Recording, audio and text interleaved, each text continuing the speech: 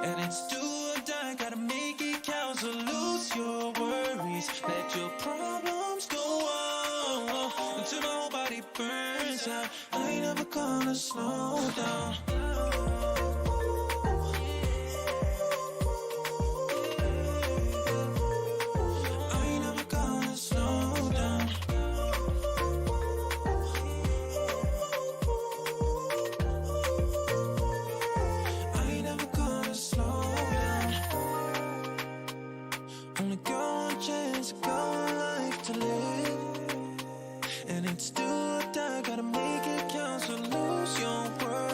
Let your problems go on until my whole body burns out. I ain't never gonna slow down.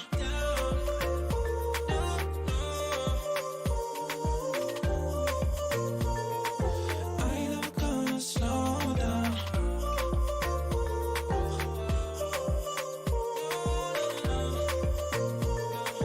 I ain't never gonna slow down.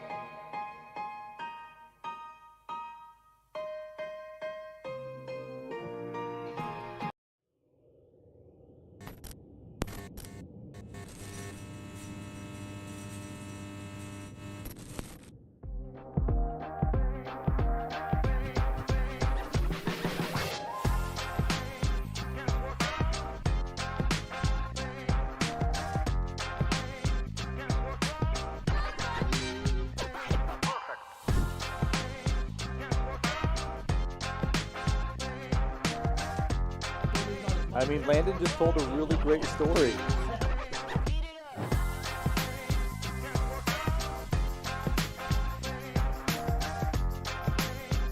Chaz with the queen jack. These guys are gambling. This is $500 in there. Some of these guys haven't looked at all. 2-3, the dirty diaper takes down $2,300. Everyone is stunned. $2,300.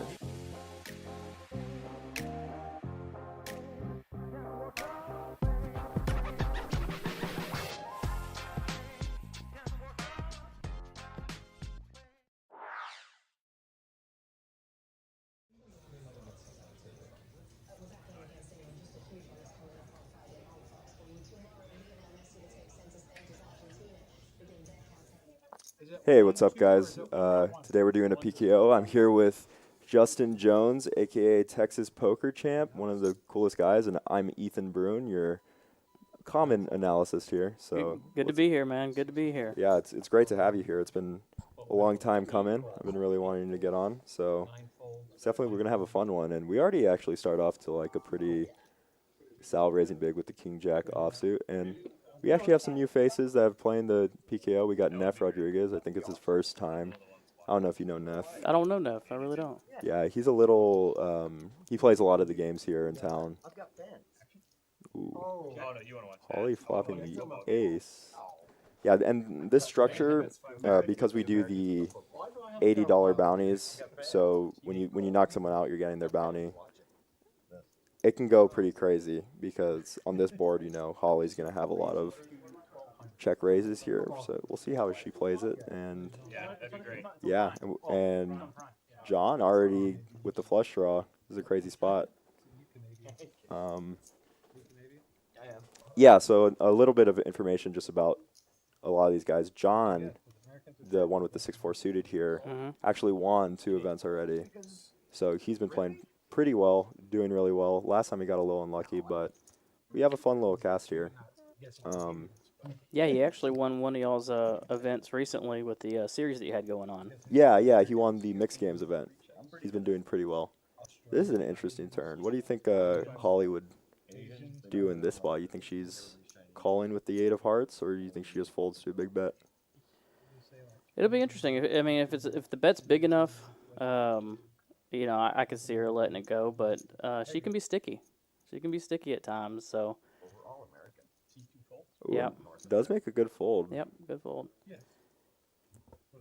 Yeah, and John is actually really susceptible to bluffing a lot of these spots, as we've seen in the past.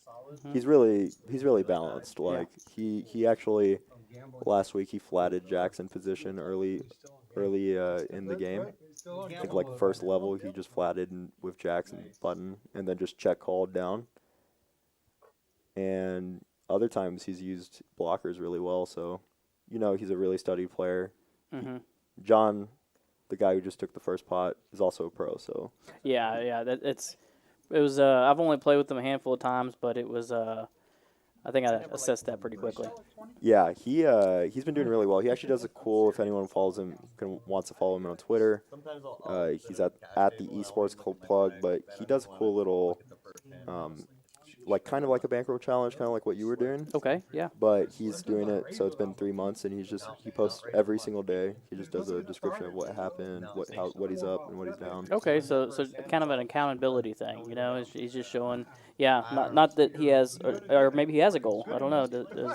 I'm not sure what his goal is. He said that he used to have a job and that he's not doing that anymore, but. That I think he did say it was partly for accountability, but also because he's been in the industry for a while. Okay. Before I started doing it, all my play was online. Mostly, I don't know. It's just like. And actually, the guy coached for a while. Here, actually raising another gun with queens. Let's go, Michael. Uses a bigger sizing. What do you think about 400? I don't know. If this hand's that good, it'd be no. No, yeah, it is a bigger sizing right now. I'm trying to. What are their stacks at to start with right here? Are they starting with 20K? 20K. Okay. Yeah. Okay, now I see it. Blinds Yeah. 100 right now. So they're starting deep, or fairly deep, I guess. With, let's see, 200 big blinds. Yeah. I mean, it's a little large. Until you get it set up, though. That's the problem, right? It's a little large, but that's not bad when you have 200 big blinds behind. The shorter you get on blinds, of course, you're going to tighten that up and move down. Oh, yeah. No, and especially, I mean, when you're I think the game. it's weird with a hand like queens when you're under the gun. Mm-hmm. We actually just saw, an open to 400 get called 3 ways. So then you start to think that you could do the same thing as well. Right. But didn't get any action. I think no one had anything. Ooh, and we see actually a 500 size in. This makes sense, though. I think John is good with the PKO format. Oh, wow. Wow. Well, he just ran into something here, but. Oh, and he just calls. Wow. What do you think about this in the small line? None of the TVs in here have It's early. Still got a lot of bigs behind. I don't like it personally, being out of position. Yeah. Ooh, but it is going to actually pay off. It might pay off here. Look at this flop for everybody. Michael with middle pair and a flush draw. John with top pair and a backdoor. This is going to be big. I think we're going to see a lot of check raises by Sal here. And I'm curious to see where Michael takes this. No, he calls. Just a call. Just a call. He's continuing the story. Yeah, I'm okay with a just call here from Michael. I think a lot of people raise here too fast, but it's a little awkward being in middle position. I might raise more often personally. Does get there. It does get there. Might kill his action though. Yeah, and it really is. I mean, even beyond the clubs, it makes a straight draw too. If someone was in there with the 7-6 and the big blind, something like that. Yeah, and now if he check raises, it's super strong. Mm-hmm. You'd have to really think that your opponent is. He called. Yeah, at this point, I feel like calling is the best option. I really do at this point. Although Michael, I know, has been getting pretty unlucky lately, so you might think he needs to raise. But good, just call. Good recognition of the spot. I know he's been getting pretty unlucky with like runouts. A jack would be a really interesting card. That's actually a pretty interesting card too. Because Sal is going to think his aces are good here pretty often, I think. Not sure if there's many 5s in the range of Yeah, either player. I wouldn't think too many 5s. I mean, you're definitely more worried about the turn than the river. Ooh. And Michael, I know he doesn't like to make people show cards, but that would have been a pretty good spot to make your opponent show aces. Yeah, it would.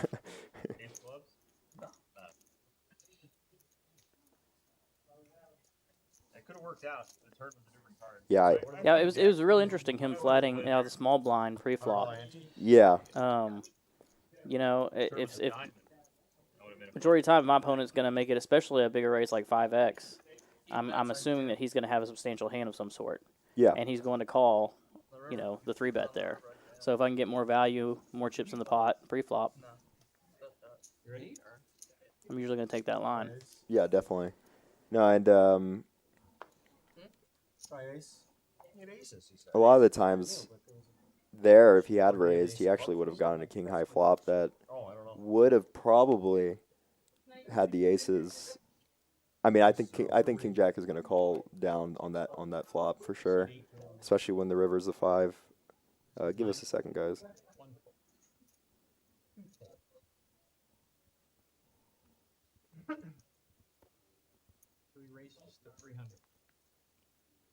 Oh. What you doing? That's a little quick nap. All right. Saul's raising his button. Yeah, and sometimes you can get a little bit of, Oh, then this is a good re-raise by Michael. It is. Oh yeah. It is. Yeah, that's a good. And most players won't do this early. A lot of players like to just flatten that spot in the small blind. Yeah, no, Michael has been great. He's been learning a lot, and he really soaks in things that I teach him. I know he's going to continue here, which not going to work out, but think he sees a free turn card because of this. We'll see what happens. Yeah, I couldn't see us all raising at that point.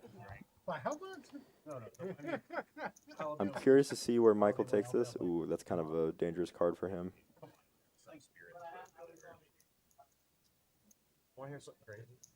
Thinking he'll take sometimes like 3.5K here. How do they know? And this is really where Saul's committing. If he's calling this bet, he's calling most rivers.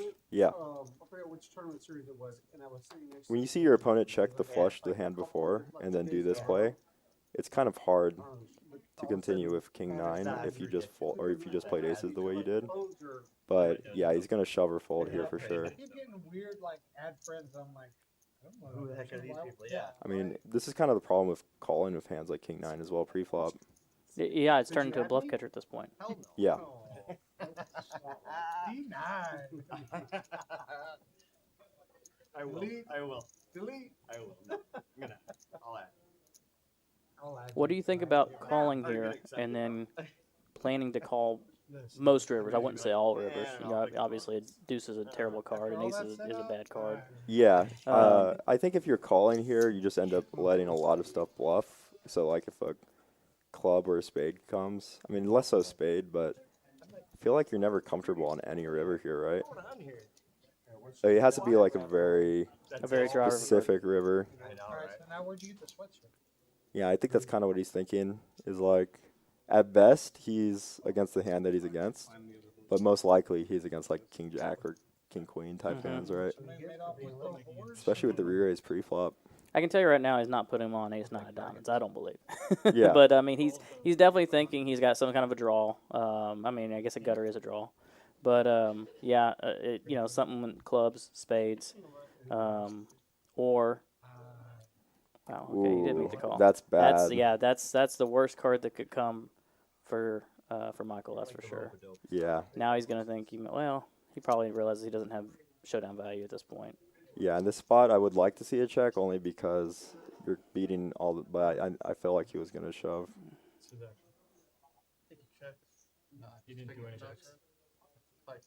Oh, wow, he got bailed out by him because he was gonna go for a bet, but Sal bet out of position. Wow. Yeah, that bails him out. He goes all in out of position.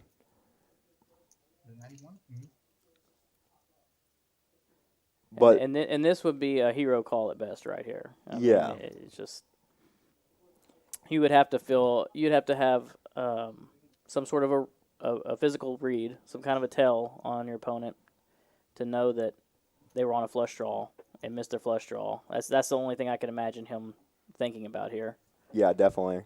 And it's not. I mean, with the bounty, it becomes a little harder, right? Because you get a little more EV in calling because of the bounty. The bounty is essentially worth like an extra 8K because it's half of stack, so Right. it ends up adding a little more. But yeah, I don't think with the out of turn shove, it's a little weird. Ooh, it looks like he's gonna end up calling.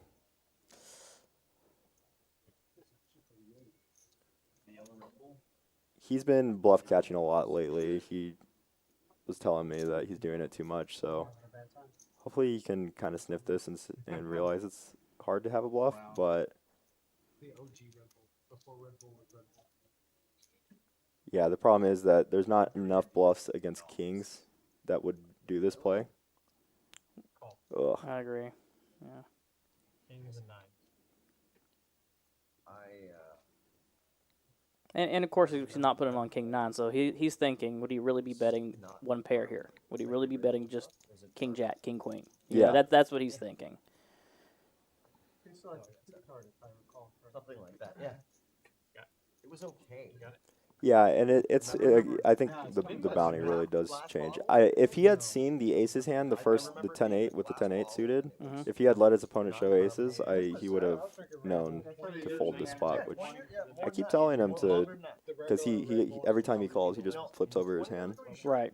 and When I was in he college. thinks that he's doing it like as a Courtesy. Courtesy. Yeah. But There's times to do that. There are absolutely times to do that, and there's times to gain information. You know? yeah, I think specifically in like this kind of moment, Yeah. probably I think so want a too. little more information. Yeah, I got it. No, College cured all of nobody drinks. Yeah, nobody drinks. But still has a That matters. you know half a stack, so he's doing Oh, fine. it's not cheap uncommon. teach me. I remember. I can still do good tequila, but no cheap tequila. I remember the Southern Company. Hope everyone's having a good night in the chat. One. Ooh, twos. Yep. I like to limp these when I'm so deep stack, but I think he does go for a raise. I think having a limping range is undervalued.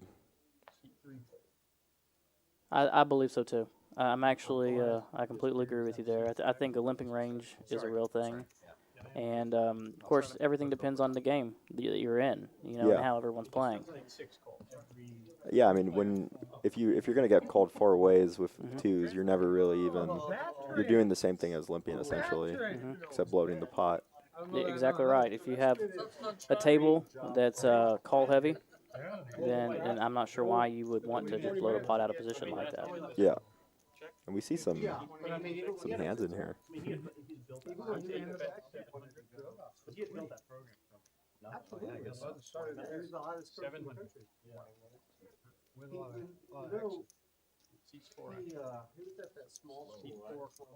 Yeah, and with the back doors, I don't think Michael's gonna go anywhere on this flop.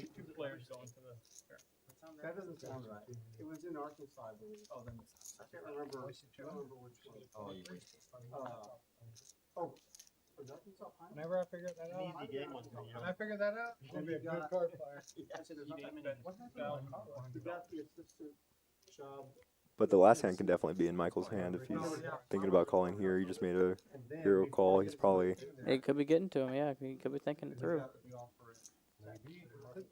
course, a 3 is actually not a good card for him, not because he thinks his opponent's on a 3, but yeah. if his opponent has a queen, now his 2 pair outs are dead as well. The guy who I was coaching with, like Mitch coaching my kids, he offered him the job at Tech to be on the bench. And he turned it down. The sizing is curious because he goes for a full pot, I'm glad he turned it down. and he does go for the call. So I wonder what rivers he's folding to with 5.5K behind.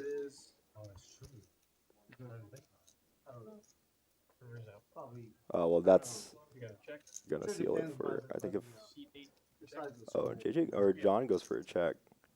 I wonder if you ever go for thin value here with the 4. You know, I can't imagine it being a spot you'd want to get the value because he literally has the only hand he might get value from. Is what's funny, you know, with Yeah. deuces. Oh, What and happened? he got called. Oh wow, wow! I mean, I think that's the only hand, unless he has maybe ace king of clubs. But I mean, I really think deuces are about the only hand you get called from. No, for sure. Deuces and actually deuces because all the 3s are out All there. the 3s are out there. Yeah. Any overpair 5, 6, 7, you know, beyond has you beat. He knew though. He knew.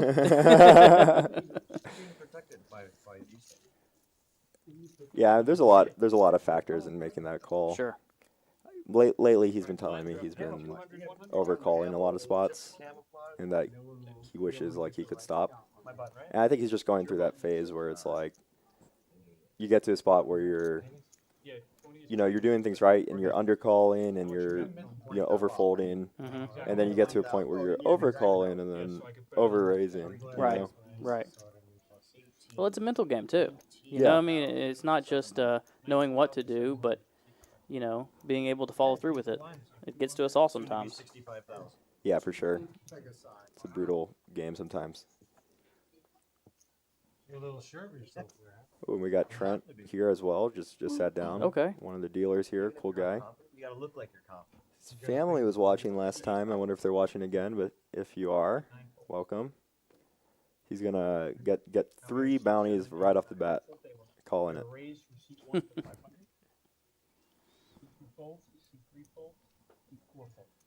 Ooh, we got Neff with aces here.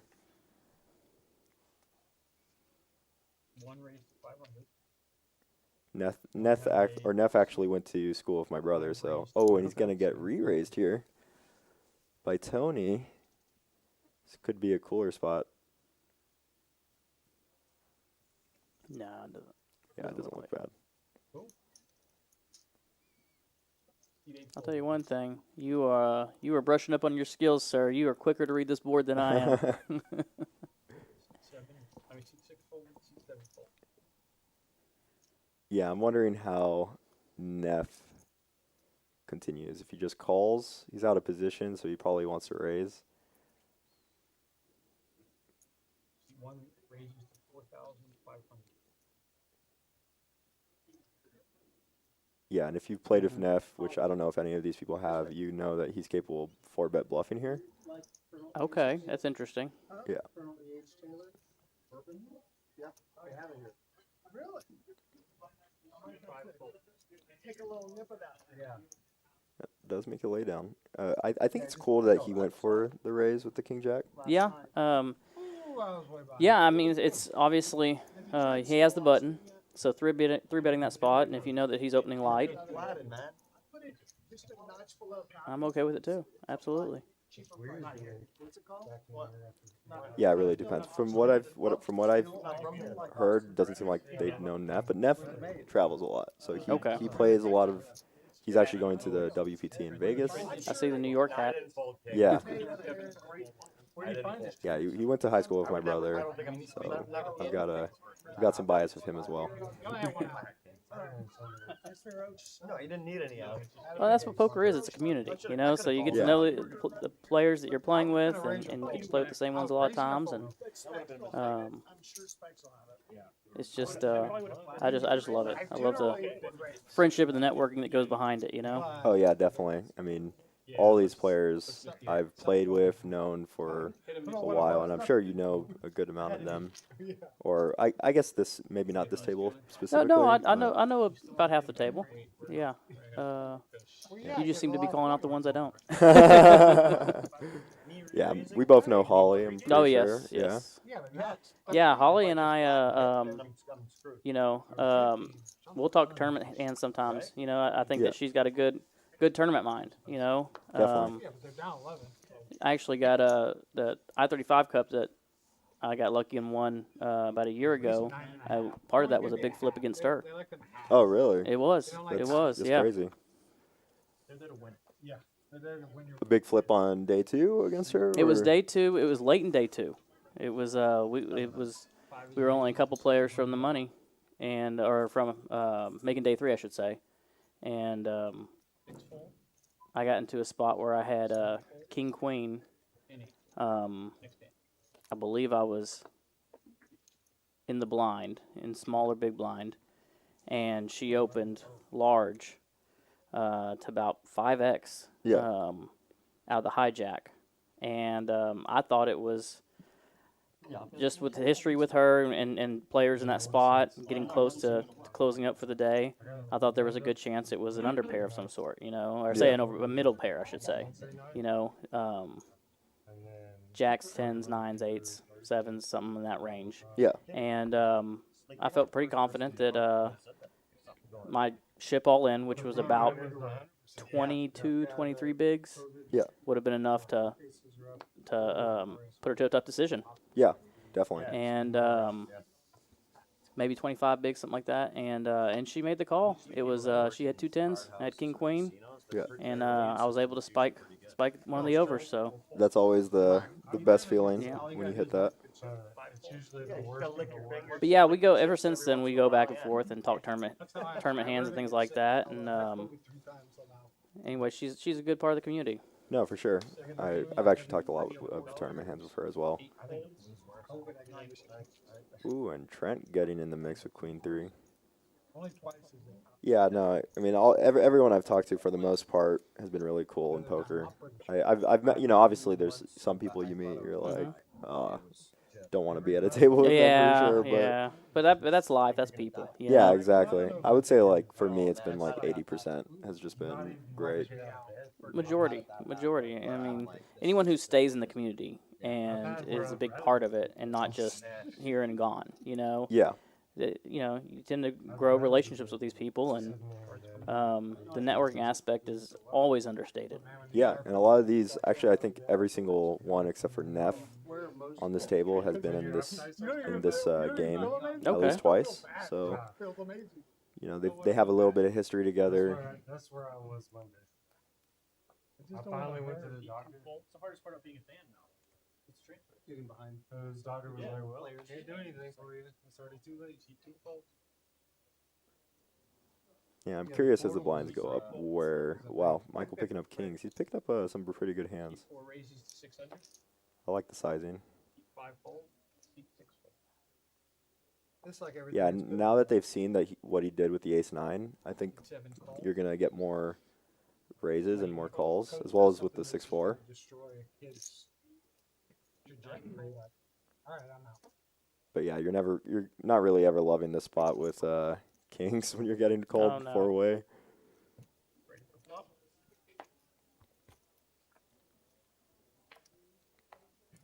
How'd you end up here? A good question. Well, and you just have to play your hand differently. You've got to know the situation. You're now 5-handed. You're not heads up, so you just can't value an overpair the same way you would heads up. Yeah. Yeah, this is a curious flop for kings. Him having the king of clubs is probably going to make him a little more happy, but the bounty aspect is also really big. So I said, okay, I'll do it. Keep 4 raises to 3,000. As long as there's a poker club there. Curious to see what someone like Trent does in this spot. So we drove here. This is interesting. Neff just let out the king deuce off into a 5-player field. Yeah, and like I said, he's very capable of making. So that's I fell in love with the place. on a well semi-wet board with the 2 clubs. Keep one. We drove to Dallas. Yeah, and I do like having some leads. I think that hand particularly, maybe not, but She wanted to go to Corpus actually I do like. So I think you can lead there with something like 5-6 Corpus. and Spent maybe get check raised by the original raiser. I mean, not check raised, just raised by the original raiser pre-flop and get it in against it. called Knights. I don't know. if Sometimes you just have them almost drawing dead in that kind of four spot. tables, Yeah. but super nice. Like But, they were, yeah, like, definitely family-owned place. Really I think nice. you'd want to use a different combo. People. Yeah. Although maybe he thinks because he's blocking king queen that he can do something like that. It could have gone into it. No, You know, he could also just be looking at the scenario and saying, you know, I've got to have some bluffs in here. Yeah. You know, not many 5 ways like that out of position, but you know, he just chose that hand to do it with, there is. Yeah. since he had no real equity I with only the went hand. to one. Yeah, not only that, I mean, Yeah, one and done. I think it's cool that he even has That's not what I know. that, you know, that capability, because a lot that is kind of hard for a lot of players to get into, is being able to take that kind of spot. I did not realize. Mm-hmm. C4 raises to 700 and buy it. Well, Dallas. Michael with the ace deuce gonna raise it up, and you know, what do you think about the imagery dynamics of like what people? Because obviously you don't see his hands, but they've only seen like the They saw the flush. They saw the ace-9. If we're talking about Michael here. No, Yeah. I haven't. They saw the 6-4 where he had the boat. yeah. His pocket deuces. Oh no, I didn't. No, I never did. You know, if I was sitting at the table right now, from just the hands I saw alone, I would be thinking he's an active player. Yeah, that makes sense. Ooh, looks like we got a raise from Rudy, although it says call because I think Michael folded.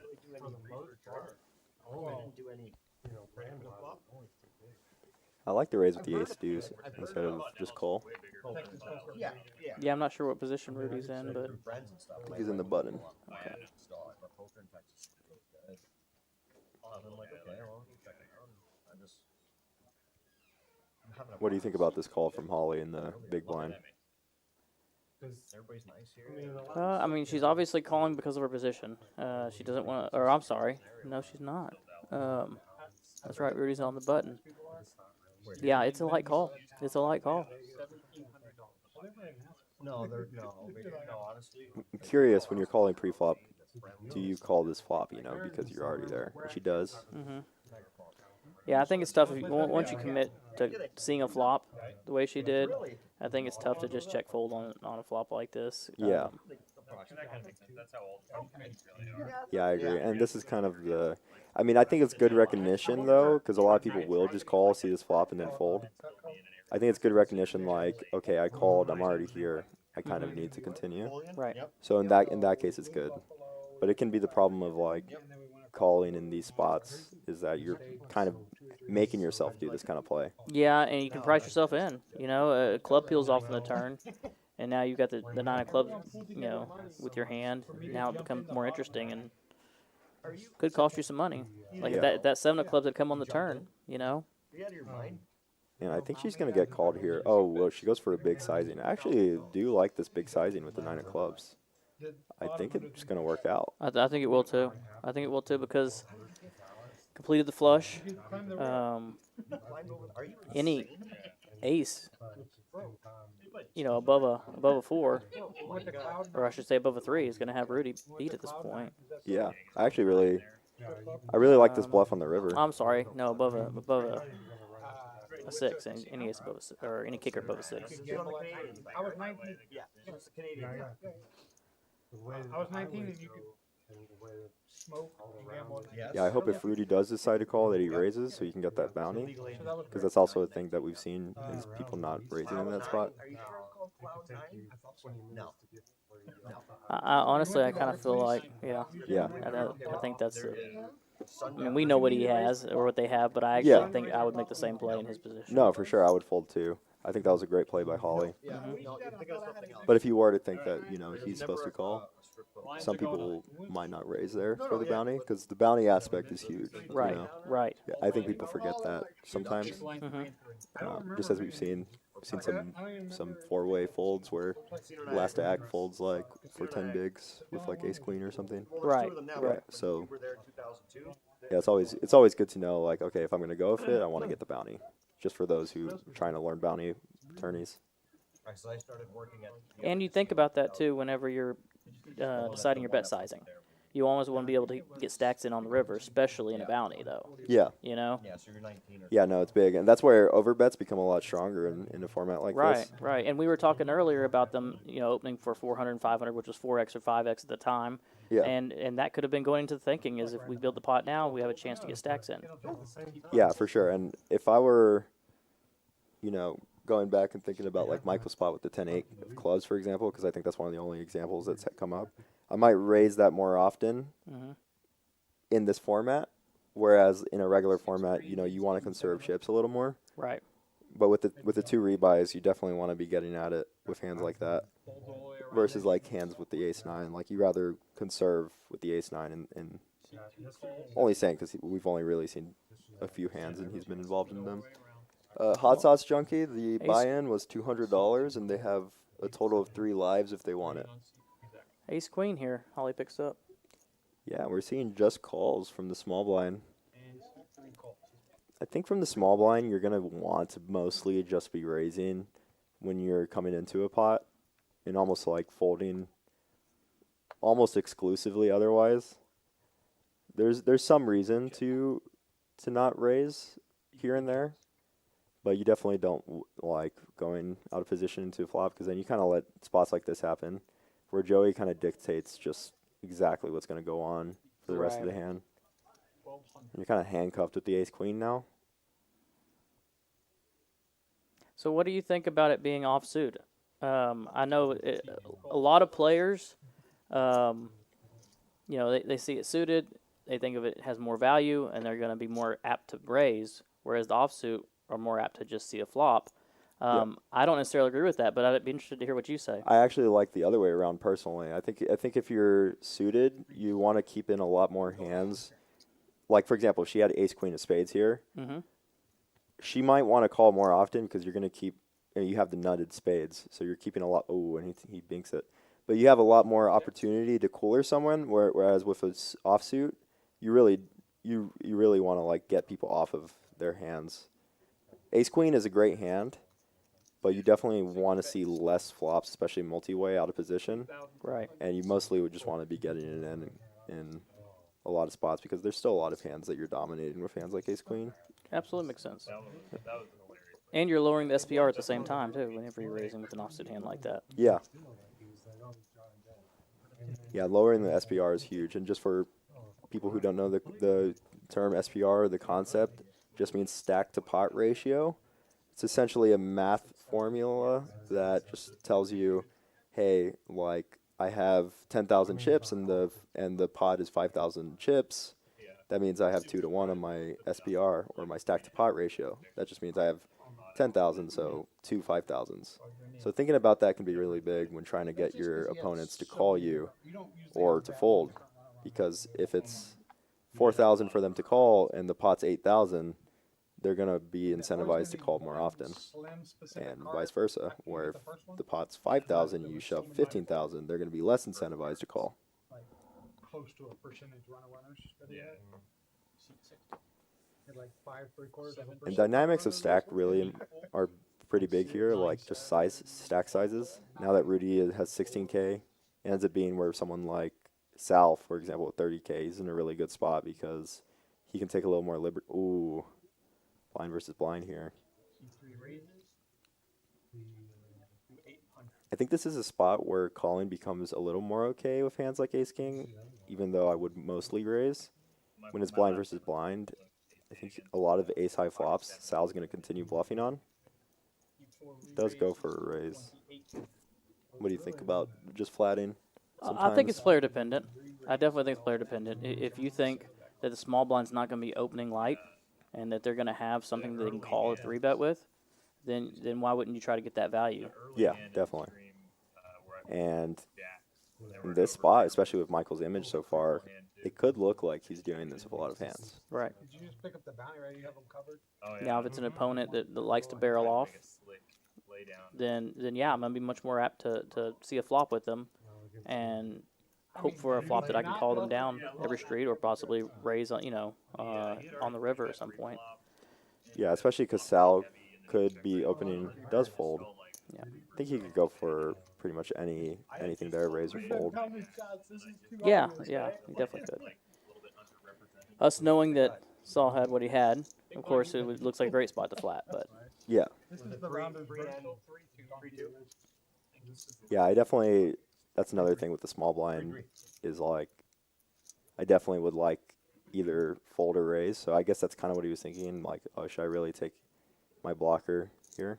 Mhm. But the bounties do end up, coming into play for many things. If someone knows how to play a bounty event, they can know, like, okay, I'm going to get called more often in spots, so I want to be tight in some spots. Mhm.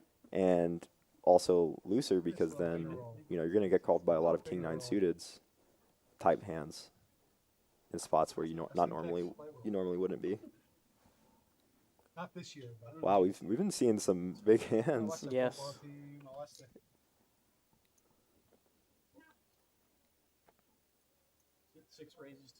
And we talk about other players. It also depends on your own image, with the hands Michael was showing down earlier. He may think that he's 3-betting light, so that might be a good spot to 3-bet with Ace King the way he did. Yeah, They're definitely. always good, but they're almost like really good. Yeah, image plays a huge role in poker. I think I would have liked to see more get-it-ins with pocket eights, just with the stack depth. Kind of what I was thinking, or what I was saying earlier with sometimes you want to take a more risky line. Mm-hmm. I think eights is one of those hands with at least with the stack depth and 2 rebuys that you want to take a chance with. And the way the format works is there is no late reg. It's they keep playing until they're 3-handed, and then 3-handed no one can rebuy again. But not everyone rebuys. That's what I'm asking. That's what I think. Like, the couple of people that I ran into out in Vegas, like when I was dealing, and they would be at the table and talking, I bet a lot. So the way that this tournament works, me and Drew made this concept, and it's basically a sit and go, but everyone gets 3 lives, each life worth $200. Every time you're knocked out, half of your it's basically a PKO. Half of your chips go to your opponent, and they get to cash that in their pocket, and the other half goes to their stack. So if someone were to knock out someone who's knocked out 3 people, they would get 3 stacks worth of money going into their pocket. Which PKO is progressive knockout. Yes, progressive knockout. Yeah. Yeah. Yeah. And they're all selling it. That's beside the point. Best way to make money. Whether Yeah, they're that's really what it is. not betting on it, but know what you're talking about. It's beside the point. Yeah. I wonder if Sal takes his showdown here, tries to get a king to fold. You're going to have to go pretty big to get a lot of kings to fold once you've been called on the turn. Well, they always just marketing. Yeah, and that's not really an action river card. I mean, I know it makes a 7-8, but 7-8 typically is not going to be there at this point in the hand anyways. So Yeah. That's actually a big hand to note because now Sal does not cover Joey, and Joey being on his left will make it to where Sal is going to have a hard time finding a lot of stacks, like trying to stack someone, because he's going to be in a rough position every time with Joey with a bigger stack than him on his left. So he's just going to be in a position where he can't really get as many he can't really make as many loose calls for all-in stacks for bounties with someone behind, unless he's like in the big blind, small blind, and Joey's folded already.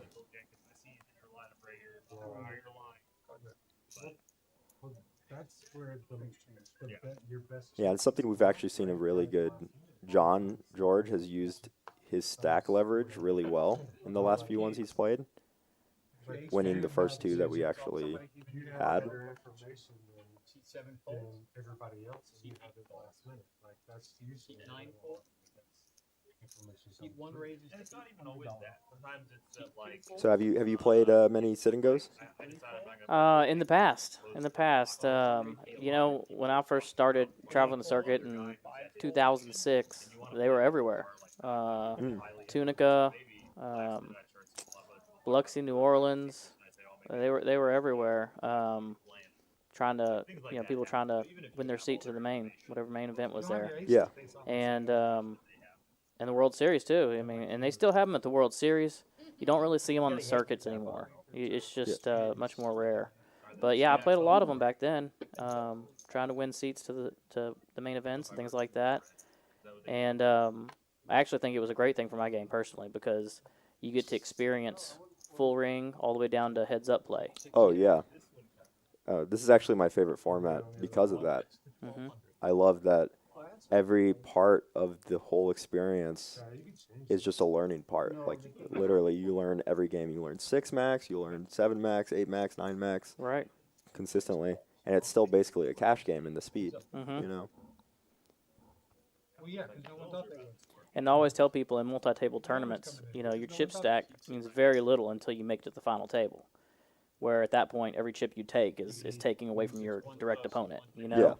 Yeah. And that's obviously that's where you're at. When you sit and go, you start at the final table, you know? So every chip has so much more value. Yeah. Every chip has an insane amount of value. Even in this spot, like stealing this is really big for Neff. Because if he steals this, he's actually going to be ahead of a lot of people in chips. I usually offer people if they want to bet. Yeah, and I think he will take some aces as a check on the turn and a bet on the river. I think he got called, actually, by King High. 2,100. And he called. Wow, he does get called by King High. Wow. King High is going to take. Impressive call. Yeah, really good call. It can definitely be dangerous to make too many of those types of calls. But in that moment, he probably just sniffed it out. But now that he's made that call, Neff can know that he can check the turn on a lot of like brickish turns and then bet big on the river and get called more often in that spot by lighter. Mm-hmm. This counter strategy. Yeah. All right, guys, we got our holiday bounty 200K coming up. You see on the screen. It's going to be a $300 buy-in with $50 bounties for the first day, $200 bounties if you make it day 2. The chips you're getting are going to be 40K with 30 and 40-minute levels, so the levels are going to be insane. There's going to be a lot of playability. It's going to be happening December 14th through the 19th, 9 day 1 flights, including on Saturday, the day before day 2, there's going to be a night turbo flight. And on Sunday, the day of day 2, there's actually going to be a flight in the morning as well. and that will be live streamed. I'll be commentating on that. Not sure with who yet, but see us there. It's going to be a fun one. Yeah, that's really interesting. I like that. A multi-day tournament, bounty tournament, with the bounties increasing on day 2. I Yeah. like that. That's. I don't remember seeing that before personally. Yeah, it actually the one of the times that they've done it was recently. They did it at WSOP. Okay. There was a 1500, and day 2, I believe, so day 1 bounties were worth like 500, and day 2 I think they were worth like 25. Okay. Yeah, something around that. That's really interesting. Yeah. It's a really cool concept. It's kind of a mix of a regular bounty and a progressive bounty. You know? Yeah. Yeah. It's. I don't know what the actual term for that is, but it is something different than you normally see. Yeah, that we were actually trying to, because I was helping. Drew's the one who makes all the graphics here and everything. He's done really well with that, so I was helping him with that specific flyer, and we were trying to figure out what to call it, because what do you call, an extra bounty, right? Right. But at the series, they call it super bounty. If progressive bounty wasn't already taken, you could call it a progressive bounty because you've progressed further in the tournament. Yeah. That's interesting. Yeah, and PKOs are coming a lot in popularity as well. I feel like just recently, like online and everything, just the online clubs, like the phone clubs and stuff. Oh, I like it because, in your traditional bounty tournament, they just mean very little by the time you make it to the final table, Yeah. No, I like it a lot. Only aspect I don't like about PKOs, but also love at the same time, is that first makes all the bounties, Right. So I really like that aspect for competition, but as a long-term poker player, I don't like it as much. It makes the top couple of spots very heavily weighted. Yeah. Because most tournaments don't, they don't account for that. Yeah. Like if they would make the final table or the top few spots, if they kind of lowered the payouts up there and put a little bit more towards the back end, it might account for that somewhat. But they don't really. I haven't really seen one that does that. So it usually ends up being very top heavy towards the top 3 spots, something like that. Yeah.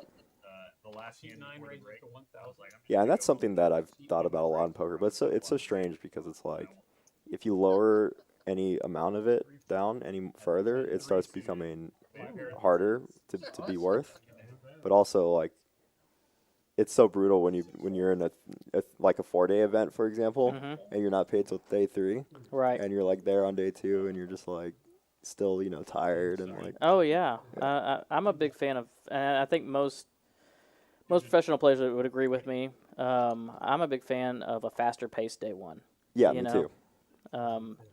Really smaller chip stacks. I really don't feel the need to have 600 big blinds or whatever. Some kind of a monster stack to start with. What I kind of like is, I would like one of two things. I would like either early game to be more, like, and this is for every tournament in existence of poker, but I would like that early of the tournament is less big blinds, or keep it as it is, but lower the structure of the levels to where you're not if you're a pro in tournament circuits, we all know when you get to the push fold chart areas where you can only shove or fold, it gets so flip heavy. Right. And right. I don't think anyone really wants to see. No, you don't want to see that, and you especially don't want to see that by the time you make a day 2 or something like that. And I've always hated when you get down to the money, and especially further to the final table or something like that, and now everyone's sitting on 12 bigs or whatever it might be. And it becomes less of a less skill is involved. We can say at least that much. You know. That's actually why I've liked this format that we've made, because even though stacks do get to a point where there's like 10 to 15 big blinds, always when it gets to like 4, 3, 2, we have the stacks being like 30 bigs each generally. So okay. So it's actually like there's always a lot of playability in this one, which I really like. And wow, so Neff taking, I do like this limp strat with the 4s. I think well, a lot of newer thinking has been like calling pre-flop with hands like that, and Holly making a good raise with the 8-7 suited. So we'll see You know, you're never really too bad with 8-7 suited against a lot of hands. Ooh, and queens for the short stack here. And this is such a crazy spot because he's going to shove so many hands with 9K, you know, with all the dead money out there. Wow. Usually in tournaments, I wouldn't be. And we see a 4 is folded. Neff does fold. I mean, it's obviously going to get through, but you're right. It is a spot where his shove range could be wide. Honestly, I would not be surprised with all the dead money to see a call from Holly. And she does ask for her count. I think the call in between by Trent really makes this call a lot more worth it. 8%. But it really depends on what your goals are. Next time they play, This is specifically a sit and go call. It don't mean they won't get blown out worse. It's also why I love what we Yeah, made. I don't think she's getting quite the right price. But Yeah, it's super. It's pretty close. I think. Yeah, I mean, she raised 2K. mhm. She's getting like. It was Yeah. almost another 8K to call. I think it was 7.9K to call. Oh, and we do see a call. Oh wow.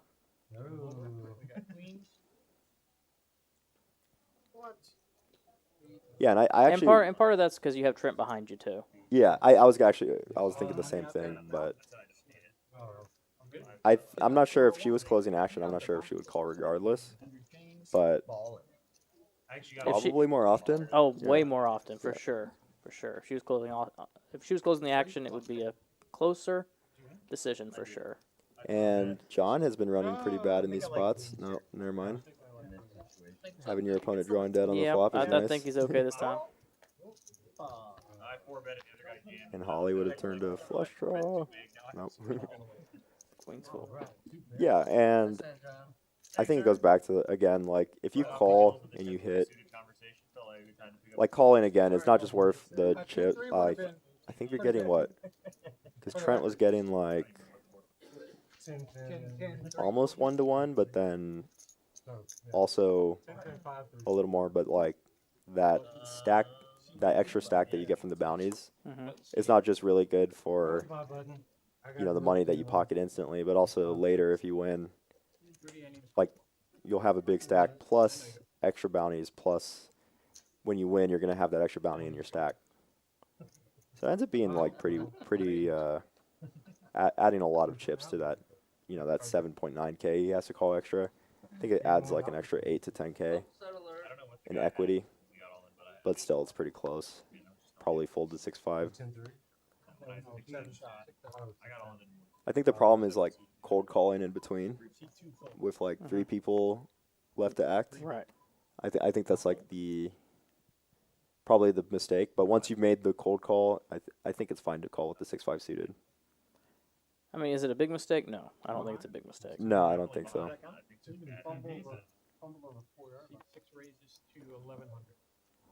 Yeah, PKO does reward more gamble.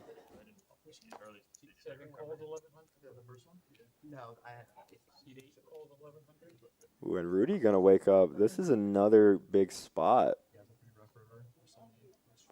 This is a spot where you want to be raising really big. Oh, absolutely, you have to. Yeah. I mean, With all the stacks. with all the stacks, yeah, with all that money out there. What is Rudy's stack right this minute? It's about 17.3. Trying to think of what size I would use. I think I would mostly just go for a shove here. I don't hate a shove. Yeah. I think the SPR is never gonna really like any raise, Yeah.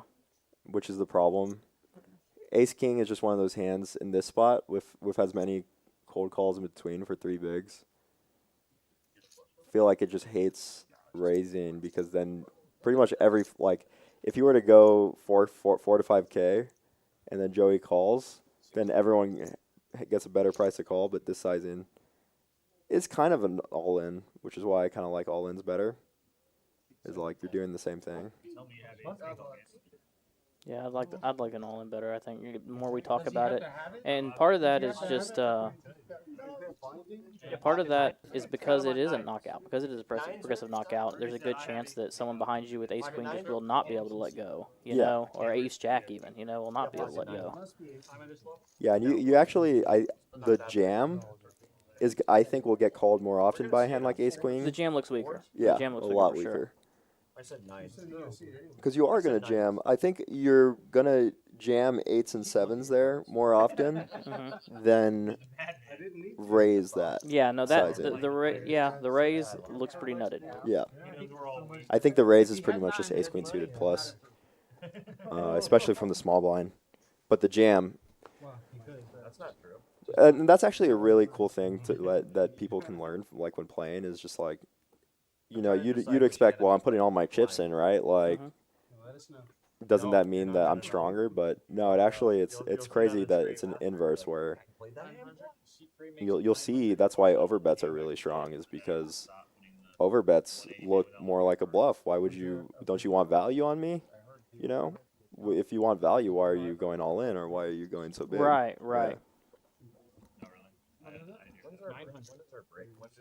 Twos are super interesting here. I think I like a just call, but this is weird for sure. And a good example of what you were talking about is, you know, it used to be standard if you have a short stack going in front of you and you look down at 2 aces, 2 kings, a hand like that, you would flat behind and hope someone behind shoves Yeah. over the top. No, definitely. And it's interesting now because you have the meta game where you have players who know this, who understand this, Yeah. and so now there's spots where you might even want to raise with that hand because they expect you to have only aces and kings if you flat, or you can call lighter with a different hand and look stronger, you Yeah. know, with like 2 9s or something like that. No, and it's crazy. That's actually such a cool thing that's been happening lately. Is just limping ranges have become stronger because of that. So like, it's become actually pretty big to have limping ranges, especially in multi-way pots in general. I think it actually works a lot in Texas as well because, you know, us Texans love our gamble. And so you can have a lot more spots where you're actually going to limp with hands that is going to end up making you more money than if you were to raise. Absolutely. And it goes back to who your opponents are, you know. Yeah, definitely. Sal's going to take it down with the queen 5.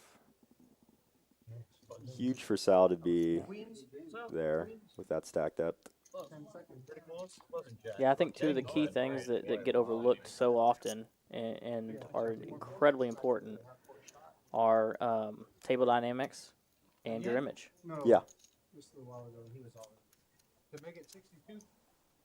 Yeah, it's something that a lot of players, including myself in the past, have been either lazy about or maybe bad. I think when you're a pro, you see so many hands over such a, you know, long period that you end up like almost becoming ABC like kind of bored essentially, and you start just not playing the way that you should. I think we've all been there, where you have a day, you've seen so many hands that you just want to like a lot of these guys probably just came off of a cash game that they were playing. I know Joey was playing a cash game around like 2 to 3 p.m. Yeah, he's a grinder.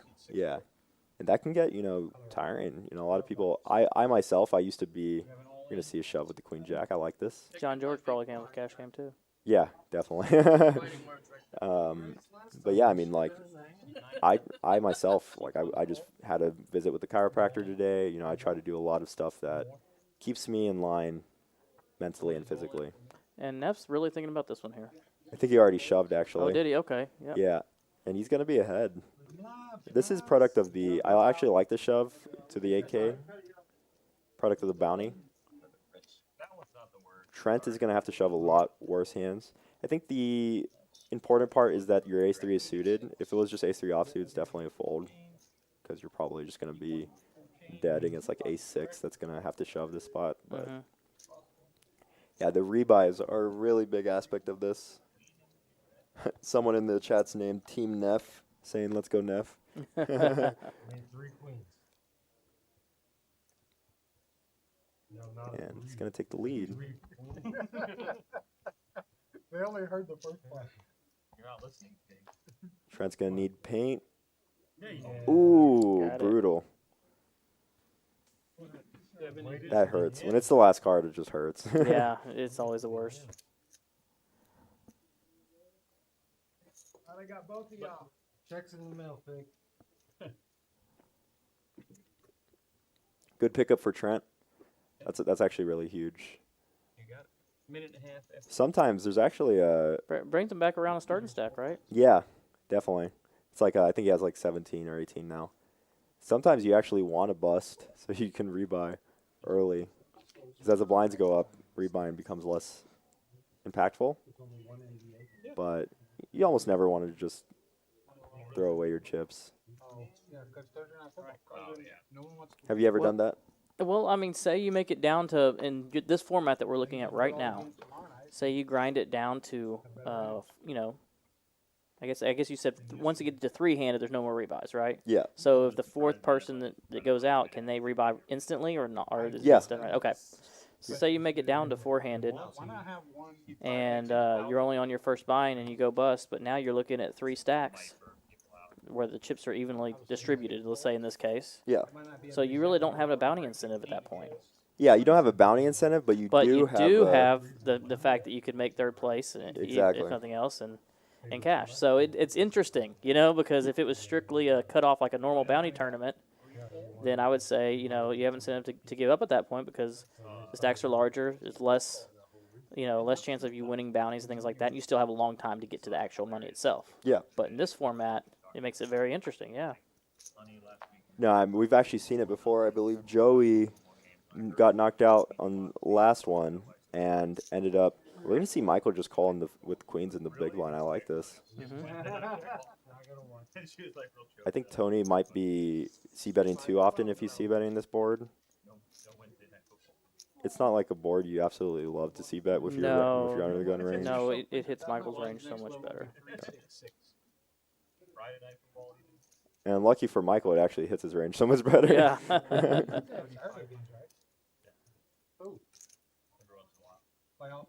Tony does have a gut shot, so he could take this. We've seen some players take a spot like this. I mean, we've seen some crazy. I mean, if you're calling here, I don't think you're calling for the gut shot. You're calling to take it away on the turn. Yeah.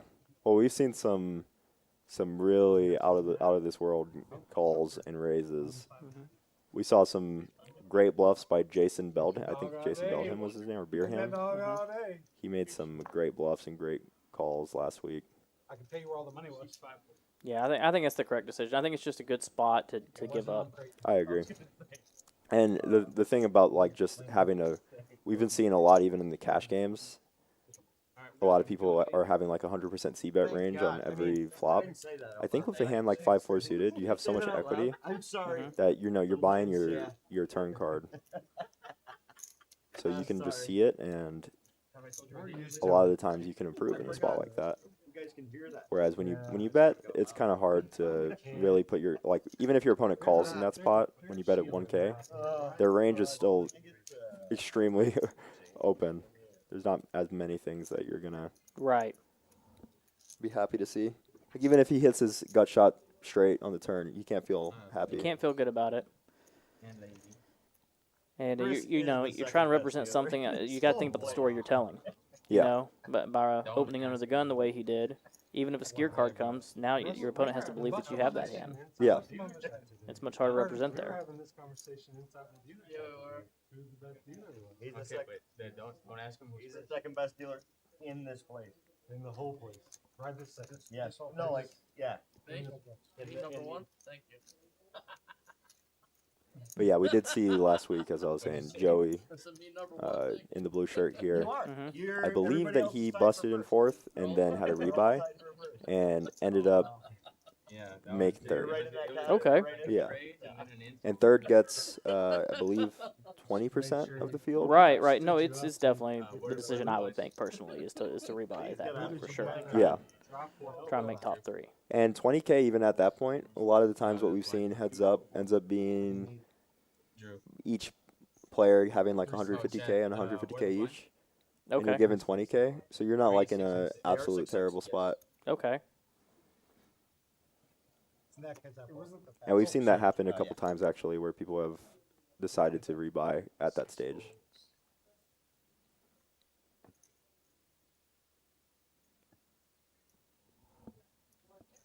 Seven raises to 1,400. I had a day where I was asking all the dealers to do the best deal. All in from one. Two folds. Ooh, and it looks like Neff shoves the king 5 suited, which is fine with 10 big blinds. I think he's going to get called here for sure. Trent looking to finish the job. Yeah, with the bounty incentive. Yeah, what's crazy is that if Trent were to lose this, he'd be back where he started. Yeah, so it's a big pot for both players. 5 sevens. It's winning.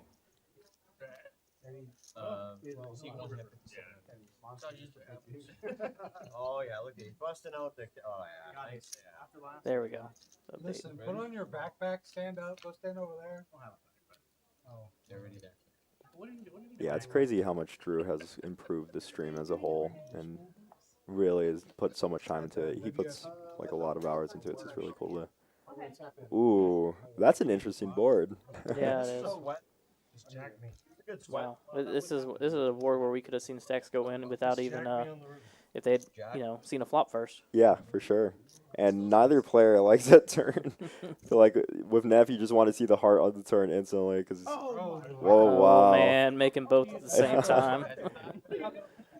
That's poker right there. Yeah, that was the sickest river card. Yeah, that's brutal. Always, man. Always. Yeah, I was just talking to Drew before we started up, and I said we need to grab a drink sometime and talk poker histories and stuff. I don't really know as much about him as I probably should. And yeah, I'd like to get to know the guy. Oh, he's me and Drew have spent a lot of time together since he's been in San Antonio. And he's a very versed person. There's a lot to him for sure. Yeah. A lot in his poker career, a lot in what he's done as a whole. It's really cool to have him out here. We're doing a melee. We both got what happened. Always. Oh, get him on the list. Isn't that the greatest? Yeah, he's been super busy with the tournament series and everything. So even it's been hard for us to have, because usually we were doing lunch, but when he had gotten here, I'd show him a different restaurant, because I'm a big foodie. So I'll show him different restaurants around town.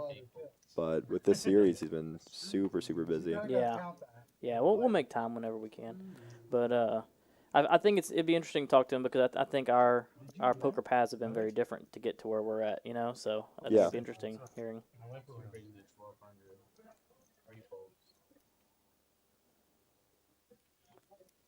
And this is an interesting raise by Holly with the limp behind. It's kind of what we were saying, where the limp range can be anything. I do think you want to have less of a limp range at 17 bigs from early position. Oh, absolutely. But absolutely. This raise, I'm not sure what exactly it's trying to go for. Yeah, we were talking about limp ranges earlier. I was speaking personally from more of a 100 big blind plus kind of stack depth. Yeah, I think that's definitely what we're thinking. I still like it around like 40 to 50 as well in tourneys, especially sitting goes, but still, yeah. It ends up being this hand is just going to connect with so many hands in a bad way, but for him, it's actually connecting in a good way, which is funny. Sure. And wow, this is an interesting flop. We got open-ended gut shot, all needing the same cards. Yeah, we're about to see some action here. Oh, and Trent's going to lead on this board. This is we might even see Holly come over the top and then Tony come over the top of that. I mean, we might see a 3-bet and a 4-bet here. And Holly just calls. I think this is a whoa! I didn't even realize he had the club draw. This that's what I'm saying. His chips are going in the middle. Yeah, now. I think he's going to be shoving, and we might see, honestly, Trent might be committed here. That's happened more than once for sure. I don't know if there was Josh. And this is why leads can be really dangerous.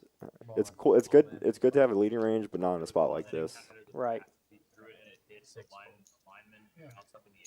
I know Trent watches this back, and Well, what did he lead for? He lead for 3K. Yeah. Yeah, you Yeah. want to try I don't- not to Yeah. be in that kind of situation, just because you don't want to lose your equity that you can have. You don't want to put yourself in a spot where you're not able to see the turn card. But I definitely like to lead with other hands. So Yeah, I mean, if a play was to be made there, I might even be more of a fan of, say, you check the Holly, she bets it, it folds around to you. Now might be a time for a good spot for a jam if you think you can take the pot there. yeah. Let's be real here. And what we would see is he would actually be ahead with queen high in I the was wondering spot. why I saw some. Not some- technically, some but- tweets are like, you still got them Zubot cards. I'm Yeah, like, and I think what? this also for Holly goes back to the same thing where you don't want to be calling the 3K and folding to this jam with open-ended. Right. There's just too many hands that are gonna do this. Yeah, it's this is a tough spot. This is a tough spot. It's a hard hand to get away from at this point. Yeah, I mean, if to say Tony were to have like ace five of hearts, for example, you now don't allow yourself to see the full equity, Mm-hmm. and you're losing a lot of your chips. You're getting 9K to call to win a 33K pot, plus the bounty. It ends up being that you kind of have to call in this spot, but she would see that she's up against the absolute worst hand. Yeah. Wow, she did fold. Yeah, and Tony just gained kind of a free 10K there. Yeah, I don't know that I would have had the discipline to fold at that point. Yeah, definitely. I think just the bounty and the pot size you kind of have to call, but you never know. A lot of people like to play short stack. A lot of people are better, Yeah. Playing shorter versus playing, Yeah, club girl. like calling there and then having a rebuy and maybe being tilted, for example. Oh well, I know Holly. People tend to think that Holly splash around some and everything, and she is aggressive. But that's the point. She might push in a spot like that to where she's betting her stack off, but she's not going to call off in a spot like that. I think that's part of her game. Yeah. She really hates to make calls like that. It's actually we have seen a couple of really good players who have played on stream who have also taken that line of I agree. I think aggression is always key, I'm just saying. and taking that line of I want to be the raiser, I don't want to be the caller, Right. and generally that's good. Even with hands that are stronger, you rather fold and call with worse. I mean, raise with you rather be the aggressor with worse hands than call with some stronger hands. Right. You've achieved funny stack. When you see Rudy open up with the ace king, Funny looking. Funny a look. couple people have been kind of card dead so far. So I don't own any mirrors. I feel like we've seen the same people get cards, Ooh, and this is going to be interesting. I actually would have liked to see a bigger sizing by Rudy with the big blind having the shorter stack. And this is why, is if you had used the bigger sizing, it's a little harder for anyone to shove behind. Yeah. But regardless, Rudy's going to have to call I here. wanted to call there. Oh, sorry. And this is a really good spot for Rudy, actually. You can see he actually has 44% to win this hand. That's crazy to me. Oh, no. She needed to call for 10,000 or 9,900. Oh, right. Yeah, you're right. Yeah. There's a lot of money. You had me covered by There's a lot of money in the pot. Probably less. Holy crap. Let's do it. Oh. All right, we're seeing a three-way flip. This one's really big for everybody. Actually, like, Let's This stop has now. got to be the biggest spot we've seen so far, isn't it? yeah, and this is I'm pretty sure I had a just big in general. Who invited this guy? I'm just letting you know. I don't want to know. If I win the hand at the end, then you say I voted. Good luck to you, sir. You know what? I feel a counterfeit job coming. Yeah. No, I don't know. Yeah, I don't know. Yeah, I feel like counterfeit. I don't know what to say. I'm like 559. I don't even remember what I said. Yeah, anyone's gonna be happy, and whoever wins this is gonna be in a really good spot for bounties. I think if Joey were to win this one, he would be able to. He took this line with the threes with a shove, It's a good recognition that he wants to deny equity from a hand. Like, I think Rudy might have folded ace jack and ace queen to a shove. I won't even ask for the royal. Might only call ace king because he had been actually considering like folding. You know, he took time. I want my. So you know, that kind of recognition with a big stack can be really big going on in trying to get more bounties. So whoever wins this is definitely going to be in prime position. And Trent would be back to starting stack What happens if we if both he were to win this one. Would everyone actually win? Whoever wins the hand, I would assume. Yeah. Okay. I'll ask you the question. Ooh, and an ace on the flop, but open-ended. 9-10. Well, Joey's in a spot. Yeah, Joey, it's going to be hard to get there, but we've seen some crazy hands. All right, an 8 or a king. And wow, the ace king just holds. Good answer. I've never seen ace king hold before. Be nice thinking about ace king every second hand. At least not when you have him. Yeah, no. Man, I never get there. It's a drawing hand. Nice hand. Yeah, and Rudy's going to be feeling good after that one. Yeah, we actually last week saw John flop queen deuce of spades against 7-6 of spades on queen 3 ace 2 spades. Got it all in on the flop against 7-6 of spades. He has queen deuce of spades. Runner 7, offsuit 7, river offsuit 6. Ugh. Yeah, Ugh. it was a 4%er. I didn't get a Pegasus. I only got a little chicken. I assumed queen jack was going to win for sure. Drew I'll trade commented in the. You have too many outs at the queen jack there. You can't. You have to have like a gut shot, not open ended. Yeah, he just ran out of cards. You Yeah. know, if they'd put the ocean out there, he'd have got there. Yeah, probably. It was probably in the muck. It's probably in the burn there. But that's going to be a big dynamic, and also for Joey, because Joey's now at a short stack and he knows how to shove. I think he might shove hands like king 4 in the spot. Tony taking some time with the 7 deuce offsuit. Oh, if it folds to him, he's definitely shoving the king 4 here. Yeah. But we're going to see a raise by 7 deuce. We're not playing the 7 deuce game, guys. Wow, what a baller raise. Honestly, I could still see him shoving here with the king 4, but But we were saying you want to be more inclined to raise with your offsuit cards, right? yeah.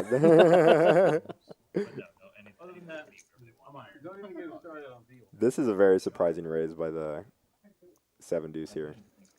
I think he's going to get called by Trent here very often. I think I'm gonna have lemon chicken with those chicken. One of my favorites. Lemon chicken with those chickens? Yeah, and we've seen some. I think Tony is a really good example of what we were saying with like, you'd rather be the aggressor than the caller. We've seen him raise a lot of like kind of muckable hands, and oh wow. That's a flop where you feel like you already got there. Yeah. Like and then you brick everything. That's right. You don't have a made hand yet, but you feel like you do. You feel like you just flopped the nuts. You get it in against 7 deuce, and then you're actually, the deuce comes on the turn, the offsuit deuce. Well, he's continuing the story. Yeah, I'm curious to see how Trent plays this. I do like both call and raise. You like a call here? I think you have so much equity that you don't want to deny bluffable hands. Yeah, so the 80 becomes. I would say I wouldn't call with a hand like 9 king of clubs, but I think 10-9 has so much equity. Does go for the shove. It wasn't all in. Yeah, this is actually a spot that I have looked at a decent amount with a couple of players, and I've heard so many different like ideas of what to do there. Okay. I think I like from what I've been told by Faraz, I like Call a lot. But then I've talked to other like strong players at his level that have completely different opinions, and that's kind of the awesome thing about poker is like I've been talking about it with Drew a lot, which is on any given hand in any given street, even the toughest of pros are still debating. This is the correct way, and this is the correct way, and that's the correct way. When we think about all the coaching sites, I've done like 3 or 4 coaching sites, and on each of them, some are thinking about completely different topics on how to take a spot than another one is. So it's really cool, I think, to see like that kind of divide to where really you can play almost any way you want to, as long as you have like some core strategy of what you're doing. Oh yeah, yeah. There's very few spots in poker that you can take into a vacuum and say this looks like the optimal move. There's Yeah. Obviously, I think there's more obvious wrong plays than there are obvious right plays. Right. Yeah. No, it's not. You're very. Watch the stream. Watch the stream. Okay. I had 7 deuce off. You don't believe me? Trying to make a move. Yeah, and by this time we usually see like 3 or 4 people already bust. So it's been more on the tight side so far. I think a lot of people are just not getting hands as well. Right. No, it's probably because I got this in my ear. And we've seen a lot of the all-ins just double up through.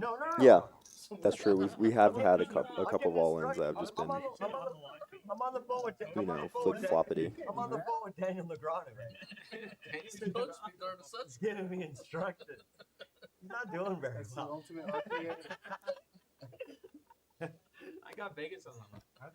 I've seen some Daniel streams. Yeah, one of the, Probably. without naming names, but one of the most revealing times for me of poker and the way that you play and the way that, to think about poker was when I was traveling for the WSOP. He's got people.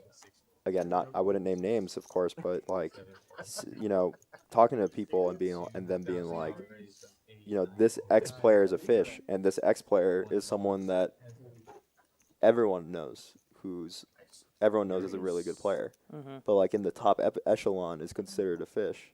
So like, when does it stop? When does the progression and the understanding of the game stop? Right. So like, 1, there's so much to learn, but 2, like sometimes it's always good to just like stick to what you believe is right, as long as you feel like you're studying and doing the right things. Right. And different strategies can get you in different ways. I mean, depending on how you play personally, but also depending on your table again, once again, and who you're playing and what you're playing. And, there are people who are very good, without naming names once again. Yeah. But there are top pros who are very good in certain situations. Yeah. Certain tournament structures or against certain fields, you Yeah. know.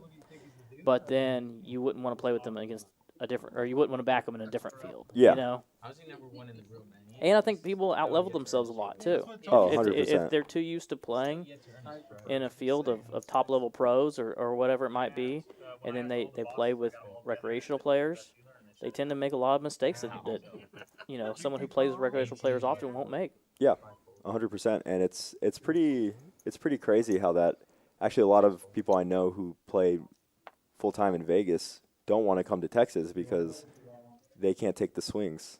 And it's like, it's because they're not making plays that... Right. I've rarely seen pros playing at a higher difficulty level that come to Texas and they just hit it off and just start having success right away. In fact, I can't think of a person right off the top of my head. There's usually a learning curve there because they're not used to that player pool.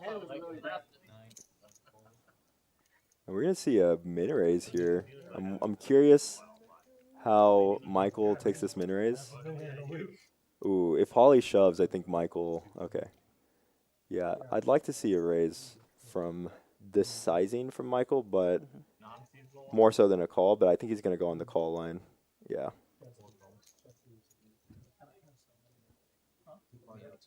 Yeah, the position thing is really important, but also it comes down to like, do I think my opponent's re-raising me a lot in the spot with a worse hand than ace 10? But I think if you feel that they have a worse hand, whoa, that's a really good flop for Michael.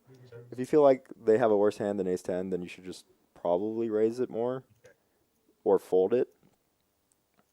Right now, he's probably thinking I outflopped ace king type hands. Right.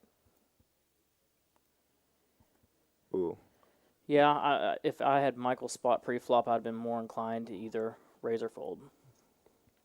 But he does get rewarded on this flop so far. Mm-hmm. And it might be good because now I think he's going to be shoving a lot, which is going to get folds from this particular hand. Oh, and he does just call.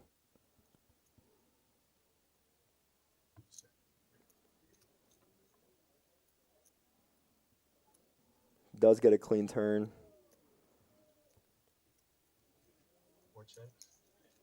And I think we're going to see Trent possibly shove here.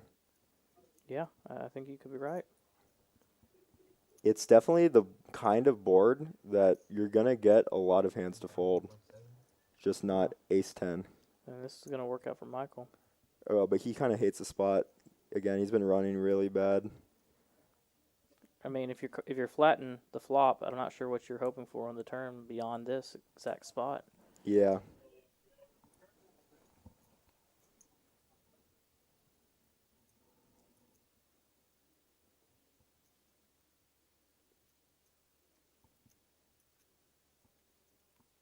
Wow, it looks like he might fold, to be honest.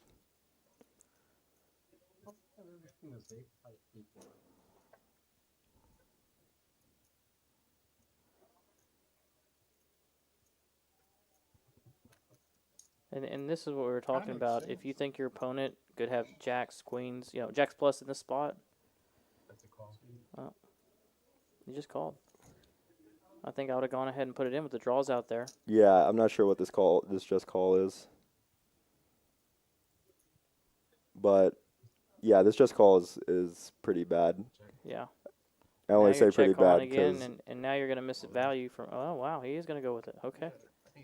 Well, now you have to call. You just have to call Michael.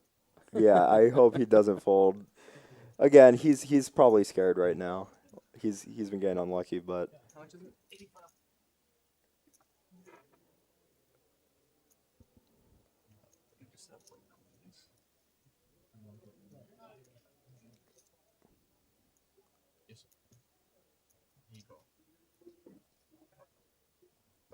Go ahead, Trent. He makes the call. yeah, makes a call. I'm glad. I was a bit Yeah. scared. Yeah. He's been you can see that's a product of how bad he's been running lately. I actually like the check call on the flop. I actually do. I do too. I like check call on the flop. And then you have to check turn if you're going to take that line. Yeah. And I'm going to go ahead and rip it. As soon as he bets turn, I'm going to go ahead and rip it personally. Yeah, you got to rip, and then if you lose, you lose. Mm-hmm.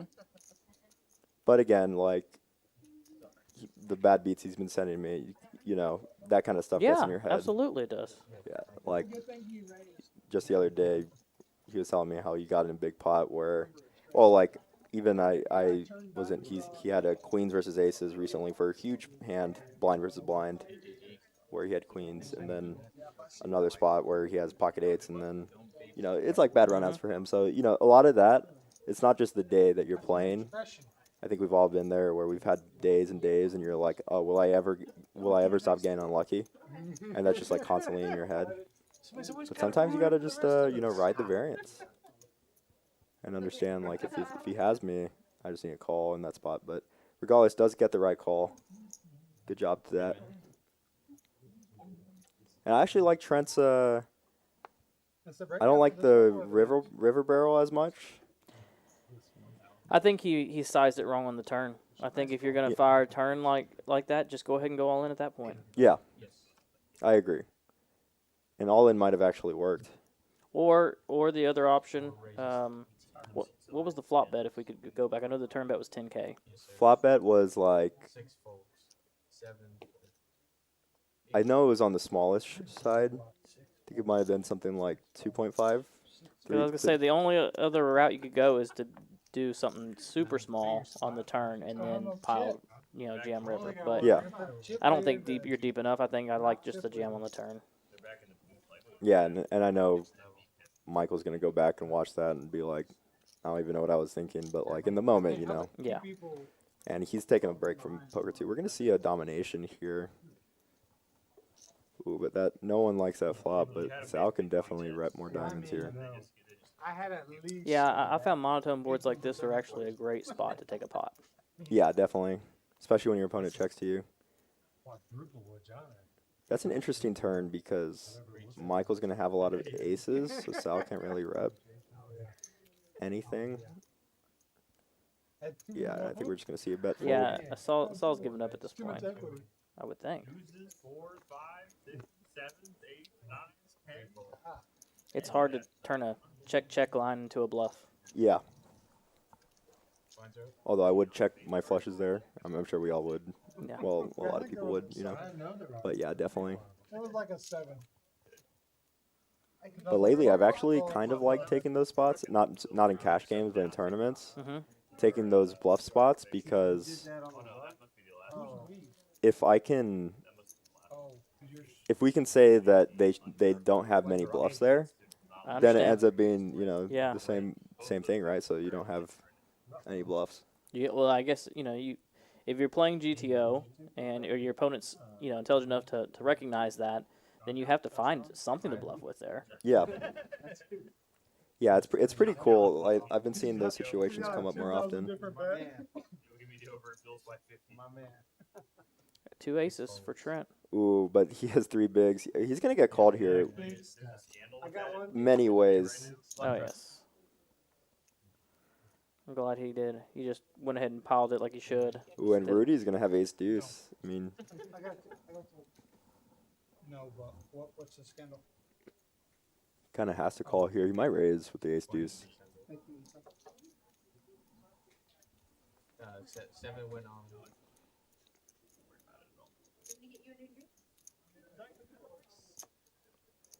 I'm not sure if you can fold for 3 bigs to a bounty again. That bounty's so big here. I think you're gonna have to either raise, which I would normally do here, or call. Wow. Does end up finding the fold. I think with all the short stacks behind, you get even Holly, I think she might have called with the queen 4 suited. Yeah. Which I actually like. I think with the bounty ends up being. Oh, and looks like Michael has something. Because it looks like Holly might have shoved. Oh, and Michael does call. And it'll take a second for the graphics to get there. I think Holly has chips in her hand, but she might have said all that. Yeah, I think she did. And Michael's calling with the king 7. He's going to see he's actually in a good spot against Holly. Against Holly, yeah. Which is actually the more important pot for him. That's a good move, Holly. 100%, that's the move. You can hear them say, that's a good move, Holly. Yeah. Yeah, this is going to be a fun one. Oh, yeah. Because pretty much if Holly wins this pot, she's winning both sides. And even though it says 19% for Holly, what she's really worried about more so is staying alive against Michael. So yeah. Just wait till I have nothing left. I can only double up to half the starting. What are those? Yeah, it's interesting. Michael's actually the underdog in this spot, I guess, because of cards that were. Well, no, he's not suited. I think it's a suited thing. Yeah. I think it's because it's I think it's just because it's counting everything. Right. I think against Holly, he's probably like 55, 45 around Oh yeah, that. he's definitely ahead of Holly for sure. Yeah. Which is again, I think that's all that Michael cares about in this spot, and Holly. He's more alive than Yeah, he's And in pretty good shape, I think. Trent just wants to fade. He wants to fade that spade. That's exactly what I was. 9-10 would be nice. Yeah. Ooh, that's good. That's pretty safe. Yeah, that's safe for everyone, actually. I think everyone's liking this flop except for Holly. Except for Holly. All right, well, Trent's got a Queen lock. R4. Ooh. Queen. Oh my god. Yeah, it was a good move, Michael. Against Holly it was. Other way. Reverse. That's the slap. The main One part. slap. I was like, whoa, wait a minute. Yeah.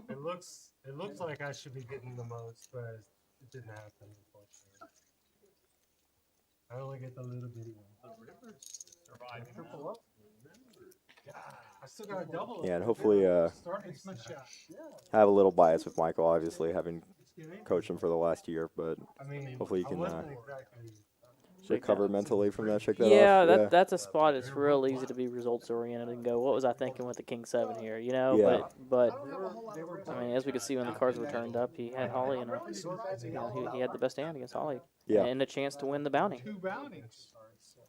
I like your spot. 2 bounties. $80 right in the pocket. No, I mean, still, regardless, like, it's crazy to me.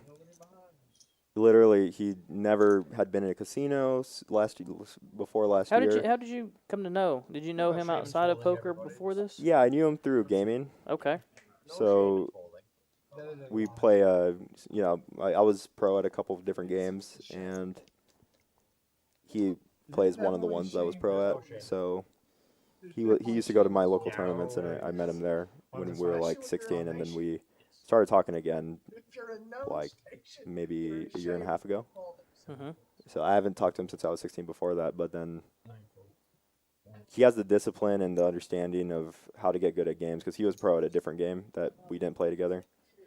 And that's kind of how I was like, yeah, I think you'll be good at this game, you know? You know, that's an interesting commonality that you see in at least good poker players. Yeah. Is that competitive nature. You know, you were pro in gaming, and you were on that path, and so was he. And I know a lot of people come from sports and different things, but it just tends to be a very common trait that most poker players that are successful are competitive by nature, and they've come from some kind of a competitive background. Yeah. No, it's crazy how that works. Did you say Joey? I think this goes back to I would like to see a shove more than a raise, but He's got Dragon Ball Z here. I like that if he's going to take this line, I'm saying. guy. I played with that guy before. But maybe this line looks more nutted, Mine here can't do like we were saying with the ace-king earlier, how it looks more nutted. Yeah, I played with him before. It does look very nutted, honestly. What's the best thing That looks like a lot of work. But then you just saw him shove with King 7.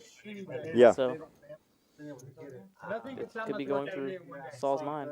The rounder special. If Saul made a 4-bet shove here with 9-6 suited, that would be baller. I don't put that kind of work into anything. Much That he would have to be picking apart that Michael's doing this pretty frequently. And if they're not watching the stream, you might think so. Yeah, it would have to be a situation you have a little history and you feel like he likes to do exactly what he's doing and take a small 3-bet there. Yeah. No, a little bit. It's okay. But yeah, kind of what I was going back to is like I you know, I never saw how fast he would be getting good at this game because like having only played a year, it's like so like you see people playing for like 10 years who'll never take a spot like that. Yeah. And it was so cool for like I feel like we all have that like that first like oh we're nervous to play poker even when we are learning. Right. And like it was crazy to me how not nervous he's kind of been in those spots. Other than like the ace-10, I thought that was a. Did you say strip? And I think we're gonna see a shove here by Trent. Looks like he has. Yeah, it looks like 9K. Don't get me excited. This could be big. They're gonna get a lot of calls again. Yeah, the blinds are up to 500, 1,000 now. Yeah.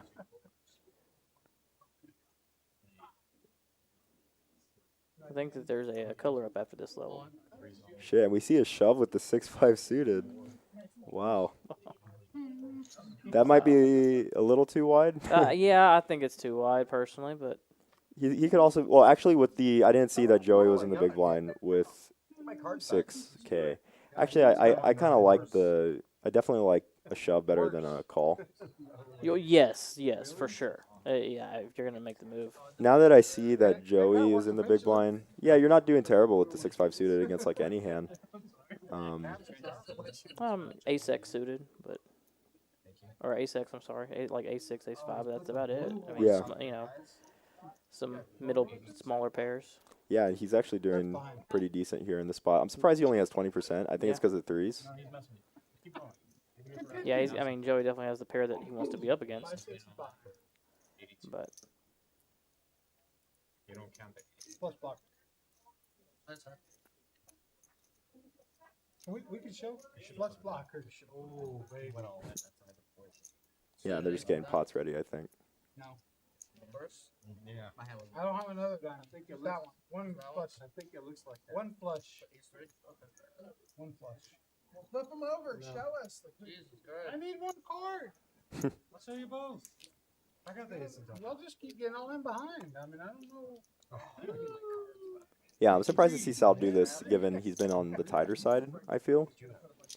Yeah, it seems like a strange spot. I mean, I know you're trying to win bounties, but I just feel like there are better spots. But Give me a couple. Yeah, it's super close to me. I mean, if you were gonna handpick a spot, this was a good one. Up Yeah. against ace nine and pocket threes. No, no Ooh, seven. and he likes the 7, but not that. 3's Yeah. staying ahead. No real back doors. No. Joey. Oh, well, still a 4 could. Okay. Trent drawing dead, Four is the only one. Why and I but know. there is a side pot, so no one gets a bounty this time. Wow. Yeah. Look at this. And this is actually going to create a really big dynamic now of Trent with one big blind, Why are you sad? and he's about to be in the big blind. Mm-hmm. So I wasted it. there's going to be a lot of fighting over this I blind. wasted it. I could have just reballed. I have more And see, when you take a hit like this too, he just lost 9K out of his stack. Saul did. Yeah. Now he's not going to have a lot of stacks covered. No, not at Whereas all. before, if he gets it all in, you know, he's able to knock someone out and take their bounty. Now he's in a spot where he's going to be the one at risk. Yeah, and this spot's going to be really hard for someone like Sal to actually take, because when you shove like 10 big blinds, you're going to get called by someone like Michael or Rudy. Maybe less so Rudy. He's been a little tighter, which has worked out for him. But these big stacks, I mean, I guess Michael in this situation is going to have a lot of incentive to call with hands like King 10, King Jack, King Queen. But yeah, I'm interested to see. It really depends on what cards people get here. Everyone's just hoping for aces.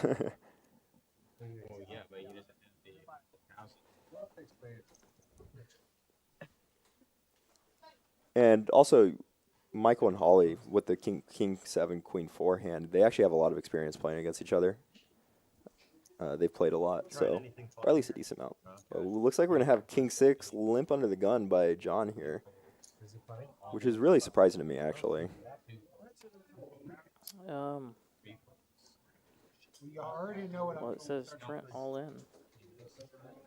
The big blind, okay. Yeah, he had one big blind, so he had to pay the all-in. Okay. And Tony with the King Queen is going to have 2 people dominated.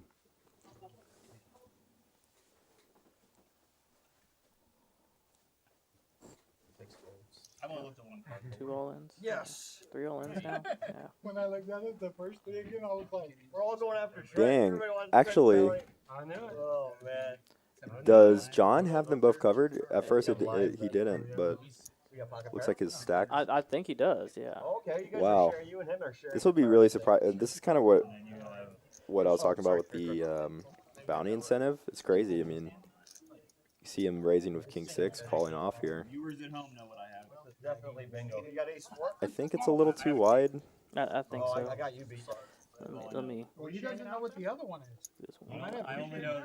Then again, you know, he hasn't rebought yet, so that's also a big portion. Is like, does he want to just rebuy in this kind of spot? Mm-hmm. What you got, Trent? You have a look? I'm look. Alright. There's not going to be anything. Uh-oh. Uh-oh. no. Uh-oh. We're sharing a second card. Oh, no. Oh, wow. I don't like that, actually. Okay. Hold on. Oh, No, man. that was either. I love the ladies. I love the ladies. They've always been pretty good to me. Yeah, this is going to be I a don't big like pot this, for actually. everyone. Actually, this. I thought maybe Give the them their King 6 was interest. a wrong reading, Give them their back. but seeing the King 6, I'm like, dang, okay, John, getting in there. So I guess he really, so he's getting. Okay, the guy's all in. He's getting, like, the pot is essentially $240 I mean, there's Yeah. only with the one. bounties plus the and just an ace in the window. Wow, none of the King 6s like this spot. Chop it 3 ways. Whoa, that's a crazy turn. He went for bad Adds some outs. Well, Herky. Oh. Nope. Ace 8's going to fold. That's a huge spot for Neff. Does get a bounty, too. Yeah. Oh, yeah, Yeah, you didn't have me covered. Dang, that's big for Neff. Yeah, you did. For sure. So Trent started with he had 1.6, Mm. and John limped under the gun. What do you think about that? The limp there under the gun with the king six off. John did raise under the gun. Oh, it was a raise. Yeah, okay. it was a 2.5K raise. I think if you're going to raise as John, you might want to shove if you're going to raise the king 6 and call a shove anyway. That if you're going to make that play, you should just shove. But Yeah. if you're I think you should just fold. I think you should just fold. I like a fold there personally, but you know, I could see a min raise fold. You know, Yeah. I could see a min raise fold. I think the problem with min raise folding is you don't get to see your equity. So that's the only reason I would say. Yeah, I think people are going to be shoving so wide with, Yeah. with the bounties and everything like that. That I prefer a fold. But He was in the worst, absolute worst spot. Right. But yeah, in general, I would say I would like a fold or shove, and I'd rather have a hand like 8, 9, 9, 10 suited than king 6 if I'm gonna choose bad hands. yeah, under the gun. Yeah. Yeah, I don't think I think. But I mean, there's a lot. I mean, he Yeah. might just want to rebuy, take that spot. Sure. If he wins, he gets a It- full. That could be. buy-in. That could Yeah. be part of the thinking there. Yeah, for sure. I think if we were down to like 8 or 7 handed, he might do that less because there's less incentive to rebuy. It's tough to say. I mean, we saw that the situation was just terrible for him. Yeah, that's not from here. What is it? Orange chicken. Oh, that's the orange lemon chicken. You know, I actually like the strategy that Rudy's been employing to a certain extent. I think a lot of people gamble. Of course, it's a bounty tournament, and you want to knock people out, and you want to get that value. But Yeah. I think people tend to take it too far on that spectrum. Yeah. And if you're able to sit back and pick your spots and collect some chips at the same time, then later on, when people are shorter and shorter stacked, you can take those risks. Yeah. John, he's got sticky fingers. Yeah, there's definitely a lot of different. I think at the chip stack that he's at, you want to just you're comfortable to wait for good spots because people are going to shove. It's not as important. Whereas I think if he had like 10K less, he'd want to be taking more aggressive lines. It's like it's weird. It's weird how like that dynamic of like a little bit of chips actually does end up being really big in PKO. But yeah, if he had again just like 10K, 12K more chips, he'd want to be calling more. Like this is an interesting spot, for example. That's good. With John on the big blind, I'd like to shove to get past Michael if I'm gonna raise. And again, I mean, I'm saying you want to shove a lot, but it's true because you don't want hands like Neff's Ace 3 to possibly raise here. Yeah. They're not going to call off shoves. Does fold. Well, and Rudy's using his image right now too. He hasn't shown. Well, I know. He's been showing quality hands. You know. For sure. It So really him- depends if so people him- are watching that image too, though. That's true. That's true. So him raising under the gun here looks strong. Yeah.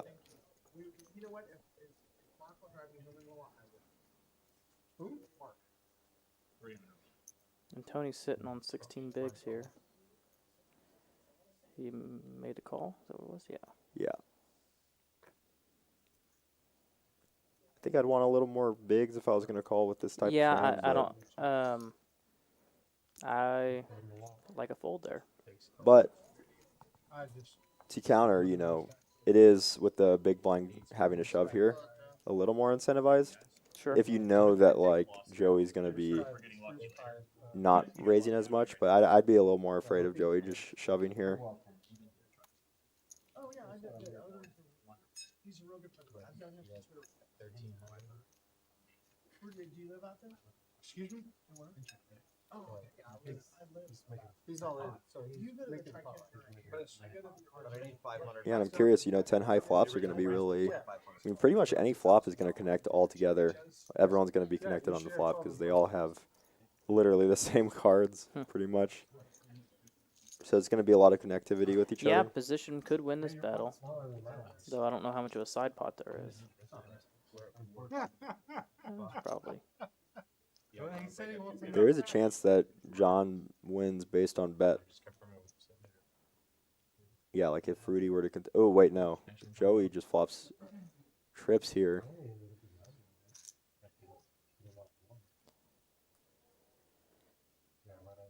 Yeah, this should be a pretty... Well, let's see. Rudy's going to continue. Yeah, and I like to continue. I mean, you're going to have a lot of aces.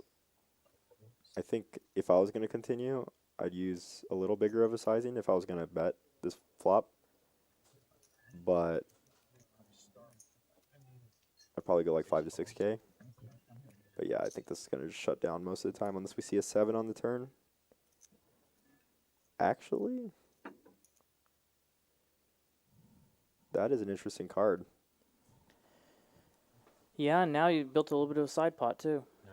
Does go with the check. Joey with the good check behind. A jack would be brutal. Yeah, I think Rudy's going to give up on this one.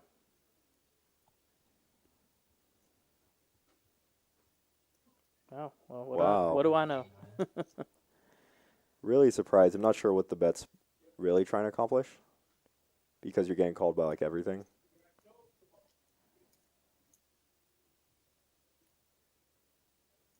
I think he's hoping to be up against a club draw that's just going to fold river and he gets to have the side pot. But yeah. Yeah, it's hard to say if Surprisingly, no. I feel like king high club draws are still going to call the 5K. And you so correct. Could maybe king high, but anything lower wouldn't. But I really was surprised with the bet on the flop, to be honest, because it was not much of a side pot to begin with, you know, and you still got to beat the person who's all in beside you. Yeah. And that was a pretty dry board, not a generous board for him to lead out on. I felt like. Yeah, betting into dry side pots is definitely a problem a lot of people tend to get stuck into. Mm-hmm. Just, you know, there's not much incentive to bluff as many times in those kind of pots, and it looks like we're gonna have a 10-minute break here. Yeah, for the color up. They're gonna take the black chips off the table. Looks like. And while that happens, I'll let y'all know about this. We got a holiday bounty 200K coming up. It's gonna be $300 buy-in with $50 bounties for the first day, $200 bounties on the second day. 40K in chips, 30 to 40-minute levels. It's going to be happening December 14th through the 19th. 9 day 1 flights. Come on, it's going to be it's going to definitely be a fun time. I'll be playing in that. A couple people will be playing that, coming in, traveling to it. We're going to have flights all the way to Sunday, all the way even to Sunday morning, which is going to be the day 2. We're going to be live streaming that, commenting. I'm going to be commentating on that with, not sure exactly who yet, but it's going to definitely be a fun one. Yeah, and again, we're just taking a quick break as everyone just, you know, stretch the legs a bit. We're getting towards definitely the climax of the tournament, where people are going to be going all in more and stacks are going to be growing. So you can see a lot more bounties.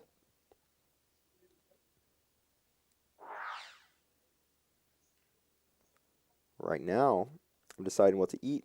If anyone wants to help me, I'm deciding between the salmon we got here, which is grilled, get 2 sides, or getting some chicken fingers, or some chicken breast. So if anyone has what you think I need to eat today, help me out, because I really don't know. I'm deciding between all 3 here.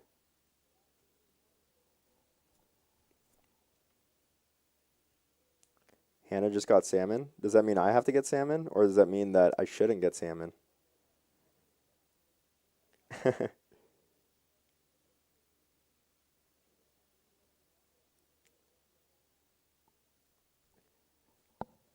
Drop the bass. 15 minutes. Man.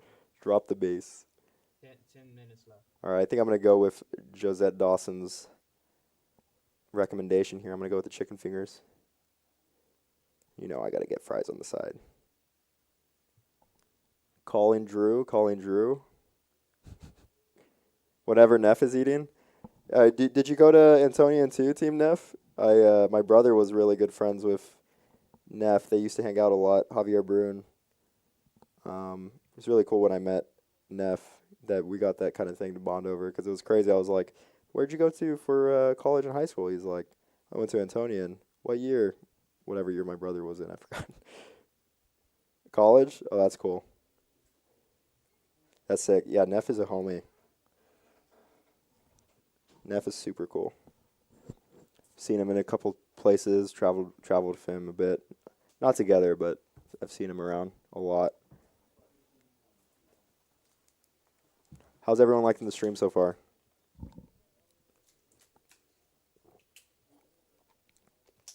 Love to have y'all out here coming to play in the Rounders. Rounders, cool, great place to play. Just met Neff tonight? That's cool. Yeah, super cool guy.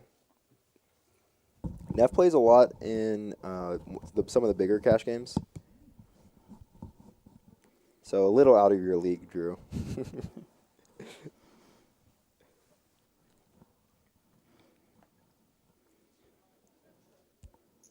JK.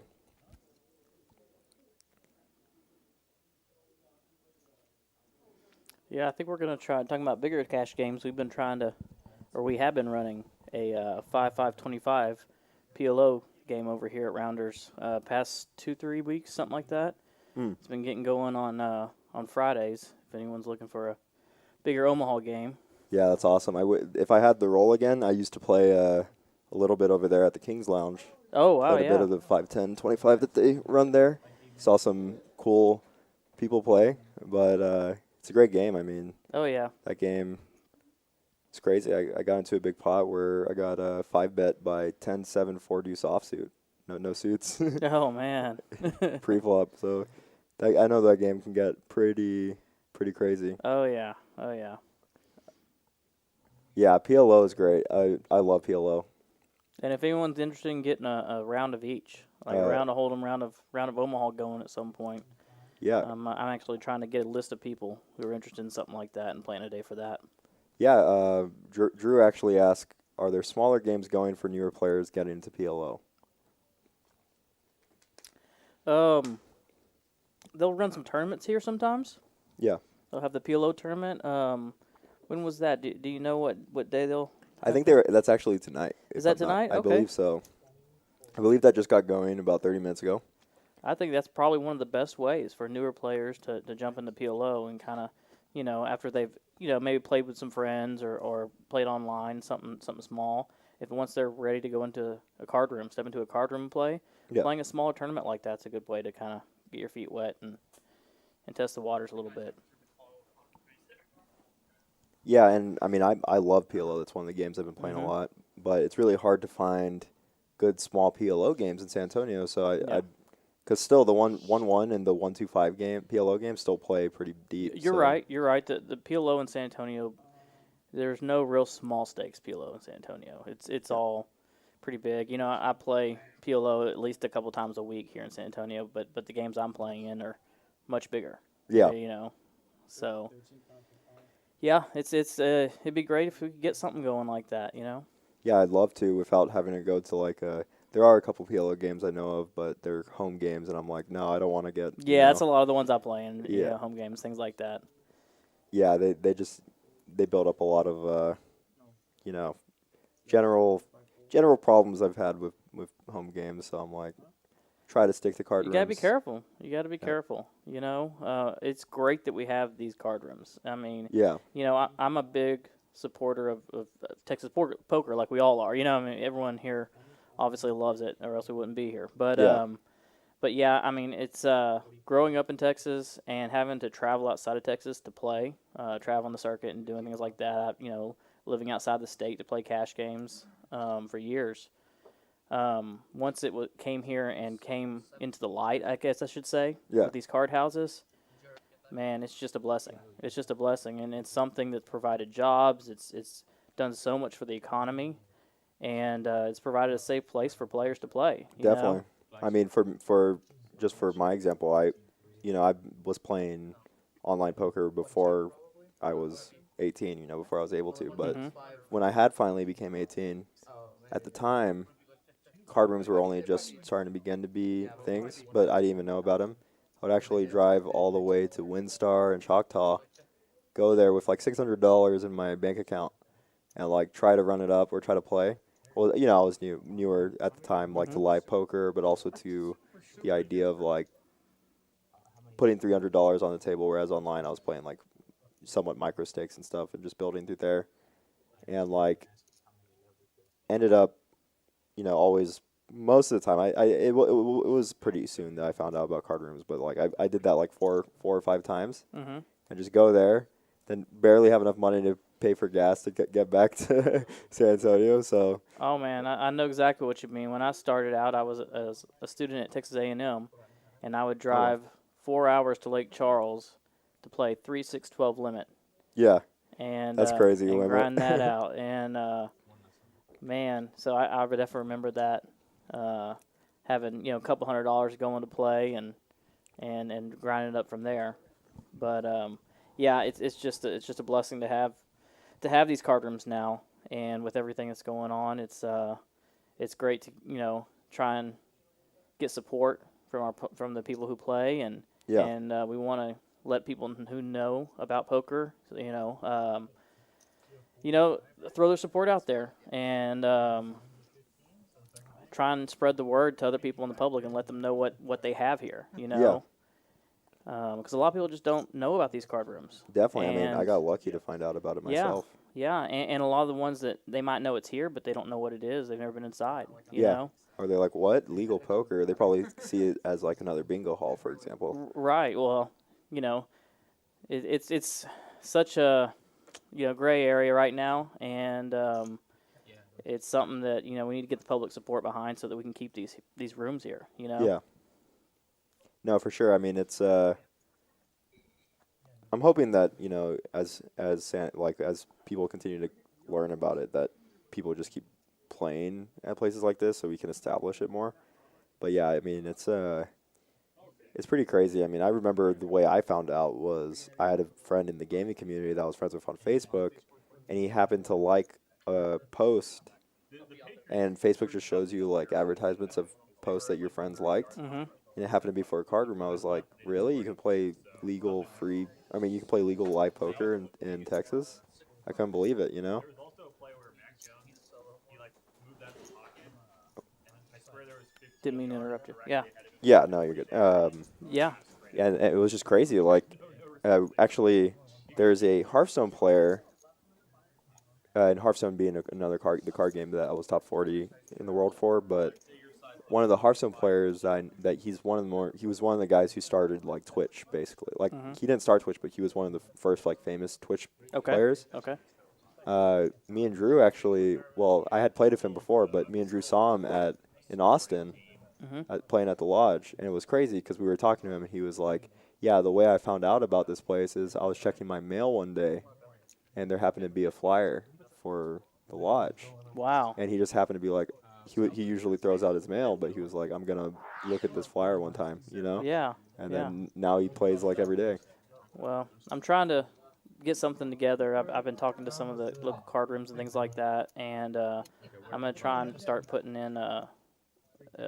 something out there where we're getting some stories and some media on these poker rooms, Yeah. And we can kind of tell the story to people who don't really know poker or don't know that it's here. Yeah. And we got the game starting back again. You can see the stacks here. Pretty evenly distributed. We got some stacks starting to grow a bit. And for Team Neff in the chat, you got Neff with a good stack. So yeah. Yeah, for each bounty, Team Neff, for the 200K event, you get $50 on the first day and $200 on the second day. So it grows bigger on the second day. We're going to see a raise by Holly with the King Jack. Ooh. Which is actually going to incentivize Michael to raise with a worse king. So how do you feel about a min raise here when you're sitting on 9 big blinds? If I was Holly, I would much rather be shoving here. But this actually ends up being good for her because she incentivized Michael to make this raise. Oh, whoa. Wow. And Michael going to take it down. Yeah, that's the power of aggression right there. Yeah, that surprises me. Very much surprising, but when we think about, what our opponent's re-raising ranges are, we never feel like King Jack is doing too well. Obviously, we see that she would have been in a great spot. But, yeah, generally when you have that short of a stack, you don't want to raise fold.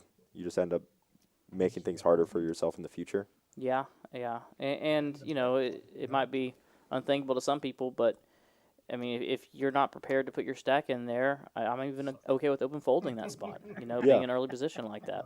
Yeah, and actually a lot of people will say you actually even want to fold ace-jack offsuit, for example, from that position. Right.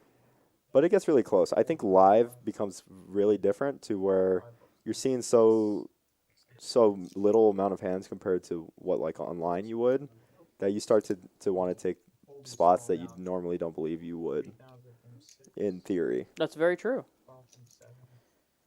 And Trent with the ace-7 does just call. We see a call from John here, and I think we're going to see defend from Neff a lot here.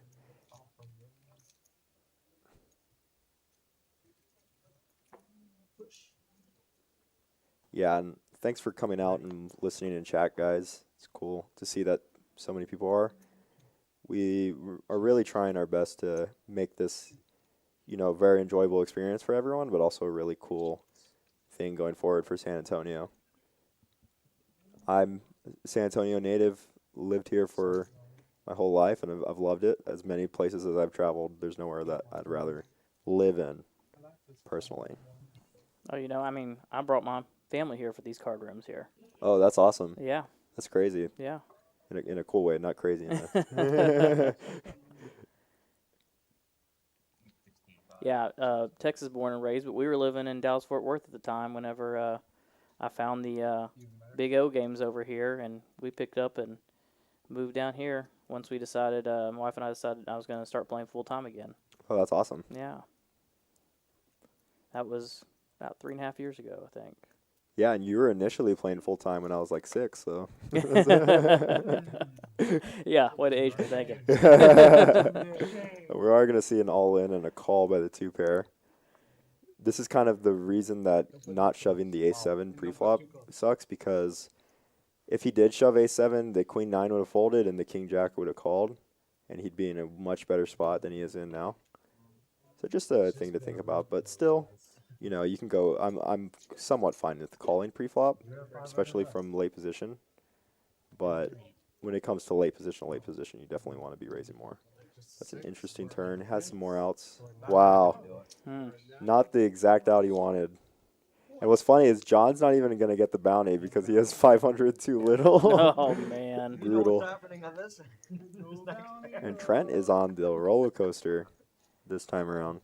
And this goes back to that spot where, remember when he limped in with the king-6? Yeah. And then called the raise. You think of spots like that, yeah, where you could have saved chips, and then you could be in a spot like this and get the bounty. Yeah, definitely. I mean, not only that, he would have had an extra 16K. Yeah, that's right.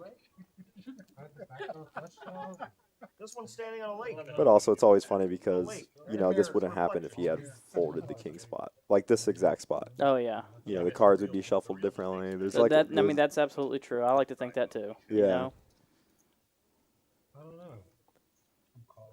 know. I was fortunate enough when I first started playing full-time, I went to the casino, and as we're walking in, I asked my buddy that was with me, I said, hey, that bad beat jackpot's up pretty high right now. You want to split it if we hit it? And he goes, yeah. So we walk in. I get lucky. I get aces full of kings beaten by quad kings. I hit the jackpot. Oh, you did? Hit the jackpot. Dang. Got paid out about $20,000. Dang. gave him half. I got 10,000. Yeah. And so people go, man, of all times, that was the first time you said that. I said, yeah, the first time I said that. And they said, man, how they look at it, how unlucky that you just said that right before you hit. I said, man, if I hadn't stopped and taken 10 seconds to talk to him and ask him if he wanted to do that, I might not have got that exact seat. I might not have got the cards I got. Whatever. No, yeah, definitely. I mean, you wouldn't have. Yeah. Yeah, because you would have been 10 seconds earlier, which would have been the dealer would have clocked you in earlier or done something earlier. Right. There's it's crazy. No, I mean, I think about that a lot. I'm surprised to see the jam from the King 10. Not going to be, I mean, King 2. We're not going to see many sweats, but he still has 5 outs. Does not get there. That's going to be a big one for Neff. Bounty. Team Neff is happy about that one. I run so hot in these.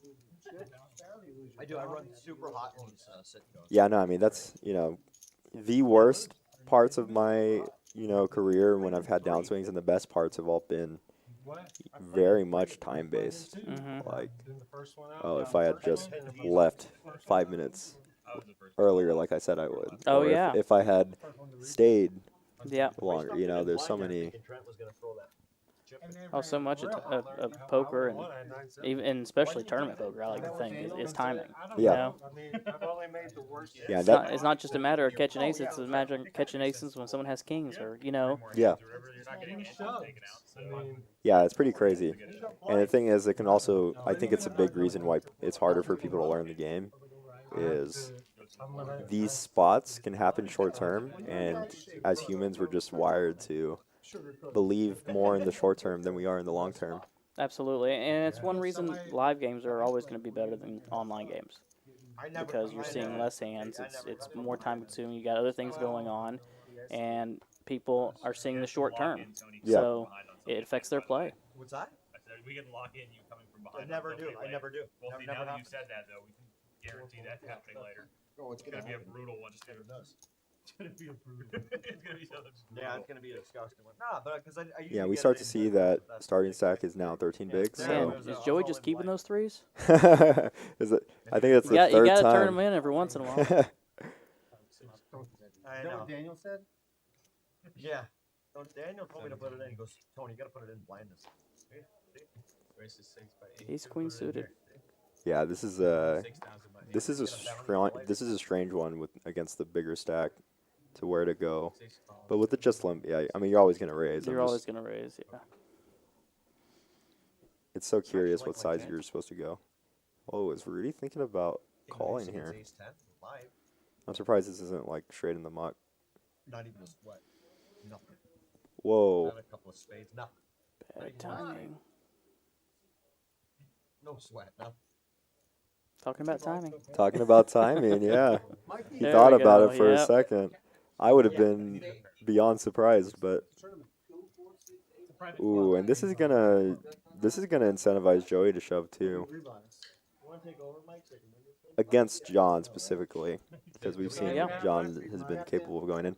That's another funny thing is like John's gonna be in a flip because of that image, which is desirable or non-desirable depending on what your goals are. I think this is an easy fold for Joey. I agree, but in the moment it becomes a lot harder. Right, Yeah. for sure. 'Cause you're like, oh, how much fold equity do I have when I shove here? Probably a decent amount, and then you're going to be in a flip against. Yeah, and he does shove. Joey does shove. Well, y'all know what I got. And that's going to be, I mean, Wow. does he get the ace queen to fold? I mean, in a bounty tournament, I wouldn't think so, but We knew that already. How many threes? No sound. Trent. Oh! Trent, you need a 9, Trent. I'm pulling for the 9, Trent. There's no It doesn't look like John folded. no. Yeah, and that shove by Sal definitely incentivizes a bit Joey to shove with the ability to get 2 stacks plus. Yeah, and I get it. You're giving yourself a chance to win those 2 stacks, but at the same time, thinking about the meta game and considering that you've got a pro sitting to your left who realizes what kind of spot you're in too. Yeah. And understands what's going on. It's going to be hard for him to fold with any respectable hand. But also the thing about pros in general is pros come in many different colors and stuff like that. So you know, if I thought that that pro was on the tighter side, but with the race to 6K, yeah, you're never really too in a great spot in the threes. But honestly, this might be one of the better spots you could be in with threes. Yeah. Quality hands over here. Mm. At least four ways. Yeah. This is like My heart's almost wide. not too I mean, to be terrible. honest, I take 2 of the pots if hearts hit. Queen, queen. He's gonna run out of all in buttons. Go with you? Yeah, and he cares most. Flop him stone dead. He cares most about Anything. just winning the side pot against I'd like to come in and play, one time. John than he does about anything else. Sure. Wow, wow, wow. 4 hearts to get you the maximum. And that's true. You know, we're talking about the way we're talking about, but technically, he's ahead for that side Nine. pot. You know. Oh. And still ahead. Yep. But they're outs. I mean, John now can hit an 8. 9s are still alive. Wow, and John is drawing super thin here. Ace, queen, or a 8 for the side. Wow, and that is, oh my gosh. What a bink for John. And you know, Oh, yeah. he got really unlucky. Eliminated. Look at Yeah. this. Yeah. 3 and 1. White hot. Must be nice. Yeah, you can Dang. hear them saying "must be nice." Yeah. That's such a big spot for John. I mean, that's huge. And I believe Trent is Busto. Do you have any of the nights off? And you want to talk about momentum? What kind of momentum do you have now? You just got 3 bounties, collected all those chips. You know. Yeah. And now, you know, he's in a huge spot to, if he wins, he's got that bounties, but he's also in a really prime spot to win Yeah. with a stack like that. Huge 3. I mean, huge ace on the river. You were supposed to add that. I'm done. So you see what you've been playing with these guys for a long enough time now. Yeah. You know. And you have the big stack. What's your game plan at this point? If you're John. I would start. Or 2 behind. It's actually really close. I think I would take a little more of late position raises and early position folds. I would do more early position folds with hands that would normally raise Okay. more often because I don't have incentive anymore to stack people. I have more incentive to keep building my stack and keeping my stack as built as it is. But you can take both. You can go for a full aggro and just try your best to like take everyone out. But the thing is, even if you were to double up a, let's say, a 20K stack, it ends up being that he has 80K and the opponent has 40K, and he's no longer in this like super dominating spot. Whereas right now he's in a really prime spot to where if like say he has queens or jacks, he's often going to be in a spot where people are going to go all in with more hands. So I'd like to see like less opens with a hand like queen jack offsuit or queen jack suited. Less opens from early position, raising those from late position more often, like king jack, queen jack, even folding ace jack early position rather than being aggressive. But you can take both lines for sure. Like in this example, for example, if Tony's going to shove here a lot, so if you did have something like queen jack, you're never really too happy with the spot. 5,000 by 5. 8 folds. Tony goes with the 5K raise. Yep, and he folds. And the problem with these 5K raises, no matter what Michael has, he's kind of more incentivized to call here.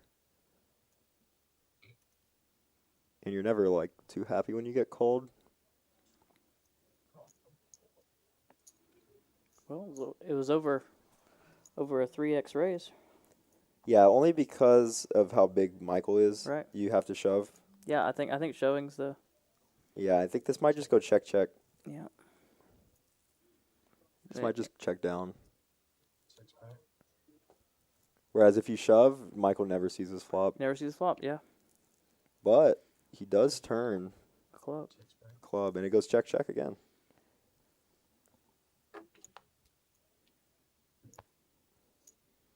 I actually like to see some thin value here. Yeah, that's exactly what I was about to say. And he goes for it. And yeah, I was gonna say he's gonna get called every time. Yeah. Very good recognition to get thin value there. You have to give him a pat on the back for that one. And we, I've actually studied thin value spots with him a lot. I think the problem that has been for Michael is just incorporating it all into one. You know, he hasn't had much time, so incorporating it all together in the best way he can. But I'm very proud of like how far he's come. I always tell him that too. But it's one, two, Still two. 1,000. Yeah. That's what I'm being told. That's what I'm getting. Yeah, I'm really enjoying getting to do this here with you with the sit and go because I haven't. It brings back memories because I used to play so many of the sit and goes back in the day, but Yeah. I don't get a chance to play them like I once did. And then this is a great way too. If you get some buddies together and you want to play something fun, sit Oh, and yeah. goes are just amazing. It's just a good time. They're the perfect, and this is actually why me and Drew did it. Was like they're the perfect bridge between a cash game and a tournament. Yes. You know, you play a cash game and Wait, my you know, you friend can play a Matt was- 1-2-5 game that turns into a 25-50, and you're just not ready for it. But Right. you want to play higher stakes. This eliminates that like ability to just constantly, you know, for example, bully someone I know. who doesn't have much money. Instead, you can use a lot of your like skills. Whereas like John George, for example, plays the 1-2-5 game very often, but Michael's not like rolled for a game like that. Yeah. So like they get to play at the same level, you know. I really enjoy that about sit and goes in general. Boy, this is a really good spot to get queens. No kidding. Oh, and Drew says he started on sit and goes as well. Oh, and we're on 1-2K now. No, not at all. Start on sit and goes as well. I bet he started online though. Did you start online sit and goes, or what he was saying earlier when we were talking about? I've already heard the story, but he was talking when we were talking about going to like different cities and stuff with a low amount of money. Yeah. He says he used to take $500 from his paycheck with his boys, drive out to Atlantic City to play 1-2 and hope he got AC. there. Yeah.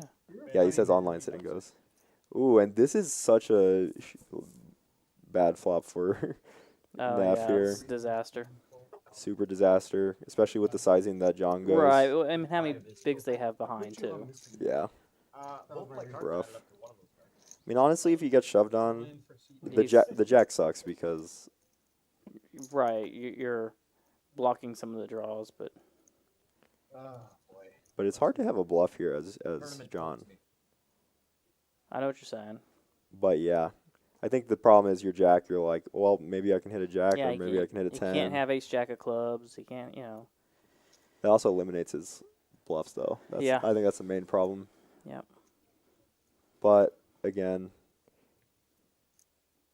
honestly, I think the sizing he re-raised to allows him to fold more. Because when you get re-raised shoved on, you're just never good. But he's thinking about it, and that's kudos to him to think about it. Team Neff, you're going to need some help.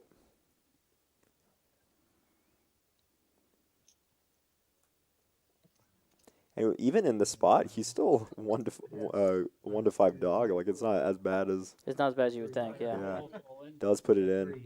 He's gonna need to hit a 10 or a running boat. Running clubs too, actually. This is a big pot too. And like I said, guys, we're reaching, towards the climax when things start to get real crazy. Where do you guys find these cards? King would be an interesting card too. He'd still be behind, but then he would have a lot more outs. Yeah. Yeah, there's a lot of fun turn cards for sure. Even like blanks are as long as it's not a 9, you're feeling fine as Neff. But yeah, you would think you're a lot more of an underdog than 80-20. Then the 9 of spades on the river. Well, it's okay. It happens.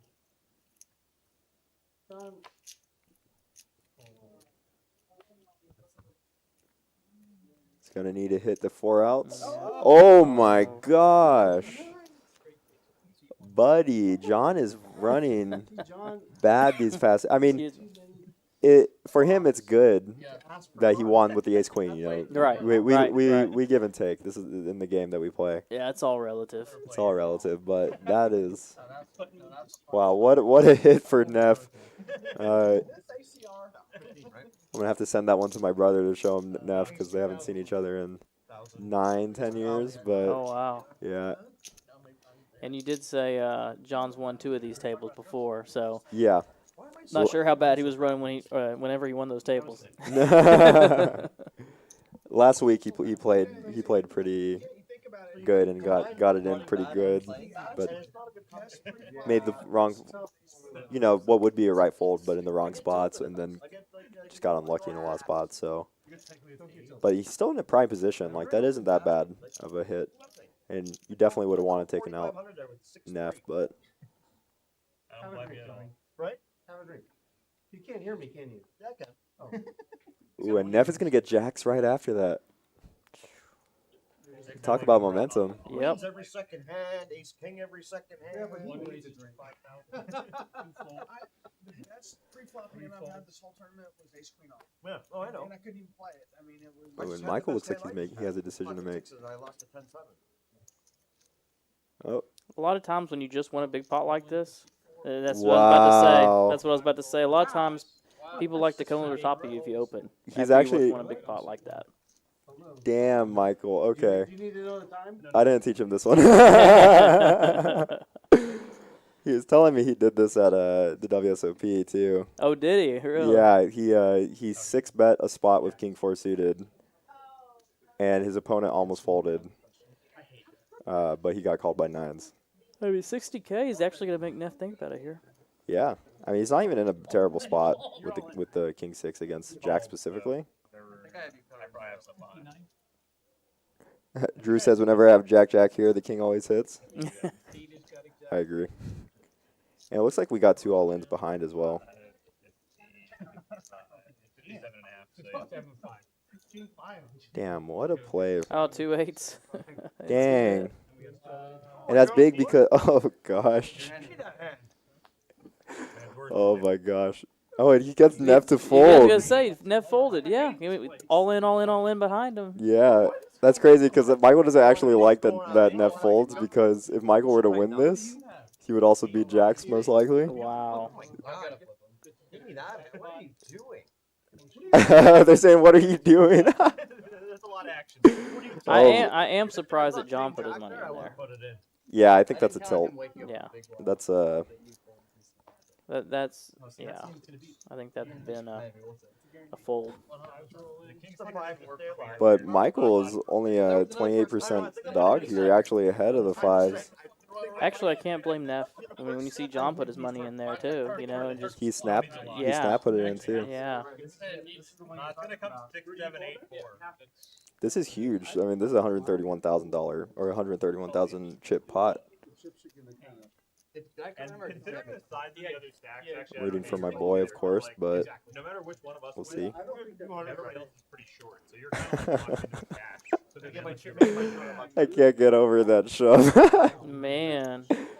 And I wasn't expecting the shove, I will say that. But I do see that a lot where someone just won a big pot, they're stacking chips, Yeah. they get a playable hand they raise with, and then the 3-bet's coming.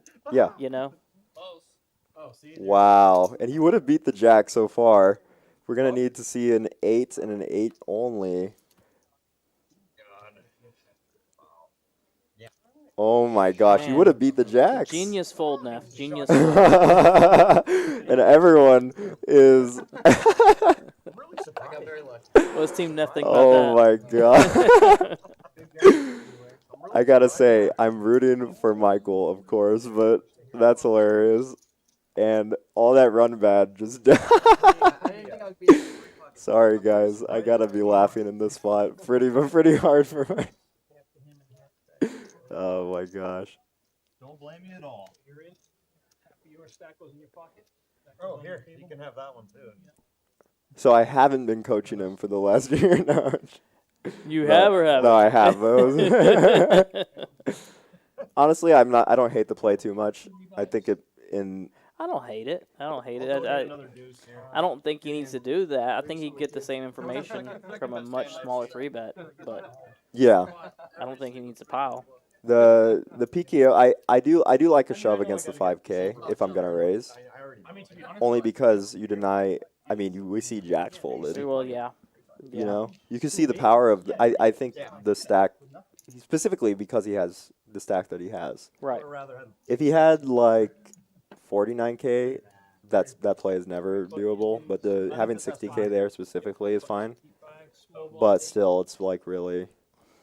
I mean, when we think about what Neff's going to open up there after winning such a big pot, Right. it is going to be big. I don't know. So Yeah. I mean, it is going to be a wide range. Big Right. range. It's going to be a wide range, yeah. No, because we lost. Well, every time I play these streams, I see monster hands. Honestly, I see big hands all. But you had queens what? 6 times now? Queens 6 times. Rudy's had 8. Yeah. 13 or 14. I'd like to hear the chat's thoughts on that play for sure, because someone says I hate it, bad play, just look. Yeah, PKO. I've seen someone jam Jack 3 offsuit for like 120 bigs in a PKO format. Okay. It just specifically as a format requires a lot of aggressive play. Sure, if we think about it in the short term, it becomes a lot worse, but yeah.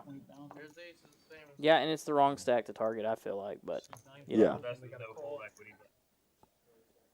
And we're gonna see John is gonna get it in again. I got a pocket pair again, Tony. Drew says I'd be going real aggro playing this type of format as well. We're gonna see a flip here. 20 or 18? 20. Should have been 20. That was No, a very but fresh weren't you in for the ante? They say that- Oh, you were the small? Okay, my bad. They say the squeaky wheel Yep. gets Thank the you, grease. Ghost. He's doing nothing but squeak. We all really appreciate what you do for us. Give me the grease box. Oh, There we go. And John's gonna And be happy. just about shuts the door. Yep. Oh, just about. I no. did say just about. He's been losing a lot of. Okay, I was gonna say you can't run this bad. John has been losing like every 10%er that I've seen the last 2 streams. You didn't practice hard enough. But he's doing well. Like he posts his. I was gonna say he just stuff. won a flip. I mean, it was a flip. Yeah. Yeah, that's what it comes down to. Is Yeah. like once you've put it all in pre-flop, all that matters is Yeah. doesn't even matter about the run out. That's exactly how I find out. But it still hurts. No, Oh, no yeah. matter how Yeah, much yeah. you tell yourself that, you know. I know it's coming. I know That's a big hit to Neff. Going under his hat now. Because you're new, right? He looks funny going under the hat like that. That's what I'm saying. Yeah, then you come and play. That's right. Then Then it's guaranteed. You gotta do it with every pocket pair before you go to the garden. It's like a 6-hour procedure. All my pocket pairs are loaded. I don't think we've seen much from Holly in a little while, huh? what happens if you hit like No, I mean she. Or- Oh well, as you say it. Yep. Isn't that funny how that always happens? You know, and that kind of comes into play too. If you keep folding, you see all this action going on in front of you. You know, you're just more tempted to take a spot. Yeah. Oh, and Michael's gonna shove here with the ace-5 and get called by John with 7-3 offsuit. No. Oh, and Rudy is thinking. And this is the product of Michael's shoves. Is Rudy's actually thinking about calling this? Yeah, You know. you're right. Does lay it down. You might wish that you had that one back. Just knowing what they have. I had 6, 7, 8 diamonds. I should have chunked it in here. This is the hand I should have chunked. Oh yeah, you were for sure winning this one if you did. Yeah, it's not a great spot, but both players looking to fade some boards. 73-27. There are some chops, not anymore. Not as many. Yep. Oh, yeah, that's a Jack great 10. spot. Yep, he's not. Yeah, Rudy wish you had that Jack 10 back. really is no justice. better be careful. Yeah, but even the fact that he's considering that call, you know. Right. I think if Michael were to tone it down a bit, he's going to get called more often in a spot like I that. think you're right. I think if he just started to tighten up a little more than he normally does, then he'll start getting action on the hands he does open. Yeah. With talking about dynamics, table dynamics, and image, with his image right now, I would not be trying to pull off any moves, any big bluffs, anything like that at this moment. You know? Yeah. Is that yours on the floor? No. Oh, really? No. Anyone's? Oh, there you go. Find a home. Use a 3. A home for it. Oh, and he picks up ace king. Oh, wow. Wow. Well, this is a hand I would play. Dang, he's so aggressive. All these drawing hands. Seat 8 fold. Seat 9. 5 folded. 9 sucks. We got a call in seat 1. And a call in Everybody's seat doing it. 2. And he's going to get 2 calls. Oh, yeah, queen, jack of clubs. Pocket threes, okay. Actually, it's a pretty fair fight. Yeah. Time to get in. This is an interesting flop. And Holly starting the hand with 9 bigs. I actually like a check here by Michael, but I think he's going to be on the bet side. He is. Oh, but he goes for a bigger sizing, so I do like a bigger sizing if he's I'm going to bet. Definitely not folding here if I'm Holly. Yeah. Oh. Wow. Out of pocket pair there. It worked. Yeah. And that's kind of also why you want to shove the threes pre-flop rather than call. Yes. But and specifically in the big blind, she's okay with just calling because she's getting a lot. Well, and if you're calling with the stack size that she has, you're not looking to set mine. You're Yeah. looking to catch a flop like that. Yeah, I think the problem with a lot of players, and especially players that I've coached, is they take a lot of situations and apply them in other situations, which is like a really hard thing to kind of get used to in poker, which is like one situation is gonna be a completely different thing, and set mine in particular is a big one where people are thinking that they can set mine with like 10 bigs, for example, and you very much don't have room to set mine because you know you can see it as more. And this is for viewers. I know JJ knows this, but you can see it as more of like a. If you see all 5 cards, you have more chances to set mine, or you're just going to be ahead a lot of the time. It's 24/7. And oh my gosh, my boy, getting lucky right now. It's not even a fair. Yeah, I mean, you just make a play with King 6, get there, get jacks to fold, get rewarded. Your opponent has ace 4 in the big blind with 4 bigs. Oh yeah, this is getting. Yep. Has to. I don't blame Saul one bit. Better call Saul. I mean, it's still this is what this is a spot that I like to teach a lot, which is when you're shoving hands like ace 4, you're never really in a terrible spot. Like worst case scenario, you're in like this spot, which is still 33-67. Yeah. Like the guy goes all that. What am I doing? Yeah, if people were to see the percentages on this, they wouldn't believe it if they knew it, Ooh, and a little more outs, backdoor hearts for Saul. No more backdoor hearts, but he has a 4 and an ace. Doesn't get there. No.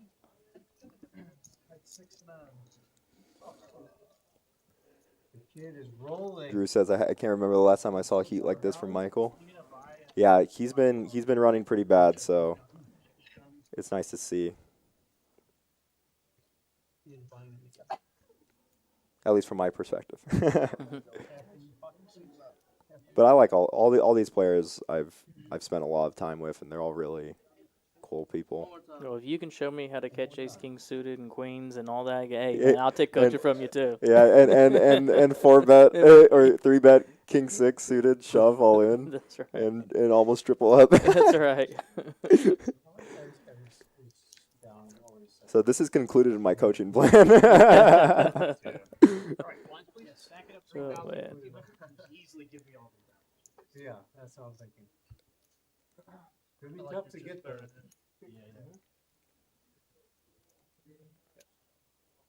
Yeah, that's part of the beauty about poker. You were talking about with the set mining, different spots and different things, and there's just so much. There's so many variables in poker. Yeah. I mean, there's so many variables in poker. That's what makes it so interesting in a game that's ever evolving. For sure. I mean, an insane amount. I mean, when I'm talking about like being at my lowest, for example, I was in a point where I was like, man, I don't want to make this call in spots where I normally would back then, simply because of a fear of money. So there's things not just on the table but off table. Right. There's everything. If someone's having a bad day, are they shoving every hand that they see? Yeah. If someone's having a good day, are they feeling like they can just get lucky every hand? And I think Michael's going to be defending almost everything from here. Oh, well, especially that. It's probably going to be going all in.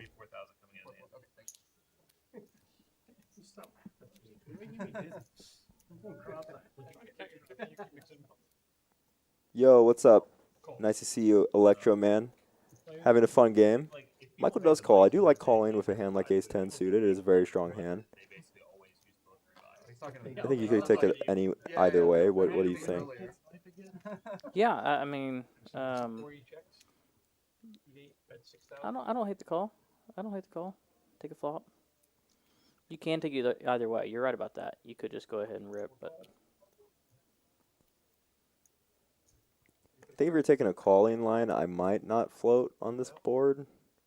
Ooh, and it's gonna cost him. yeah, yeah, absolutely. Goes his check, back, check. yeah, he's trying to get paid. Yeah, I don't think Michael's gonna fold here. No, he might even lead for value. Yeah. I like lead folds though, like small leads.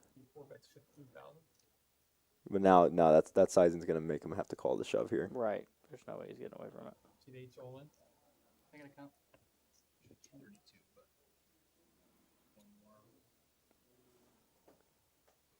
32,000.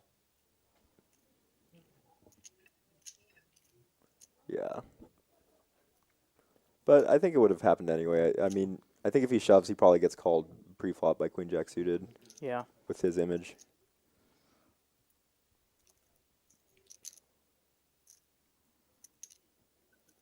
It's hard to say whether or not I don't know if I like a float on the flop. I think it's not terrible to float on the flop. Okay, Lisa. Yeah. But that's a big flop. I mean, that's a big pot to lose. Yeah, it is. Oh, wow.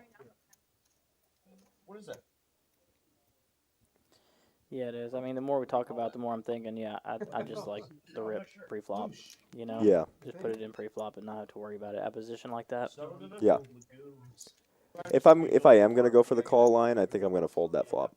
Yeah. But yeah, I would rather. 3,000 while you're eating. I'd rather just rip her. Steak on the table. Me and Holly I'm not against. I think Ace 10 is one of those hands that Yes, sir. you can definitely just call, but in that specific spot, probably just a shove. Got free $80 here, right? Cards are out. Technically, I want it. Yeah, and John made a good comeback. 2 double ups. They play with those Greek guys, the ones that are visiting. Oh, yeah. No. Eight's action. Are they Greek?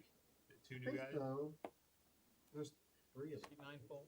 We were just laughing because they showed And up insane right fold by Neff with the jacks too. When you really think about how big that dynamic would have been at this point if he had called and lost. Oh, big time. And he's, well, the little ponies, are those their rebuys?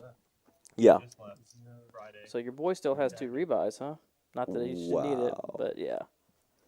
Super nice guy. I mean, if he's calling this spot, which is what, 5 big blinds? But he looked kind of like Lino, the redhead wears glasses. But he's pretty short. And Neff still has his all his rebuys too. Sorry. I got excited. If that's what that is. During the nighttime, Tony is always at 1-2, and the is always at 5. Here we go. That's behind. And that's behind. He plays basically every single day. And usually See? for like 8 Rudy, you hours. squeak, and you get. Attaboy. You squeak and you find them. Attaboyo. He's saying, finally, I have 2 queens. John Rudy can have a- No. You Rudy? Or no? Oh, that's fine. Yeah. Well, he paid me for it. Sorry. I thought, okay. Thank you. Great spot. Flush, that'd be good. Oh boy, oh boy, oh boy. All black. Just spades, though. Yeah, this is a bad spot for Holly specifically. Terrible. Yeah. Oh, All right. It's going to run out straight. Watch this. 5. chop 5 deuce. 5 and then a 7. All right, now Yeah. they're all drawing dead. That's it. It's locked in. Curtains. Jack. This is where in the cash games you get someone who's just trying to Drive out there on the turn be like funny and goes, hey, why don't we just run it 3 times, whatever, when they're drawing dead. I know. Turn at 5 on the turn. Yeah, that's what I said. I called the 7 on the river, right? I'm actually shocked that it wasn't a 5. I'm shocked that it wasn't a 5 on the turn. I really am. Yeah, I think if in this spot, this is kind of what we were talking about earlier, which is, you know, I'm gonna start folding She had me more covered. often when I'm a little bigger stack like that. is because then now he's just given 50K in chips. Mhm. But he's still in a good spot. But yeah, I mean, there's a lot of factors. One, like, am I going to be tilted after this? Am I going to be Right. tilted that I'm dominated for like the 7th time in a row? And you know, money bubbles are so much bigger in sit and goes like this. So much bigger. Because you're talking about 20% of the prize pool. You're not Yeah. talking about a min cash like a like a normal tournament where you're getting your money back or doubling your money. Yeah. You're talking about 20% of what's in the total pool. And getting to that top 3 is a big victory in itself, you Yeah. know. Yeah, definitely PKO specific too, because winning is so important in PKOs that your chip stack becomes so much more important. Not dividing the field in chip stacks is a lot bigger than in a regular bounty would be. See 3 folds, see 4 folds. See 5 raises to No, I didn't raise. call. Ooh, and this call with the 7-3 is also kind of part of that too. So just allowing, wow, and John's going to check this. That's really surprising to me that he checks this spot. I would love to get Holly's bounty. I think this hand's a little too strong to check. That is surprising actually. Why wouldn't you try to isolate? Yeah, I guess he's not as worried of the hand that Tony might have. Yeah. Maybe he's hoping to create a side pot. Yeah. Nuts? No. Catch a good flop, create a side pot. Of course. What do you got, Holly? Ace 4. Okay, well you're not dead. Yeah, I probably would have shove isolated in that particular spot. Unless I thought that my opponent was capable of, like, limping with really, really strong hands. Wow. Y'all have fun. I'm running way too bad to reinvest in that mess. That was your first buy? That was your first buy? Well, that's not bad. Okay. That's not bad. Literally. Yeah, John's on the right trend again. I know. I know that. No. Nothing to fight with. In your pocket. Back to you on the shit. Alright, y'all have fun. Good luck, everybody. Thanks, Ollie. He said the first second. He said the first second. I know, that's what I just told him. And I think that's it for Holly. Not sure. I think she might be. I think she might be done. Yeah. I'm not sure if that was her 3rd rebuy. Did she rebuy once or twice? Yeah, I'm not going to give up. I know she rebought. I don't know if it was once or twice, yeah. Yeah. No, I did last time. I always use that. I was the first person out last week, and I used all my. I'm not doing it on purpose. I thought it was once. Yeah. You weren't kidding. I always use them all. Even if it was like 4 big ones, I would just rebuy and just jam it and run good on you. For high school games? Yeah, my son's actually in San Angelo right now. Okay. Yeah, for a tournament. And she's an excellent tournament player. Like I said before, she studies the game, and she puts a lot of effort into it, and it has had a lot of good results, too. But I know that she's going to look back on this one and see a couple spots that she'd have played differently. Yeah. Specifically, like the King Jack one. Yeah, and You know, I think of the 3s, too. Yeah. The King Jack and the 3s. That could have definitely changed the course of this whole tourney. Oh, wow. And this is a spot where Michael's probably going to get called by Ace-9 more often. But it's still not he's not super happy to be in this spot either. Having to put in this many chips with Ace-Queen. If his opponent were to shove.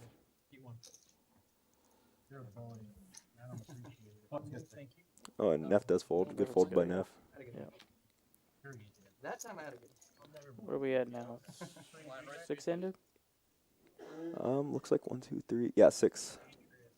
And I'm curious to see if someone like Rudy or let's just say Michael were to bust. I wonder if he would use his rebuy, or if Sal or any of these players. I'm curious to see. You know, maybe it's even a strat to like try not to bust before like 4-handed. You know.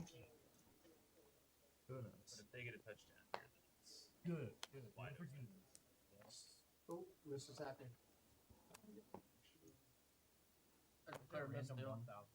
Steep big folds 4,000, right? Oh, is it? Or what is it? No. 3.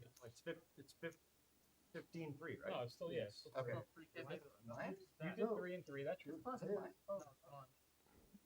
Definitely not. You did it right. Everything is right. They're always confused. Yeah, so Tony's gonna wake up with jacks here.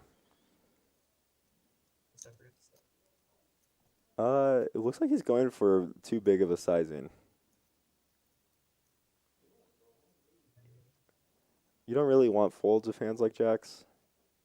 A lot of people kind of have the impression like, oh, it's a win if I just get them to fold. But you can see, you know, how many hands it takes to get to the point where you can have a hand like jacks. And you really want to, like, cherish those type of hands instead of going as big as he did here, which is like 15K, 5x, yeah. Yeah. It's a lot harder to get action. He might get action by King 10 suited, though. But with how big it is, and you don't even allow King 10 suited. That's what I was starting to say with the sizing. Makes it tough. Oh, well. He's just getting ready. Not the right time yet. You see Neff wouldn't be too big of an underdog either. And we saw 2 jacks folded. But, yeah, I mean, you just don't even let... You don't let worse hands get in there. He's just so strong. What are we at? 4 and 4 here. Hey, how are you? My favorite, one of my favorites. You playing tonight? This is the bounty, bro. Yeah. The bounty? Yeah, the bounty. 4,000. You know one of my favorite dealers. Even though you fucking ruined me. Still my favorite. Yeah, Drew is a great player. I've played with him a couple times now. It's really fun. Every time we played, it's been fun. I don't have them. Still my favorite. One of them. I have quite a few of them. It's tied for first out of first. See 4 folds. Tony with the Jack 10 suited. I wonder where he takes hands like this. He's still going for... This is a more... You see, he's going for 3x here. I don't know if you saw that the blinds changed. 13K is what it says. So. Yeah. Oh, yeah, the blinds. Yeah, I see what you're saying. I wonder what the choice in change for him is, you know? Like, where he goes 15K last hand when the blinds are smaller. And yeah. It's like he chose this sizing so he can get away from it if he has to, is what it seems like. But, I mean... Oh, you're ahead. Nice hand. I think that's what he was doing. I think he wanted to see if someone 3-bet behind him, he could let go of it, but he really wanted to get heads up against Saul for the bounty. Yeah. They'll be like, I forgot to burn a card, guys. Yeah. Ooh, and a heart on the... Oh, wow. Interesting. Brutal. Neither of them want to see their outs, but this is... No, give us... I'll chop it. Oh, a lot less outs on the turn now. Wow. Good flop. Just bricks, of course. Yep. Yeah. So flop, you're holding your breath. God. I mean, with the queen jack, you think you're dead. You know, that's one of those where you're before the flop, you're saying queen, queen, queen, and you see the flop and go, no queen. No queen. Tackle Mac Jones. Tackle. Ball. Looks like it didn't go anywhere good. That's good.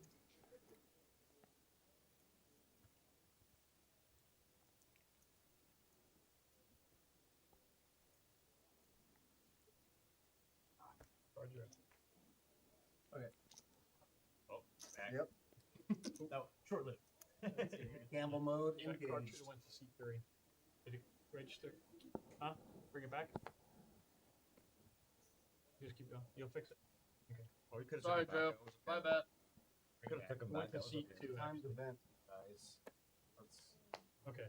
So we should okay? Alright. C5 folds, C2 folds. Yeah, this has been a crazy one, Preston. It's a good one to tune into. I think it's gonna get even crazier from now on. And Rudy just shoving the 10-9 offsuit here. Oh, man. Does have 4 bigs. He's gonna get called a lot by Michael here, I think. I gotta come from behind. But also for Michael, it's like not even a. The big blind ante is really important, y'all, to know. You know, when you're calling the spot, you're getting more than just the 4 bigs to call. You're getting the bounty plus the big blind ante that you put in. Oh yeah, and this is a hand that you kind of want. Rudy is probably one of the people that you don't, especially when you've been losing all the all-ins. But Like, I think Rudy's going to be dominating you a lot here. This is a super weird spot. I think the blinds are too big to fold this one, though. What do you think? I think you can find a fold depending on your opponent and depending on, well, he makes the right call. But Oh wow, he's not. it goes back to talking about what we were talking about earlier, where making top 3 is so important, you know? Yeah. And so even in spots like this, if you think it's a marginal call, you can find the fold, you know, because the chips that you have are more valuable than the chips that you could win. Yeah, I think the big blind ante definitely adds a little more It's close. Yeah, it's necessity close, for it. Ooh, and we're going to see gutted with a lot of outs for the 10-9. Doesn't get there. The call pays out for Michael. Yep. And well, you get the horsey.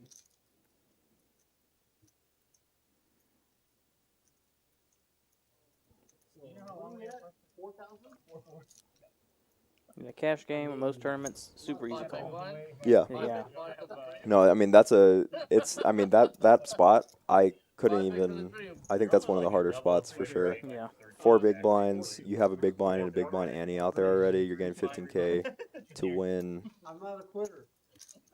48K plus a bounty. Oh, sorry. I don't think it was that high, was it? No, 42K. Rudy's initial jam was 20K plus the small blind.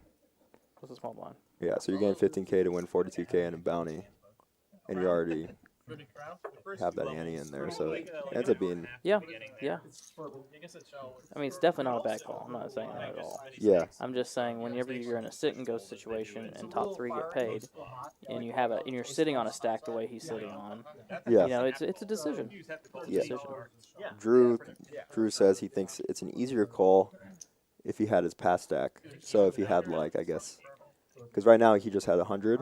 Yeah. So if he had 120, which makes sense. Yeah. But regardless, I think I like. I think that hand's probably just too strong. Oh, really? Another factor that plays in though is how many all-ins he has lost, which Yeah. is like. Does it? Yeah, first place last time was 1,400, but this time we've had more rebuys than last time. 9 fold. 1 fold.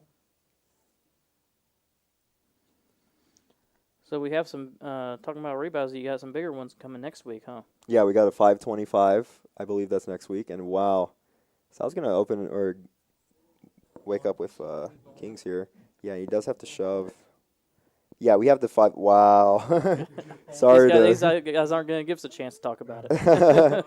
Yeah, if anyone wants to join, we have a same exact version of this, but it's going to be a $525 buy-in with the same amount of rebuys next week, I believe. I think that's what next week. And that one's going to be off the chain. Oh, yeah. First place is going to be bigger for sure. Oh, yeah. I mean, just off the bat with the 9-handed, you're getting 4,500 in the pot. Oh, yeah. So each rebuy, it could be a $13,000 tournament game. Yeah. I mean, Do I have them covered at least? you're going to be looking at first being over 5 for sure, I Yeah. think. Yeah, so I'm still in either way, right? Put the 1-2 table on hold. Nice hand, sir. We got the flip here. No longer a flip.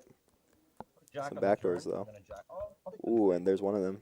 not the ace. Oh my god. See? Never come from behind. King's hold? I don't know. Yeah. You gotta work on your technique. Big spot for Sal. Feel like he's been, in bad spots. Yeah, I don't.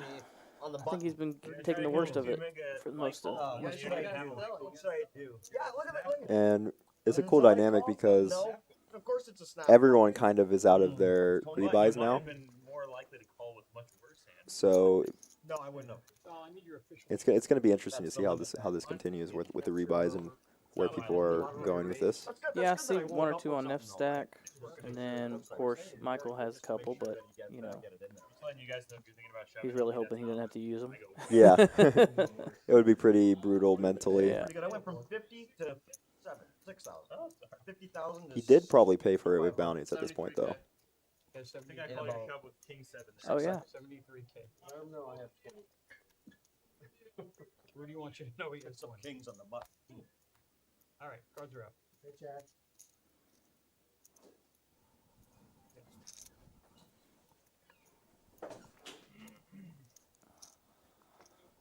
Yeah, interesting dynamic as people start to get more chips with the rebuys as 20K keeps, being added in. Mm-hmm. Because now there's going to be a lot more. Wow, Ace King. Wow. What? Yeah. This is a setup. This is a setup. So we're gonna see. I think Rudy might just go 8K. Haven't seen him play before. Which I think this is one of the hands that you could maybe go for it, but I think you mostly just want to be shoving here. Yeah, 5 bigs. It's shove time. Yeah.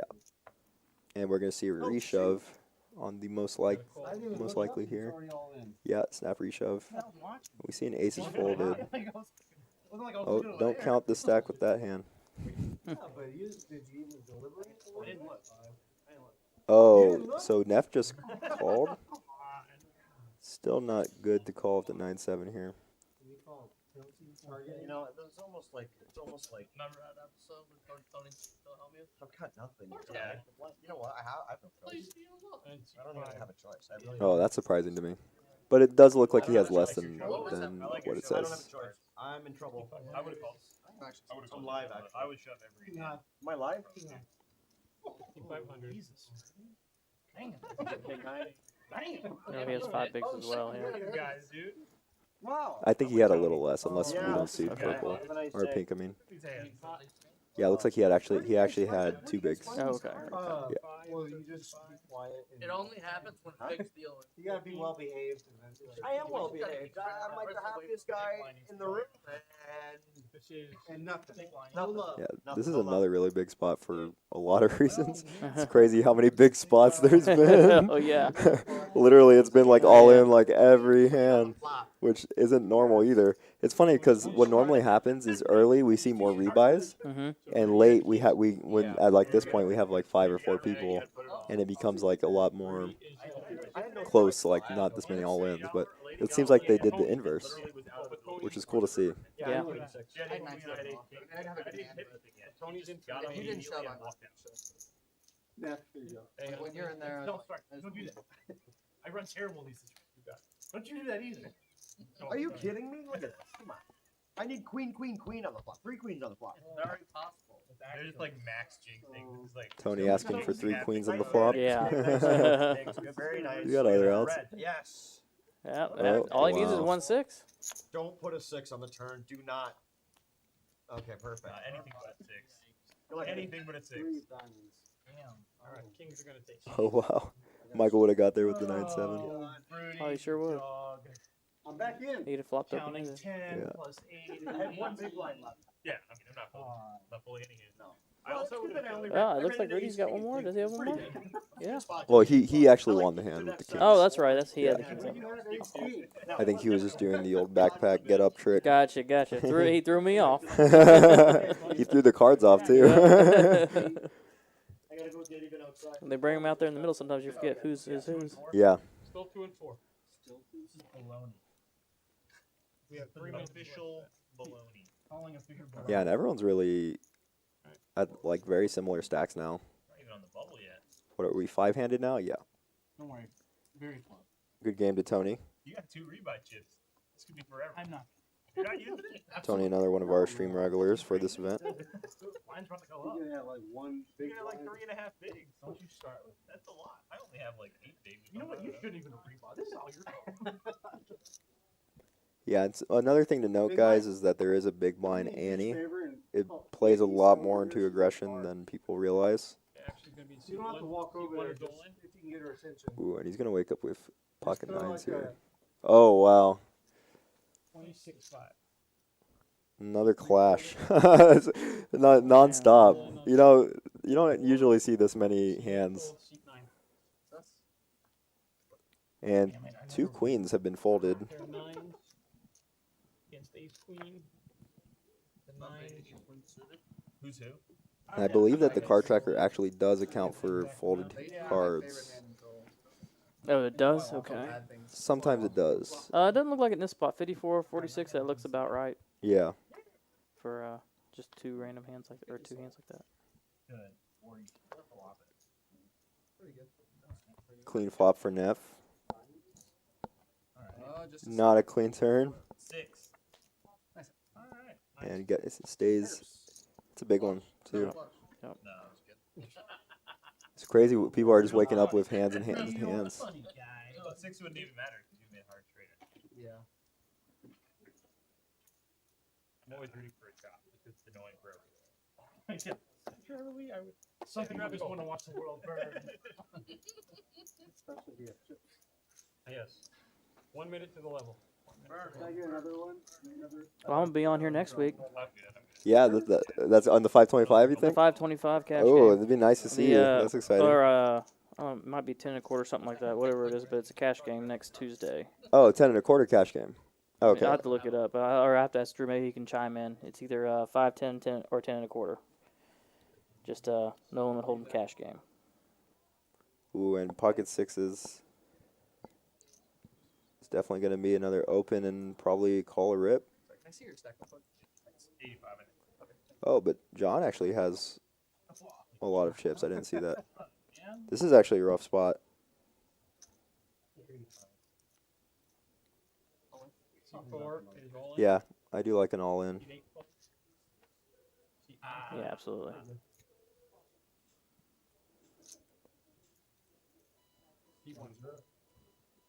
Yeah, an all-in gets Neff to fold what would be a flip. 2-4 right now. I think blinds are gonna be going up pretty soon. It's a big blind ante prime time. 3-6-6. Good. Yeah, that is different from what the tournaments here in San Antonio and Rounders, too. They tend to do small blind ante instead of a big blind ante. Yeah. But y'all went with the big blind ante with this structure, huh? Yeah, it's actually pretty interchangeable for what I've seen. I like both. I think for a structure like this, it's already played. Yeah. A good amount of time.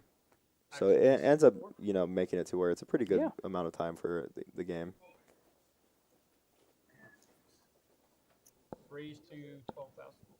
Yeah, and the blinds did go up, so they went up to 3-6, 3-6-6. So now even Michael's stack, you're looking at it, and it's only 16 big blinds there. Yeah.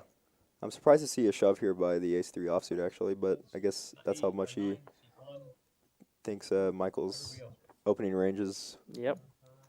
But again, that's where Michael's going to get called. Yeah, and once again, talking about a guy who plays professionally sitting there, he's going to be paying attention to things like that, Yeah. And if I was in his spot, yeah, any ace when he gets opened and the blinds are as large as they are right there, yeah, I'd be coming over top of Michael there. Yeah, I probably don't want to open the Jack-9 suited as Michael there with your current image. Right. Right, and you're five-handed, and there's some of these stacks are tiny right now, so. Yeah. Yeah, the elementary school or St. Francis? High school. I think it's an elementary. They're right next. There are two schools. It's like Thank you. you would take this of all Yeah, yeah. 8 folds. I mean, some of his raises are going to, contain, as we've seen, queens and ace-king and... 1 fold. Well, I mean, you're going west on 10 and then you took right. Wow, blind versus blind here. So if you leave here and get on the access road. Oh my gosh. Then we have a call. So you turn left going on mid. And he's not going to be loving this spot, Michael. When you see ace. Turn left off the access road. This is pretty crazy.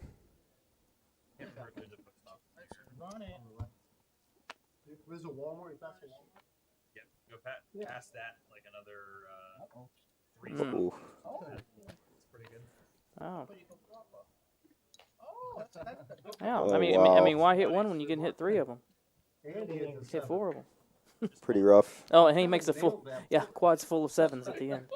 He hit every Yeah. card on the That's a super rough spot. Yeah. Full of kings, baby. Yeah, make it sound like it. Sounds way bad. And you're gonna go with it as solid with the ace. You're gonna go with it there. Wow. And ladies and gentlemen, there's a That's one of those you can look at it from either side. Man, it's a cooler to run into kings, and then man, it's a beat to get beat right here with kings. Yeah.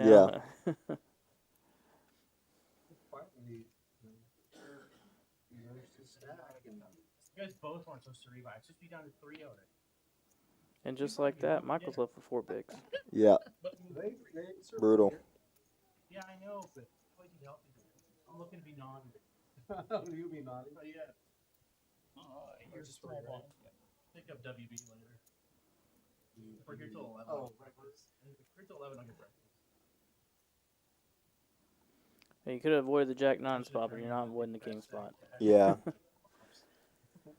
What a dream.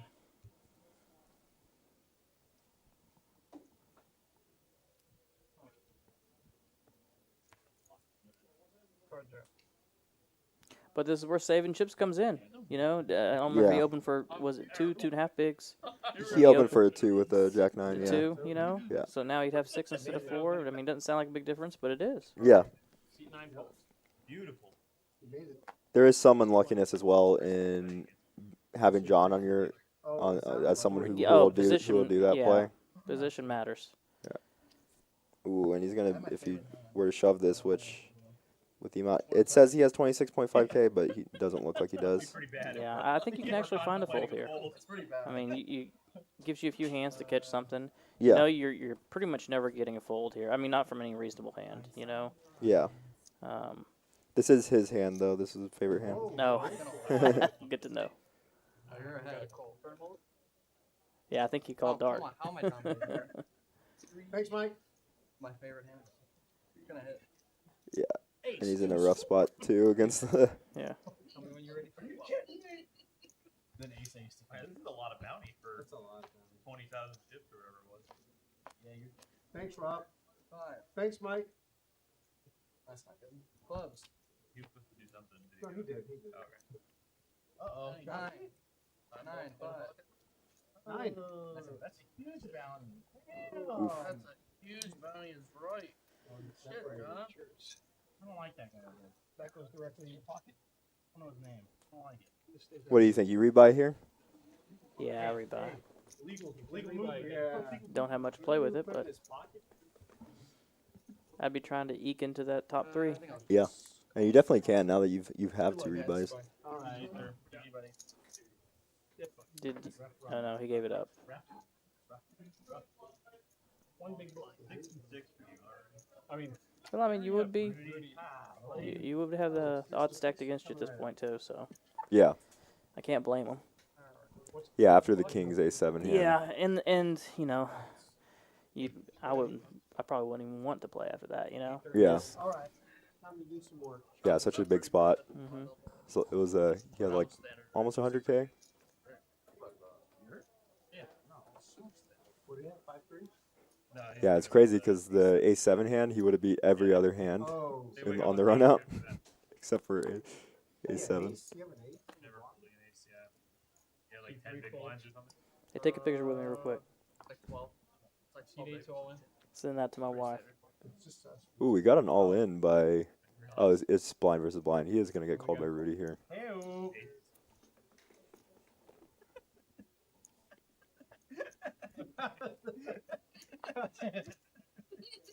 People, you gotta shit. Really? Rudy's all in. I hate this game. He's at risk. 45. Rudy has the king jack. That's why I don't have a fucking Yeah, and John shoving 9-6 offsuit. Pretty close for 5 bigs in the small blind. Wow.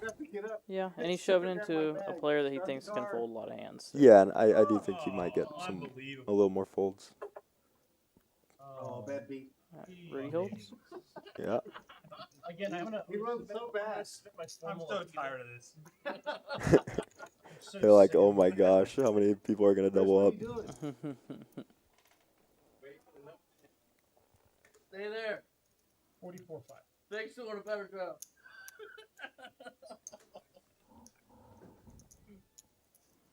Stay far away. Okay, fine. This just means that I'm gonna be. Where's the bounty? I wonder if Where's the bounty? Where's wonder the if bounty? Michael ends up What do we have? I got 80. You have 80? being up in that spot, I have though. less than that. I don't know if he got enough bounties. If he, like, Oh, I bet he did. yeah. Yeah, I think he had to have been up. That's 80. Can confirm I have one snake. You saw the stacks he gave away. 135 Yeah. or something. Yeah, so he had to have been up. Now, 136, did he make double muffin. enough to talk about? Probably not. My button? Yeah. So your button. Yeah, your button. I blind here. Awesome. Oh yeah, because I just shoved on Ruth.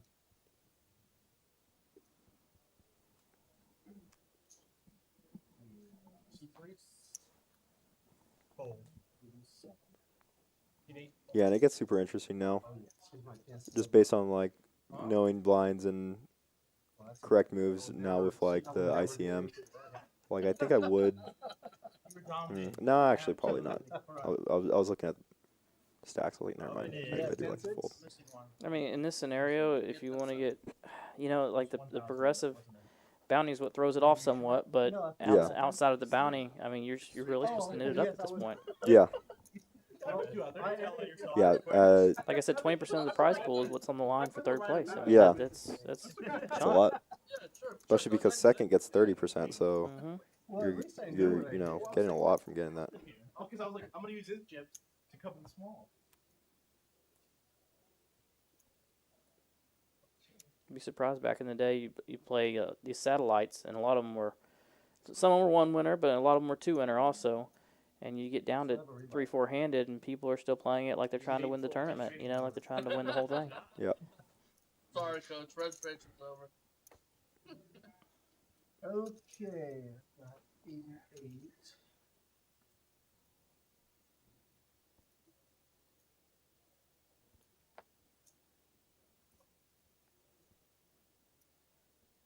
You guys working down on the breakdown? For second, third. Yeah, so we need to come out and grab it.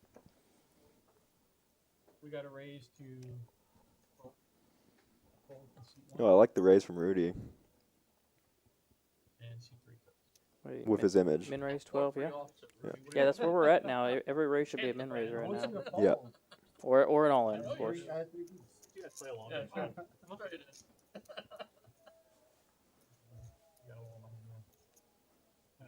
Yeah, it's a great spot to use your image with the min raise. As long as you're min raising there with like your good hands as Yeah, well. and honestly, if you think your opponents have the same recognition that they're on the bubble right now, and the importance of just getting to top three, then almost every raise could just be a min raise. Yeah.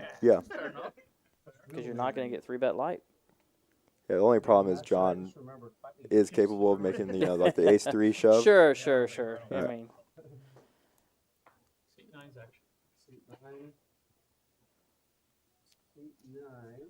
Oh, here we go. 12,000. Yeah. Raise 12. I think I like a little bigger with the big blind ante on John on big blind. Specifically in this spot, when I'm raising against John, I want to be on the bigger side, but it does get it through. Yeah. And just a little bit or bigger, not anything. Yeah. Maybe like 16K versus like. I think if John had like 6-5 suited there, he might defend more often. Versus like. I think you're usually right, but the one thing you got to think about is, like I said, they're right on the bubble of this, and I think John realizes that, the importance of getting top three first. Yeah, I'm curious how he thinks about that. If he'd rather get top three, or if he cares more. Does he want to secure like maybe his buy-ins back, or does he want to secure like trying to get first? That's always actually a big debate. Until you know how I can know GB's been drinking? Raises. You know how I know you've been drinking? Is he trying to flip? That's how I know. Man, yeah, we just don't see many trashy hands. You'd think you'd see a lot more trash than we've seen. No, we've seen so many big. I mean, even Queen 10 in the big blind. It's a melee. Playable hand. Yeah, especially when you can defend for the one extra big. $200 rebuys. I will say here in the specific spot, like what I'm talking about, I mean, you gotta think about it. Yeah. Oh, you did? Because you're on the bubble like this. I think hands like Ace Jack like to take more shoves just because Ace Jack doesn't really like any flop, Ace. except for his aces are just getting there pretty. Yep. And this is gonna be easy check fold for Rudy. Yeah.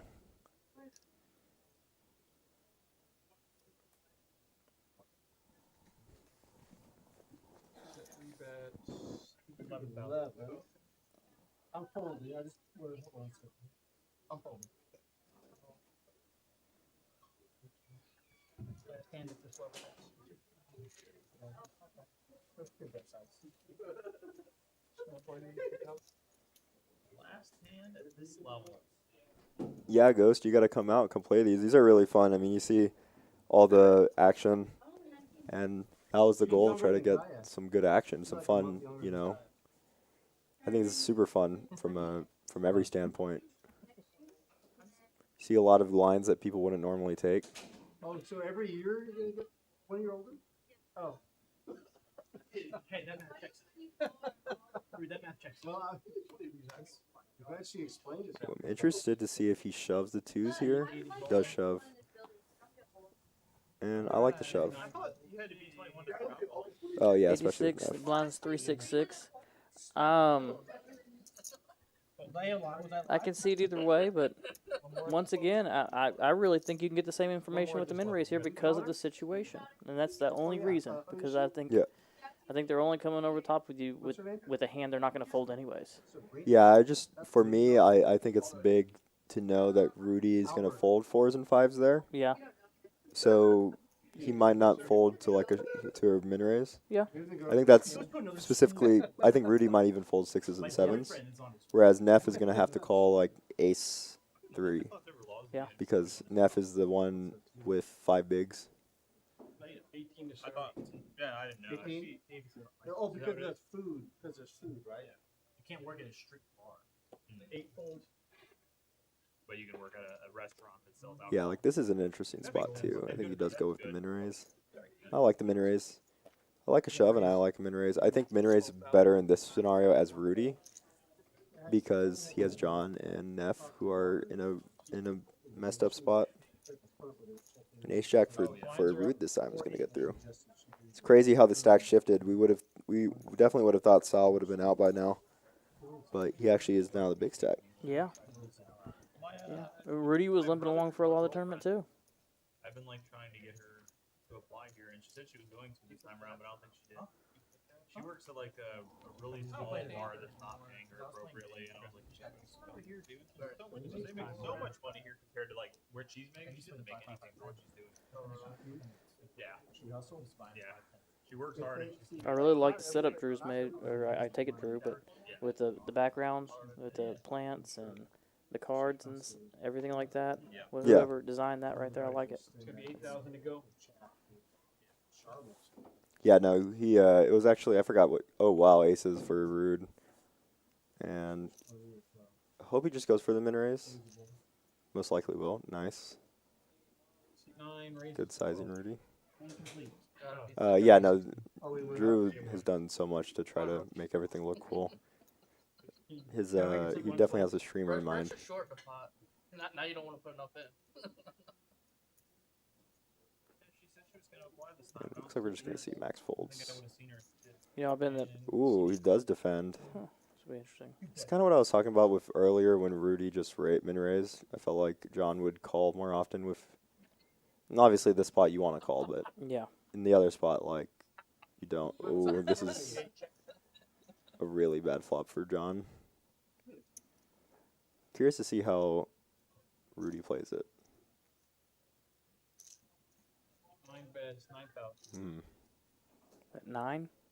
Yeah, I'm not sure I like the. Wow. Oh, he's enticing the yeah. Yeah, he's enticing the shove. And win or lose, you gotta like the spot you're in. Yeah. Bad luck, Rudy. We can see that John's equity is really high here for what his hand is. For what his hand is, yes. All right, we'll hang out later. Oh, a lot less. That closed a few doors, yeah. Yep, Rudy takes it. I think he had me covered. Eliminate. Now he's eliminated. And this is the power of the rebuy, right? Rudy rebought when people wouldn't think that you'd rebuy, right? That's right. Now he's overwhelming chip leader. And I, this is the risk of taking a hand like that that's playable in most scenarios and playing it on the bubble right there, where you could make an argument for folding there too. You don't have to defend. Yeah. He was against the worst possible hand, but Well, he was against the worst possible hand. Yeah. Yeah. I'm not talking about his play on the post flop. I'm not Yeah. talking about that. yeah, See, that's what happens when I get it's close. I think it goes back to what I was saying earlier with the because Rudy did do that same min raise. I forget which hand, but he was trying to get them to fold, and John happened to have 6-3 offsuit, which was gonna fold. You know, but I think even if it was 6-3 suited, then suddenly you're not really stealing the blinds anymore. You're really just kind of taking like a kind of gamble to hope that your opponent has absolutely no good hand. Yeah. How many rebuys? Which is why I like shoving with something like H-Jack more, because H-Jack doesn't really connect with many flops well, but it does do well in flips, but it doesn't do well in like And then it was 2. when ranges are like super wide. Joey did not. 2-2. So 3. I did. All right, so now you're three-handed. Everyone's in the money. Yeah. 2 and 2. Well, What are your One- thoughts? one and then Big two. stack, little stack. I say big You didn't- stack. you You got didn't two. Well, no, one's No, I didn't use definitely that. the big stack. Rudy's didn't use definitely the that. big stack. Right. But Oh, But how many yeah, rebuys? yeah. So you got a small, middle, and a big stack. With the way that Rudy and Sal have been playing, I might take more aggressive shoves as Neff, Oh. So is it 8? and I think we're gonna get a solo big blind, which is big for Neff here. Say again, guys? If you're Saul, are you sitting back and hoping? Say again. Yeah, I knocks mean- out Neff kind of a thing? Yeah, it's close, right? Mhm. The 30% for second place isn't like a huge. Trent used Pickup? his. That's 5. I think now, if you're any of them, you just really want to win. Now that you've made it in the money. And so, like, here's another problem because he's gonna min raise and Rudy's gonna defend this 100%. Who's on your Right. That kid. So this is more of a spot where, well, wow, No, he did not. He ran to here. Did he see his cards? I'm very surprised that Yeah. maybe he has less chips because it doesn't look like he has 200K. Got Tim Duncan behind. Here we go. That's my bounty. Hey. And this is and so what's interesting about this, okay, is when they were four-handed, he raised his blind when he had queen 10 and he called to see a flop, remember? Yeah. Flop came ace 9. Yeah. And he was shorter on chips. They were four-handed. They weren't in the money yet. Now they're in the money. He has a stack. Yes. His blind gets raised. He look it down at queen 10 and he makes the fold. Yeah. And it's a big part of like here, is he going to shove the queen deuce, for example? I think it's a shove, but it should be. But the thing is, like, does he? You know? So, I'm actually surprised. I didn't think he would with the way that he's been playing. But yeah, it's good. It's good on him to like find the shove. Oh yeah. He obviously runs into ace king, but opponent's gonna have so much trash. Yeah, but it's 29. Yeah, with two bigs, you gotta take a face. I mean, you gotta take any two cards. Yeah. Rudy, it's been fun, buddy. Okay. And this is a big spot again. I mean, they've all been big spots, but if Neff were to hold here, he actually would put both Rudy and Sal in a terrible ICM spot.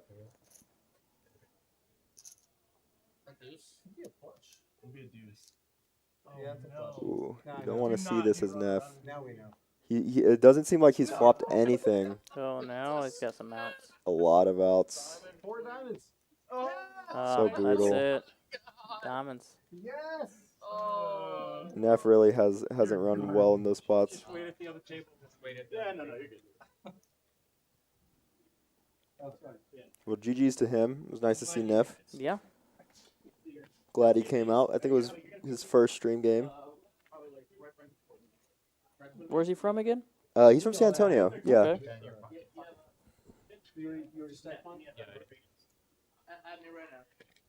Yeah, I feel like I involuntarily have known him for 15 years. And we got Seti in the chat. What's up, Seti? Hi. Bet you were watching Neff, hoping that he won. Poker Traveler. Unlucky. What's your chip count, Rudy? Okay, give me a second. I'll Is that you in seat 1? What's that? No. 5? Yeah. Yeah, Neff is a homie. He knew my brother in high school. They used to be good friends. They were in a little group together. So I've been talking with him a lot. Yeah, this is gonna be a fun heads up. They're pretty close in stacks. Jump man, jump man, jump man.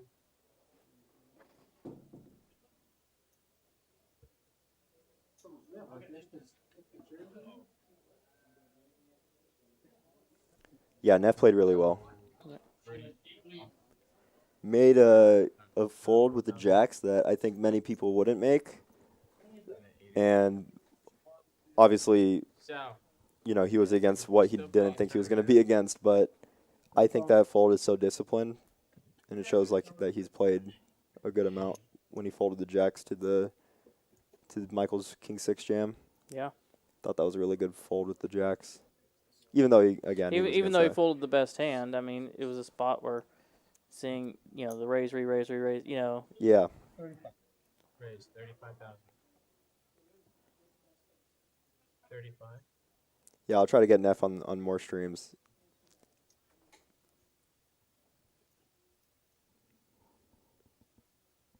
That's coming if he's playing on Tuesday.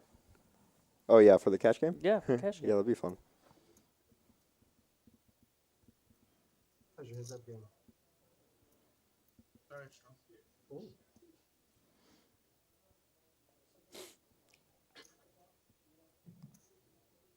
Can you have the commentators announce? Oh, this is super interesting. I didn't even notice the size that. What do you think about the sizing versus just jamming if you're going for such a big sizing? What do you do when is he thinking that he has room to fold? Yeah. Yeah, he has to be thinking he has room to fold, but he's trying to create a fold, but he has room to fold. That's his thought process. I would believe. But are you gonna raise a7 and fold to a shove there for that big? When your opponent's gonna shove for like. Yeah, I mean, I know what you're saying. Yeah. Yeah. I'm curious. It was two big hands. I mean, you got King 10 to fold, which is really strong.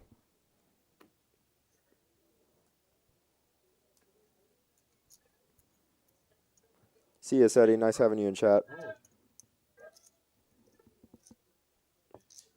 Later. I've never been heads up in a tournament before. Are you going out to the WPT? Yeah, I'm planning on going. It's possible. Yeah, seems like everyone's going. I didn't know it was going to be that big of a. Oh, it's going to be the biggest thing outside of the World Series. In fact, it might be the biggest thing ever outside of the World Series. That's going to be fun. It's $15 million guaranteed for one tournament. Yeah, that's crazy. Mm-hmm. I forgot that it was that big. And actually, I think 3 televised events. Are they going to be like on ESPN? I don't know what network. Doubt the ESPN. But, Probably Poker Go. Yeah, probably Poker Go. But I know that the ladies' event is going to be televised, and then there's the 15 million main event, and the 2 million guarantee is also televised. Dang. I'm glad you said the ladies' event is televised, right? Yes. That's pretty cool. I know. When I saw that, that's exactly what I thought. I said, man, that's awesome. That's awesome.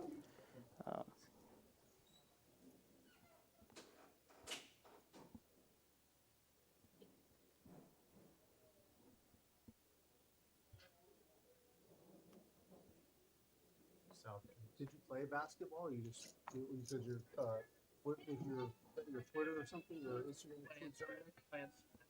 I'm just big Jordan. Oh. I love Jordan a lot. Oh, really? They're working on it right now, Dad. You want me to just get it for you and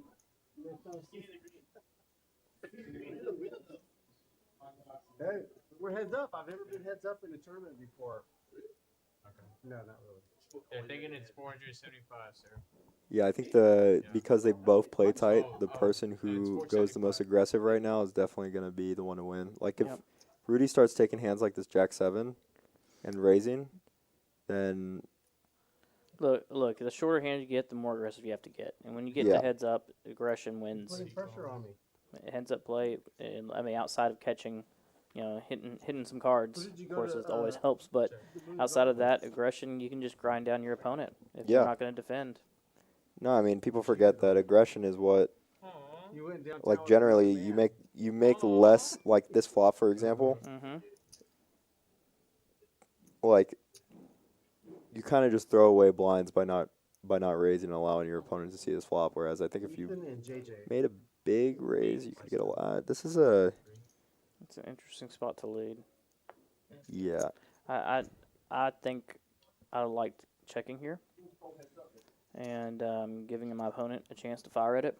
Yeah, definitely when you flop top 2 pair on the board like that. Especially especially yeah. when you You have right here? a hand as strong as top 2, because Yeah. even if they check behind it and ace or king peels off, you can't worry about it. You know. Yeah. Dimension. Did the blinds go up? Still have 1 minute? Got 1 minute. Like,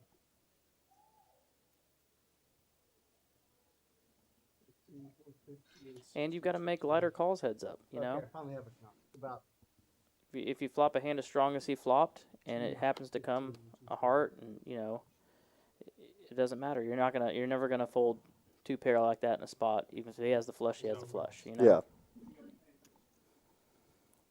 Yeah, this one's gonna be interesting because both players are more on the tighter side from what we've seen. So I really do think it's gonna come down to who's gonna raise more often. Right. Good play with Who's you. gonna take Yeah, like sorry. GG's, brother. I hope I don't know. I think if it's like a 6-high board, it might go check down. You know. Which, to their credit, it worked for them. You know, they got down Yeah. to 4-handed because of it, and then 4 or 5-handed, and then they started catching some cards from Yeah. that point. You know.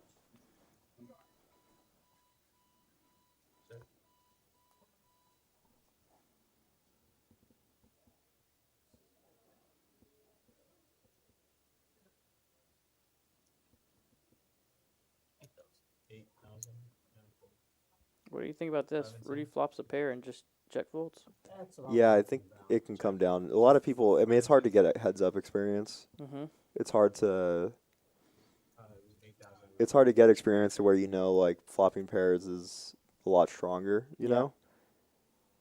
It can be a thing that, I mean, you never really, especially if you play a lot of cash games, Mm-hmm. which most people are just used to cash games. You're never really going to get heads up experience, and Right, if if you all don't you- play online Yeah. at all. And a lot of people are used to chopping. You know, it's such Yeah. a thing to just, okay, we're down to the final table, 6-handed, 5-handed, whatever. Let's chop. You Yeah. know, I did a lot of chopping when I was in my poker career, because it was the thing to do, and I kind of just thought it was expected. Yeah. And now, for years now, I won't chop. I won't chop. I mean, if I'm taking a chop, you just got to know that you're getting the worst end of it. Yeah. But yeah. I'm more on the side. I've asked a lot of different pros, and I think like my conclusion I've gotten to is that I do chop always, but only if I know, like for example, we all have 15 bigs, and the only thing I can do is shove. Yeah. I don't really like to take shove fests. It does depend on the amount of play. It does depend on the opponents you have. Yeah. You know, it does depend on what this money's going to do for your life. You Yeah. know, I mean, it does. It matters. So I can see the merits of it, but for me personally, when we actually have hands Wow. that I'm curious to see how this goes because yeah, we just see a limp here from the Jack-10, and this is okay. I think this is a hand you don't want to lose equity on, but also it's like you're letting so many hands see free flops. Obviously, this spot, it's going to most likely go raise from Rudy. Yeah. Oh, and he's going to choose a bigger sizing. Not.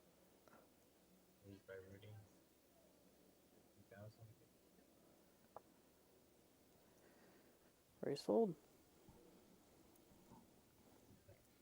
Yeah, I mean, for me personally, I just don't chop. I got, a lot of people already know this story, but in the I-35 Cup, we got down to 5-handed, and there were 4 yeses, and I was the one guy saying, "Nah, I'm not gonna chop." Yeah. And it just got to that point for me where I wanted to play it out, because I've been in bigger spots like that and chopped in the past, and I always seem to regret it. Yeah. So. And there's some, another thing you got to think about too is how comfortable are your opponents with chopping. Yeah. You know, I know once I knew that all 4 of my opponents were up for chopping, I knew I could turn up the aggression. Yeah.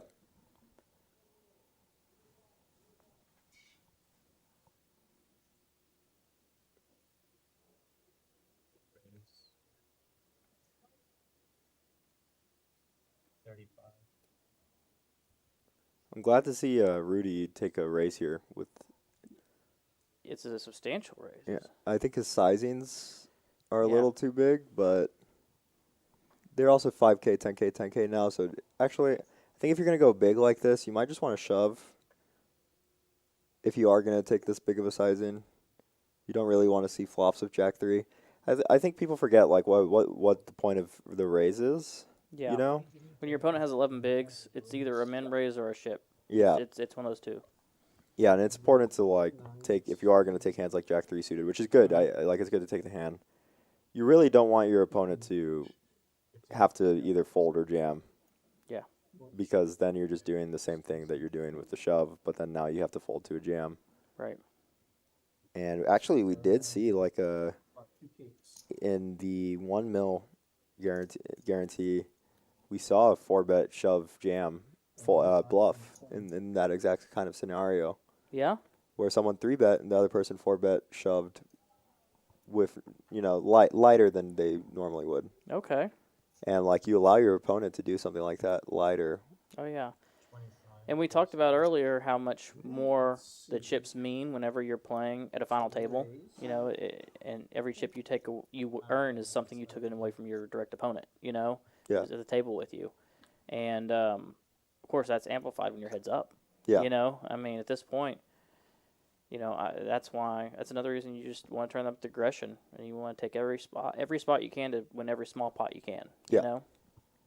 And we actually don't allow chopping in this format. Oh, that's good to know. Yeah. It's part of the spirit of the game. Dude, Josh Allen, he's a bad man.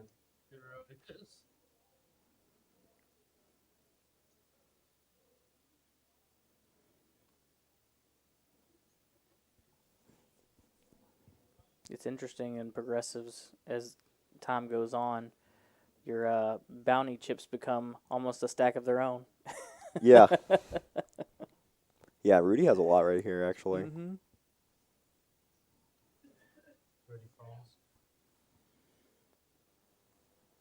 He needs to flatten the button.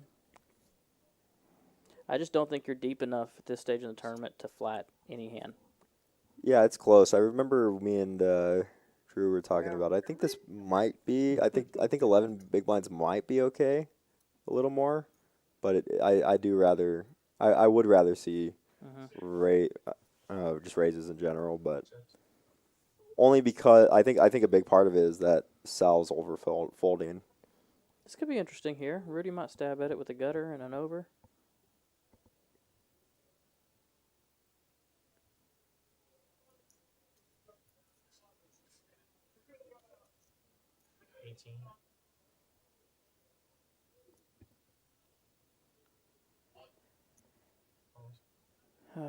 Ooh, and a just call. Just a call. And I get what he's trying to do. He's trying to get the double, but your hand's so vulnerable. I know it's top pair, but... Yeah, I'm just curious what you do on this turn, Yeah, you just have to check. You have to, after you flatted flop. Yeah, so you're letting your opponent see free. Yeah, you're giving them 2 cards. And now the open-ender gets there. Not that you have to put him on that, but... Oh, I see. He actually has less than what's shown. Because I think it's because of the big blind inning. Oh, okay. Because it looks like he has like 50K rather than. And that makes the raise pre-flop a lot bigger for Rudy if that's the case. And Saul missed out on some possible chips and defending his equity too. If he would have shifted on the flop. Thanks for. He might get a call from Rudy. It's possible. Over here.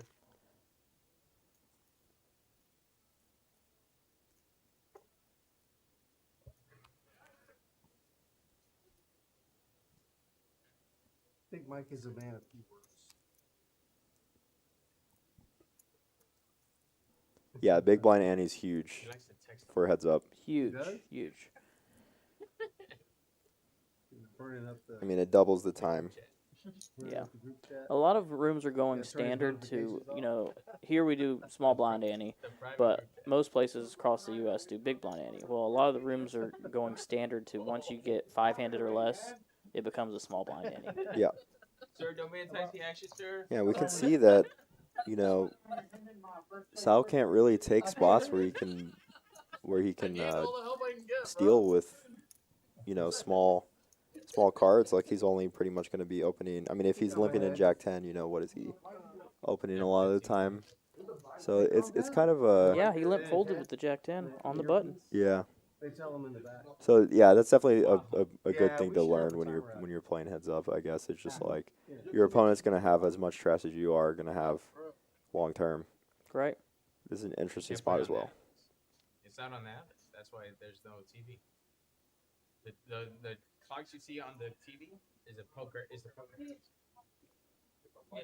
I have a raise of 25 When by Rudy going for another big sizing, or actually no, it looks like 20. No, this is 25. yeah. Man, I thought Yeah. it was a little bigger. We are going to see defend. It's like $3,000. Tell him. Good time to shove with the hand like ace 3 pre-flop. For but sure. Problem is even ace high boards are I not. think he hit an ace. Yeah, it looks like an ace. Do not approach the table. two spades, ace of diamonds. This actually could be a card that Rudy ends up bluffing on. Yeah. There you Ooh. go. Yeah, if I'm Rudy here, I'm gonna continuation bet. Yeah, I'm just curious what sizing you end up going for. I'm in, Mike. 18. It looks like the stack sizes are going to shift here. All in. Now, I really felt like I wouldn't take it the line that Saul took here. Of course, you could pile pre-flop. Yeah. Once you see the flop and you see about as good a flop as you can get, deuce, deuce, ace, Yeah. I would much prefer just a flat. Yeah, especially if you're flatting pre. Mm-hmm. Pretty much only getting called by better. But yeah, I mean, it really depends. Like, I think a lot of people, like, a big problem is like short term. You see, you know, like we saw a couple spots where people you would think would shove, but we're just calling. A lot of the times, you know, you've been playing for a bit and you just feel a little tired and you feel like things are not going your way, Two dealers against me. and that makes you like make more nitty plays. Yeah.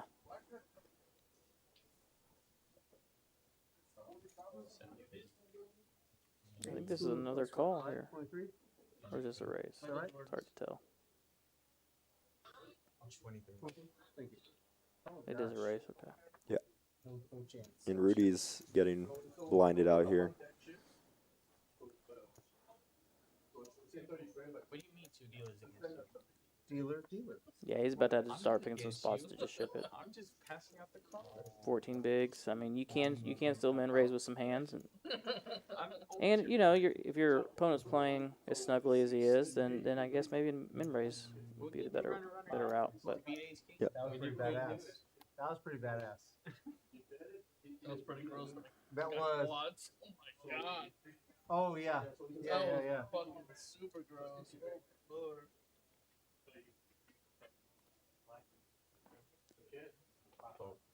wow. Probably gonna shove. Yeah, I think that's an example of a hand you can use as a steal. The problem is, like, if you just wait for good hands, you're never going to be in a spot where, like, then you're just waiting for a cooler to happen. Right. You're just hoping that you end up, And look at his bounty. you know, having aces versus kings or something, Mm-hmm. which it looks like what, you know, both players are trying to go for.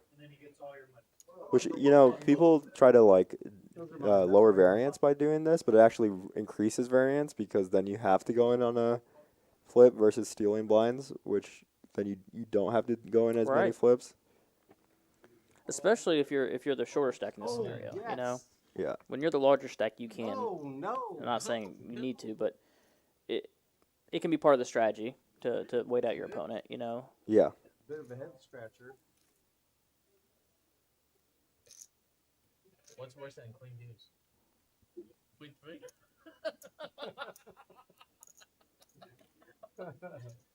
Technically, queen 3 is better.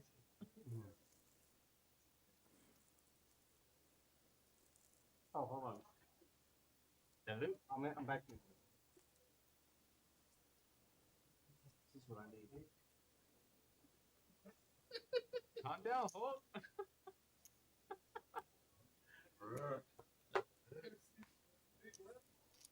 No, he's in the back.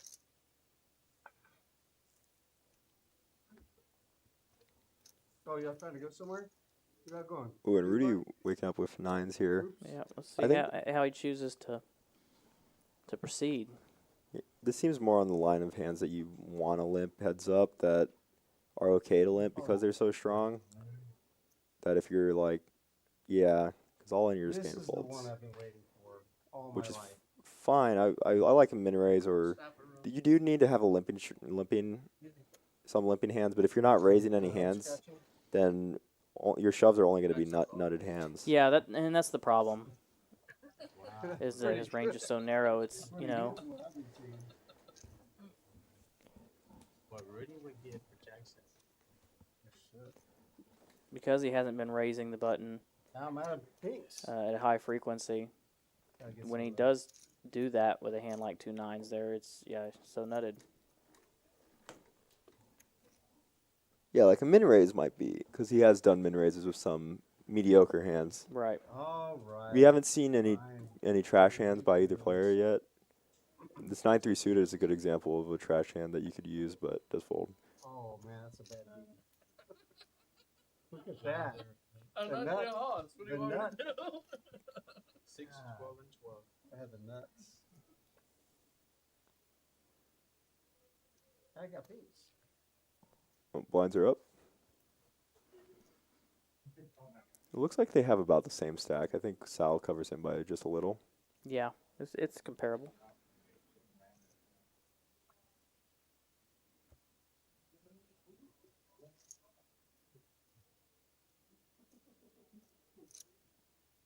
Rudy's got the mountain of yellow.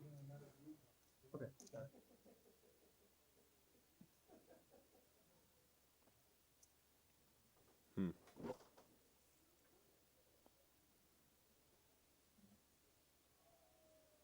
All in. 130. Well, I'm glad to see him take hands like no, this. yeah, I love this. I love it.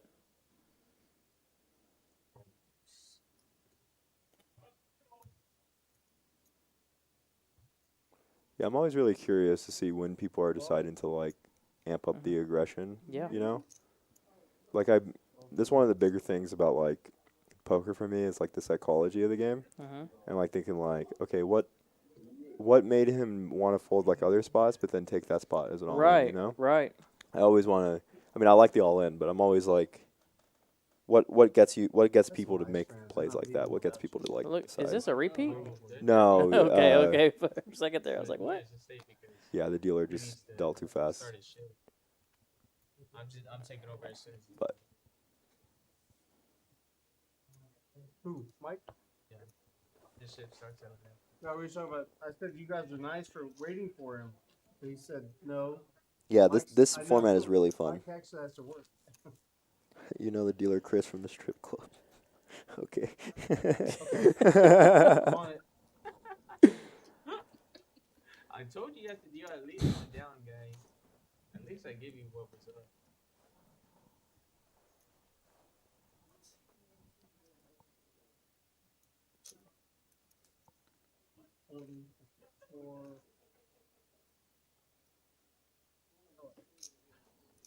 All in. Rudy's on. Oh man, yeah, they are almost dead even. Yeah, and this one's gonna be big actually, because each this is why the big blind ante makes such a big difference, y'all. Is like every time they pay a big blind ante, that's 24K. Yes. And that's also why shoving with worse hands becomes a lot stronger.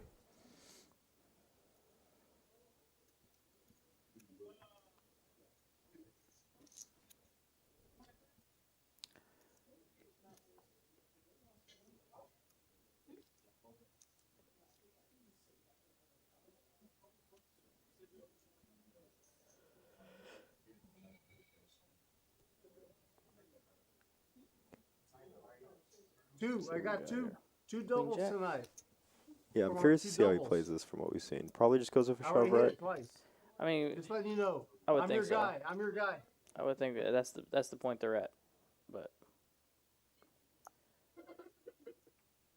okay, man raise. Yeah, min raise heads up with 7-4 suited. You're gonna want to defend this.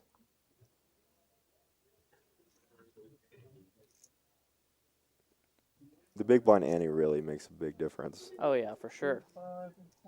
All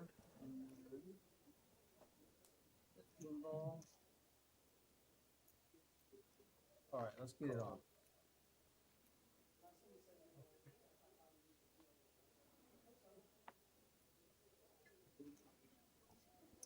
Oh Wow. wow. And this can be the problem with min raising, but it's fine. I'm hoping that Rudy goes for a check. Nice.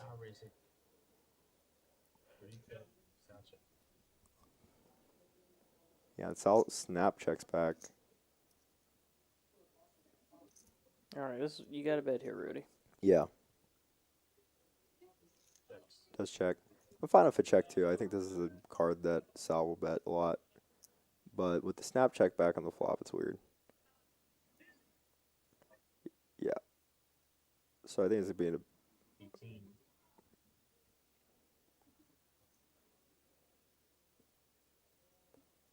He went for 18K. Yeah. That's a weird. It's a sizing that is like, do I want to min raise? Do I want to shove? This is a weird spot for Rudy for sure. I think a ship is the best route at this point, but because the king's not folding. Yeah.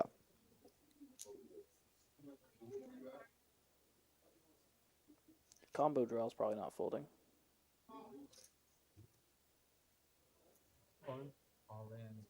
Yep, it does go all in.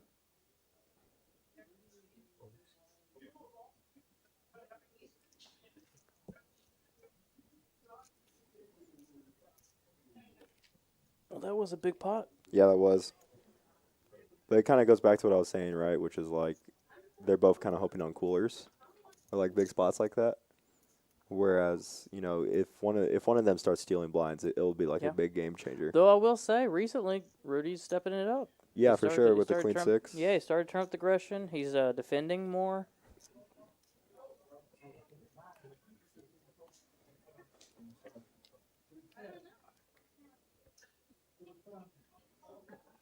Let's see if he keeps the foot on the gas or. Okay, this is a good example right here. Let's see what he does with this hand. Yeah, so like something like this hand, I think I love this as a raise. Yeah, but I would too. I would raise here.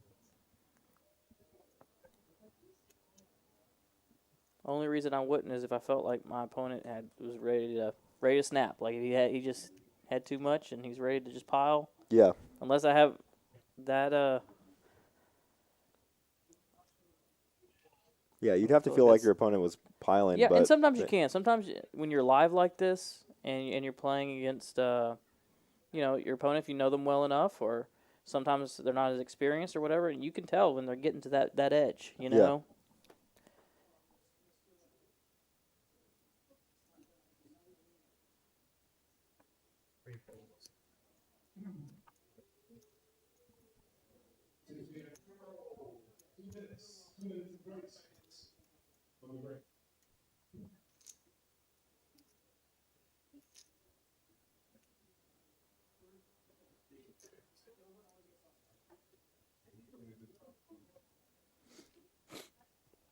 Yeah, I definitely think it's going to take a. Just like it's going to have to be like Queen King versus like Ace 10 type of hand. Or they both flop top pair type of thing. Something Yeah. like that.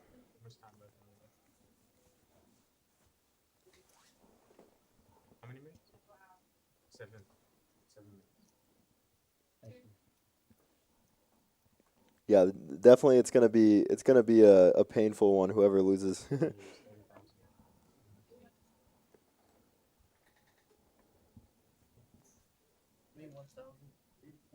it looks like Sal's down to 100K. I think it does look like he does have 100K. three things. I get 3,000. Oh, 3,000. Yeah. Oh, I thought you said 1,000.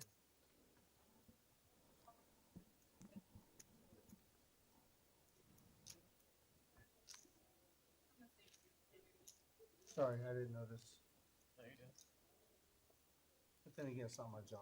Now, if you're Rudy, what hands are you calling with like King Deuce here? You think? Like, would you call with King Deuce if Sal were to shove here now? Ooh. With 7 bigs, I would. Yeah. Yeah, and I think you're gonna be calling with a lot. This is definitely a. Oh wow. It's weird to see that he's taking a limp strategy now. It is strange. But this is a strong hand. 7-6.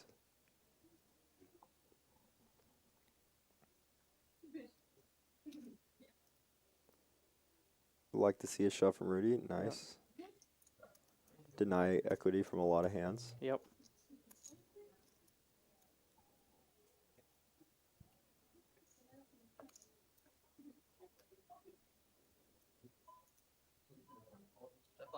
Yes, sir. Yeah, and Rudy in prime position to win this one. One of our commentators here. So he's I thought you still had that for the unicorn. no, because there's no more rebuys. Unicorns are for rebuys. So once you Hannah, look. Once you lose your life, you have to rebuy. yeah, and you have to give up a unicorn. Look at that. They were playing with unicorns today. They had a yellow one, a blue one, a purple one, and Yeah, and this is where big blind comes into play. You really want to shove the queen 4 here. Wings, right? Yeah, I got it. oh, sorry. I was erased 25. Out, And all in busted. out, out. Oh. Wow. Yeah, and that's the problem with just raise folding. Yeah.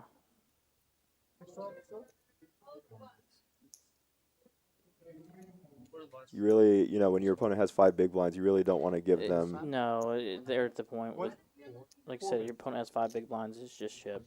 It's Yeah. just ship. I mean, 14 next one. Roger that. and honestly, with the way play's been going, I probably wouldn't even look at my cards. It's Yeah. probably just be shipping. Oh, okay. So that's good. He'll be over before then. Yeah, and Saul might be finally catching up on that, that Rudy's overfolding. He might be. Yeah. Where are you from, Sal? He's hit that breaking point that I was talking about. Yeah, I mean, it could have been, if Rudy just shoved the last hand, Saul folds, and Saul's down to like 50K. Now he's up to like 120.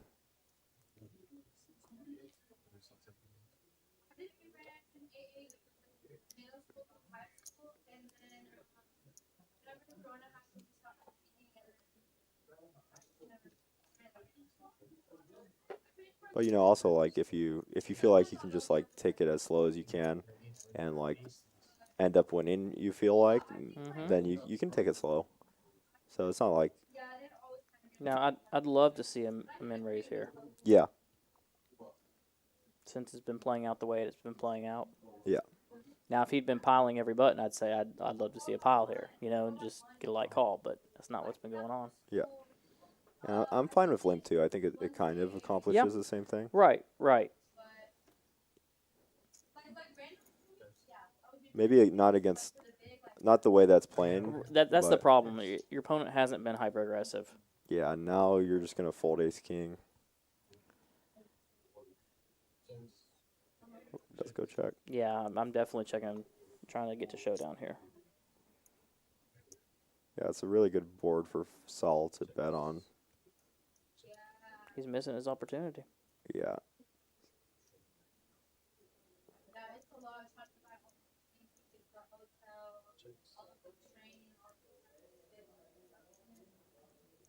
What's Rudy think? Okay, I was gonna say. Yeah, definitely a good spot for Saul to have taken the pot, but Yeah, for sure. I want to get it all in. there's a lot of factors. I mean, sure, there's a lot of hard stuff. Mistakes were made. Well, you probably call the raise. No, sure.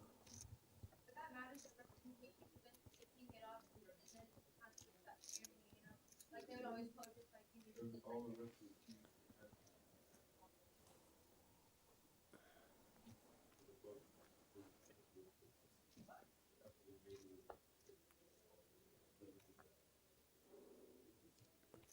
I'm definitely curious to see what Rudy ends up calling with if he's, not calling in the Queen 4 spot.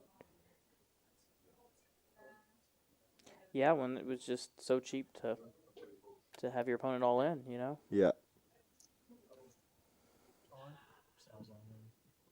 No, that's a bad. He's Really not bad calling this one. spot. Yeah, definitely not. I was gonna say 8-3. 8-3, I call. Yeah, I went back and forth about going out there, and Hell. but I'm gonna head out there. I think I'm gonna go out there about a week from now. Oh, it's a WPT? Yeah, I think it's gonna be about a week from now. I'm What's gonna the go out main event by him? there. The main event's 10,400, and then the other one's 1,100 for the 2 million guarantee. Oh, that's sick. Yeah, I'm. That's going to be big. Yeah, it's gonna be big. It's gonna be big, and they're gonna have satellites going for the 10K too. You know.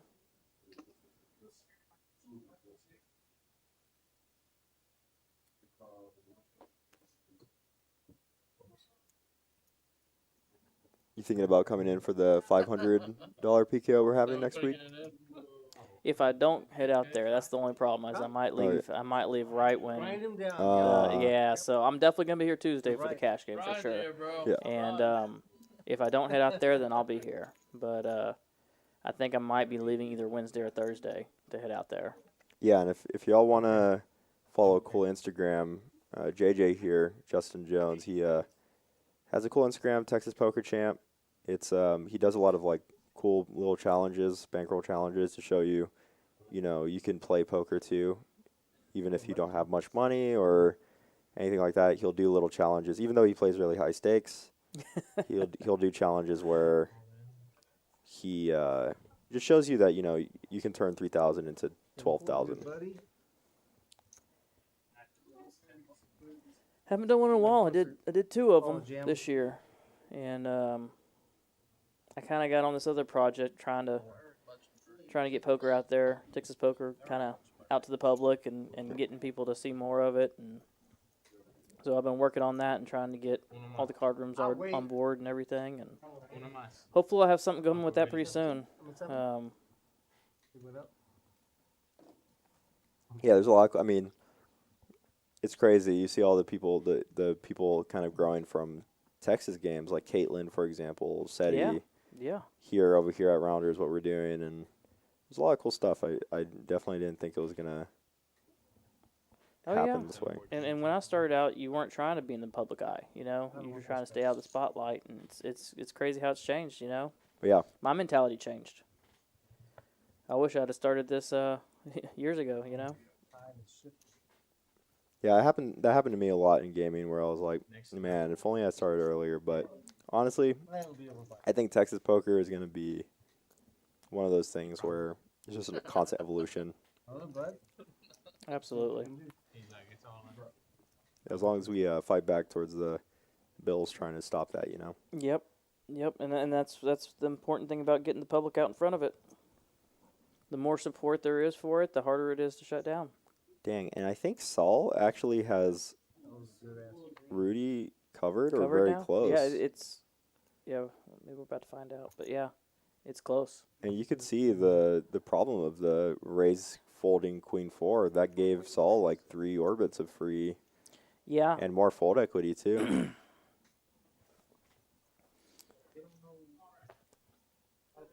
Yeah, it's always good to like take a bit of time when you have a decision like that. Actually, I think a lot of people, I've been talking about this a lot if people are watching like consistently on the streams, but like timing tells, or not just timing tells, but taking your time and like really thinking through like, what does my opponent have in this spot instead of this is my hand and just I'm going to fold. I can tell on myself right here and tell you that I had a hand I folded just a few days ago where I flopped a flush, and it came a bad run out. It came a terrible run out. I had a baby flush, and the turn came a heart, so it made any bigger flush was possible. And went check, and the river card blocked. paired the Oh, board. Shit, I'm sorry. 14, 14. Yep. And Yeah, I know. Big? He's MIA. guy led into me He's hard, MIA. and then showed me one of his cards, and it was a king, and there was a king on the board, offsuit king, and I just insta folded, thinking, you know what? There's no way he's got a heart, or he's either, I mean, there's no way he doesn't have either a heart, or maybe he had flop top set with kings or something, you know. Yeah. And man, I kicked myself right after that. Of course, he showed me, and so now I know I wasn't beat. I had the best hand, but Yeah. if I would have thought it through, that's one of those instances you're talking about. Just take your time, think it through, Yeah. you know. And I think I'd have seen through the whole thing. and realized what he was That's doing. that's one of the boys important parts I gotta talk take to people this, about, man. because it's like everyone calls so fast, but like been dying you're making over a here. decision sometimes for thousands of dollars. Yeah. Give yourself a bit of time, because that 1 minute can literally make you $10,000. Oh yeah. Just go for him. Just go for him? What, am I getting exchange splatter? Yeah, here, go dump this out real quick. Come on. Is that all in? All in by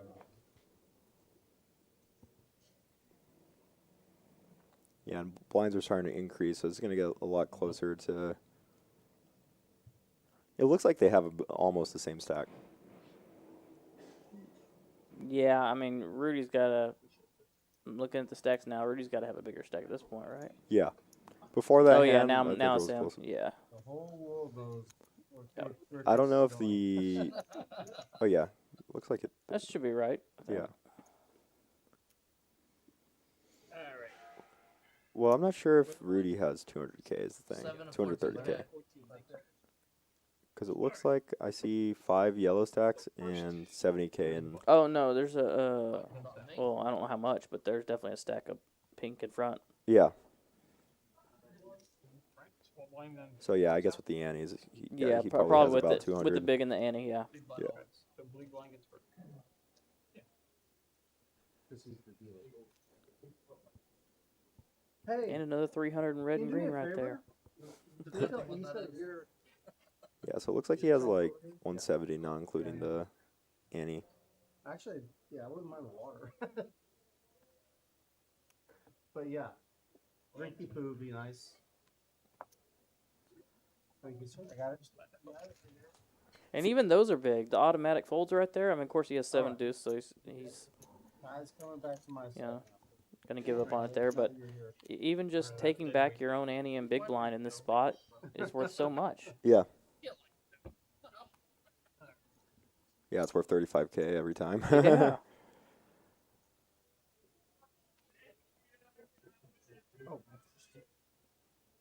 Yeah, and kudos to Paul having to do the gauntlet of, especially because they're folding so much, he has to. Oh, it's constant dealing. Yeah.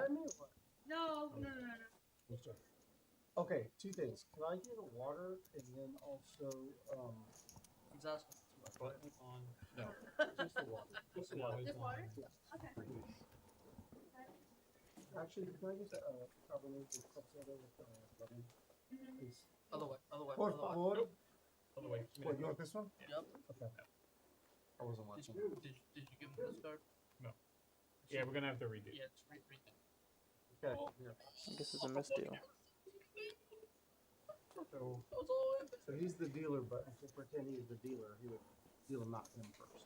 So anything else other than WPT that's coming up that might be big? No. That's the only thing for me. Just you know, the Rounders event if I'm in town, if I'm not out there for the WPT, and then that one, and man, I don't know that anything. Can't think of any big tournament series in Texas because I'm pretty much just you know. Oh, I had a pair. Pretty much just stay around Texas. Yeah, that makes sense. That's well, we got the Rounders 200K. Yep, got the Rounders 200K. So I'm saying if I'm in town for that one, then I'll be playing that one. Yeah, that one's gonna be a good one. Yeah. I still think that's interesting. $50 bounties on day 1 and $200 bounties on day 2. Yeah, no, super cool. I love the kind of format. It's a good bridge between like things like mystery bounty and progressive bounty, Ooh, this is gonna be this looks like it could be a shove and a shove actually. 30. Raise to 30. Oh, he's just gonna raise. Yeah, I hate this. You just Yeah, it does get a shove, does get a call. works out the same, I guess, but Yeah, you definitely twos are gonna be one of the Mhm. shoved hands. Just really don't want to be going up against any hand that calls a raise. nope. He's got 2 overs. But this could be big. We'll see. I mean, this is going to be possibly winning for wow, and that's a clean flop for the twos. In fact, he even has a backdoor flush draw.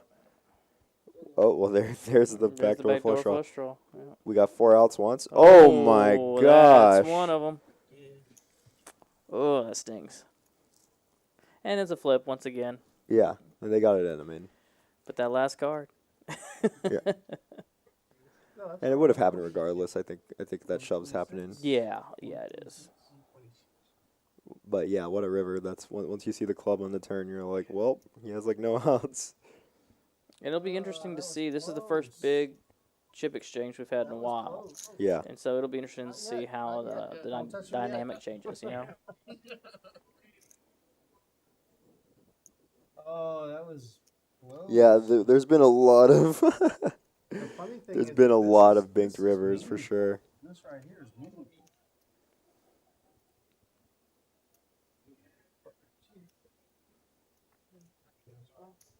Yeah, but again, I mean, despite that, you know, I think a lot of us have these like tendencies to, and even me, you know, we think about the time that we lost in the tournament and don't think about the time that we got like super lucky. Oh, for sure. 93.5.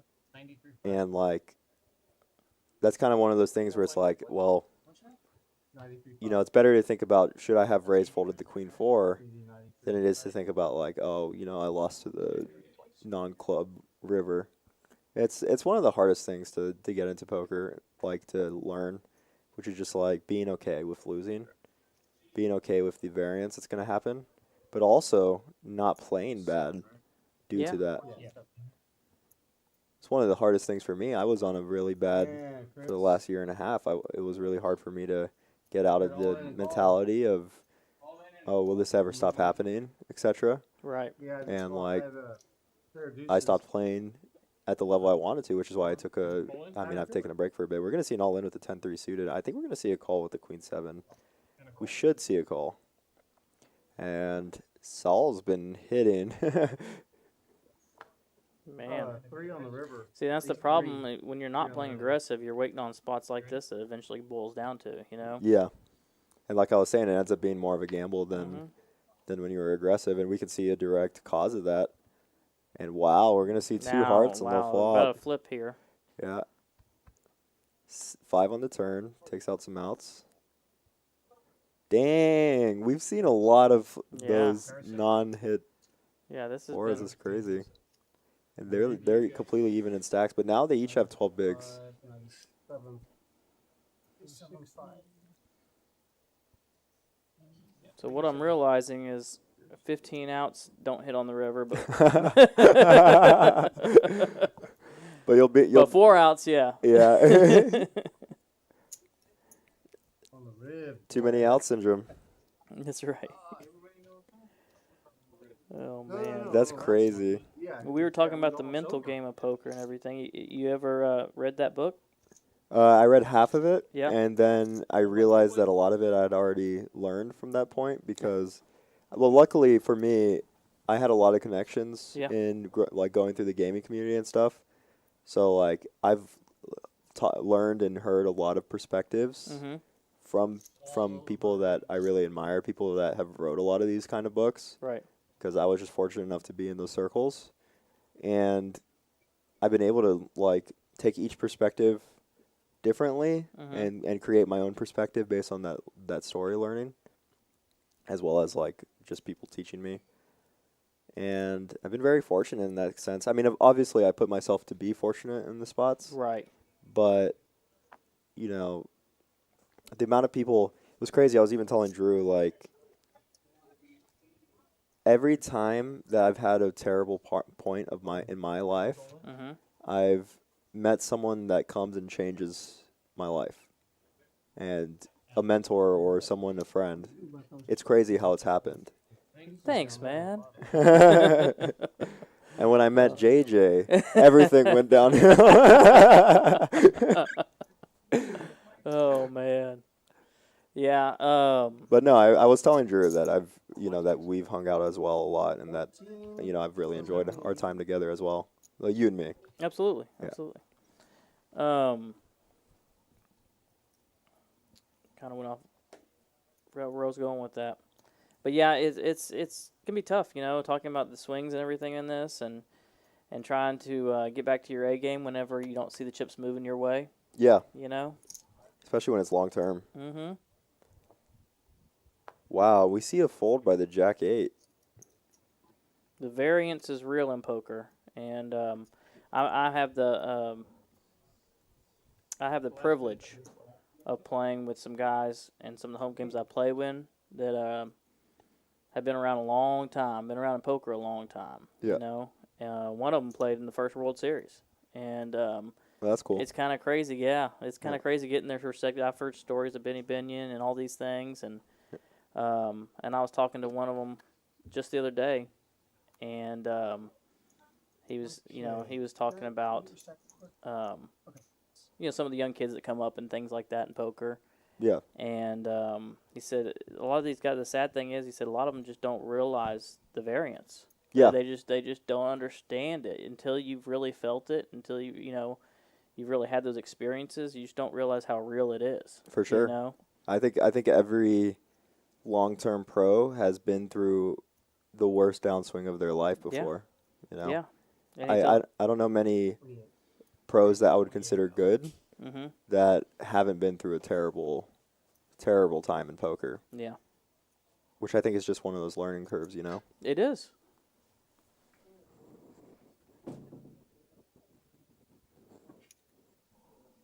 Wow. Blinds now or what? Couple suited hands. 20 and 10, guys. 20 and 10. Yeah, I think this is the biggest blind we've seen before. Oh, since y'all been doing this? Yeah. Yeah.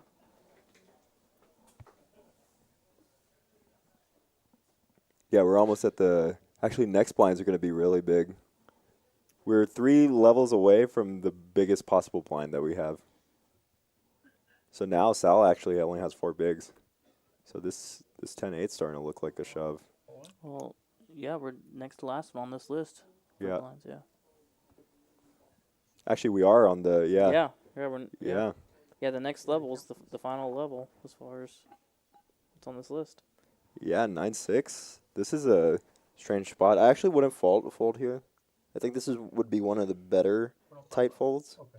Oh, that's good. That's good. That's good. Yeah, there you go. That's good. No need for any enticement.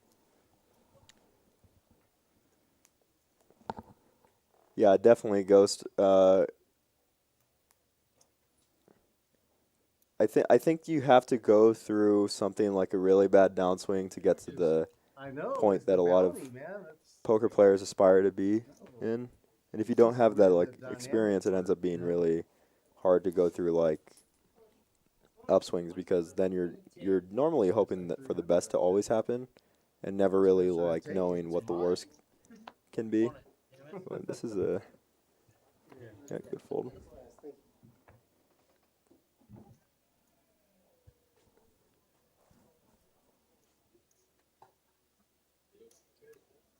Yeah, I think they're about neck and neck in stacks now. Stuck with a heads-up specialist. How was I supposed to know?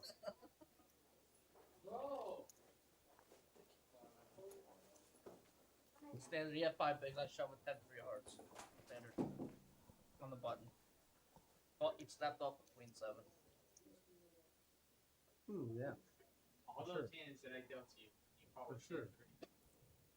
With 7 big blood. Yeah, they each have the same amount of ships here. I feel totally fine. Does go for a fold.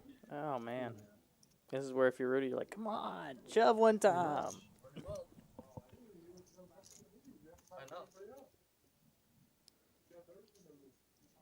No, look at that big bounty shit.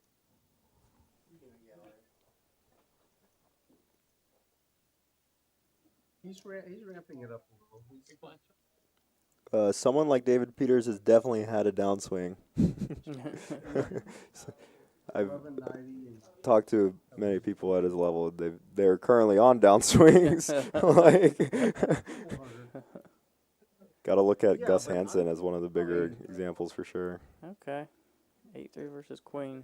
Queen 3. yes. Yeah, the 5 big blind. Oh, I Oh, think it right. might be less because of the big blind, Right. Annie. Oh shit! I'm so sorry. I was ready for. Oh, didn't I'm sorry. didn't notice he was in.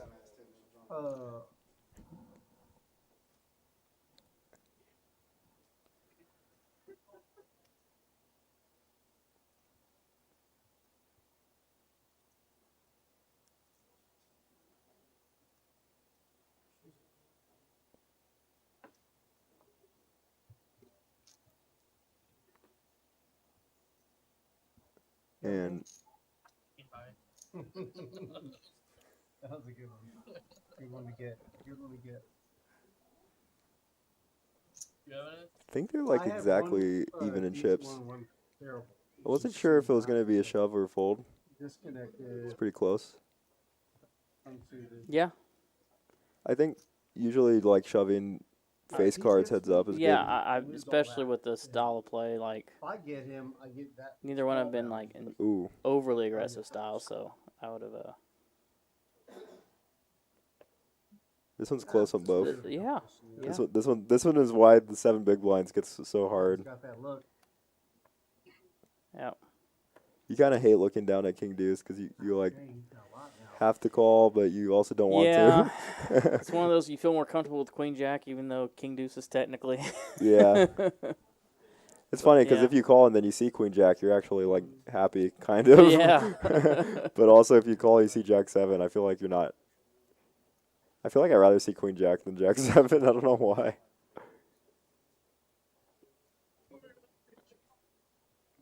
Yeah, the big blind Annie makes it more of a Yeah, shove. with 7 bigs, I don't.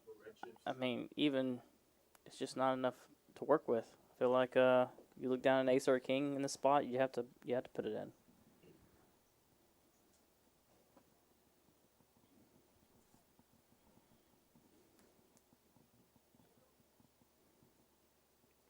Ooh, does There put you it go. in. And this is a flip for the turning. I mean, you can't chop in this case, or like, I guess you could get a run out that's like what 5 4 3 2 ace.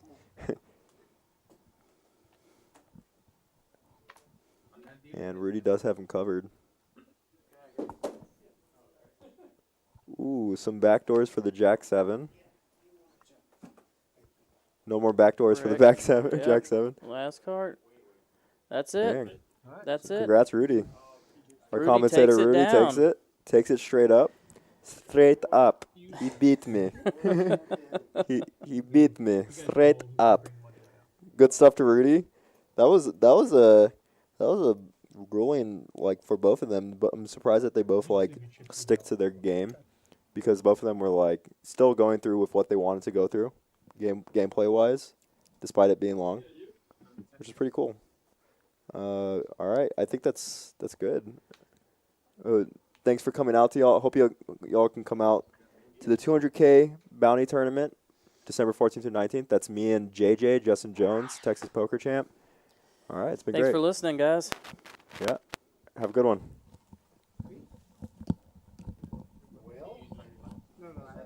I like it.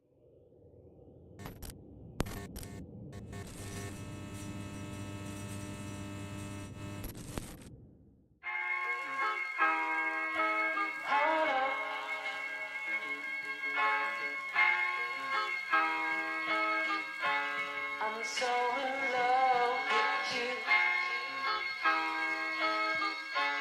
You got me down again.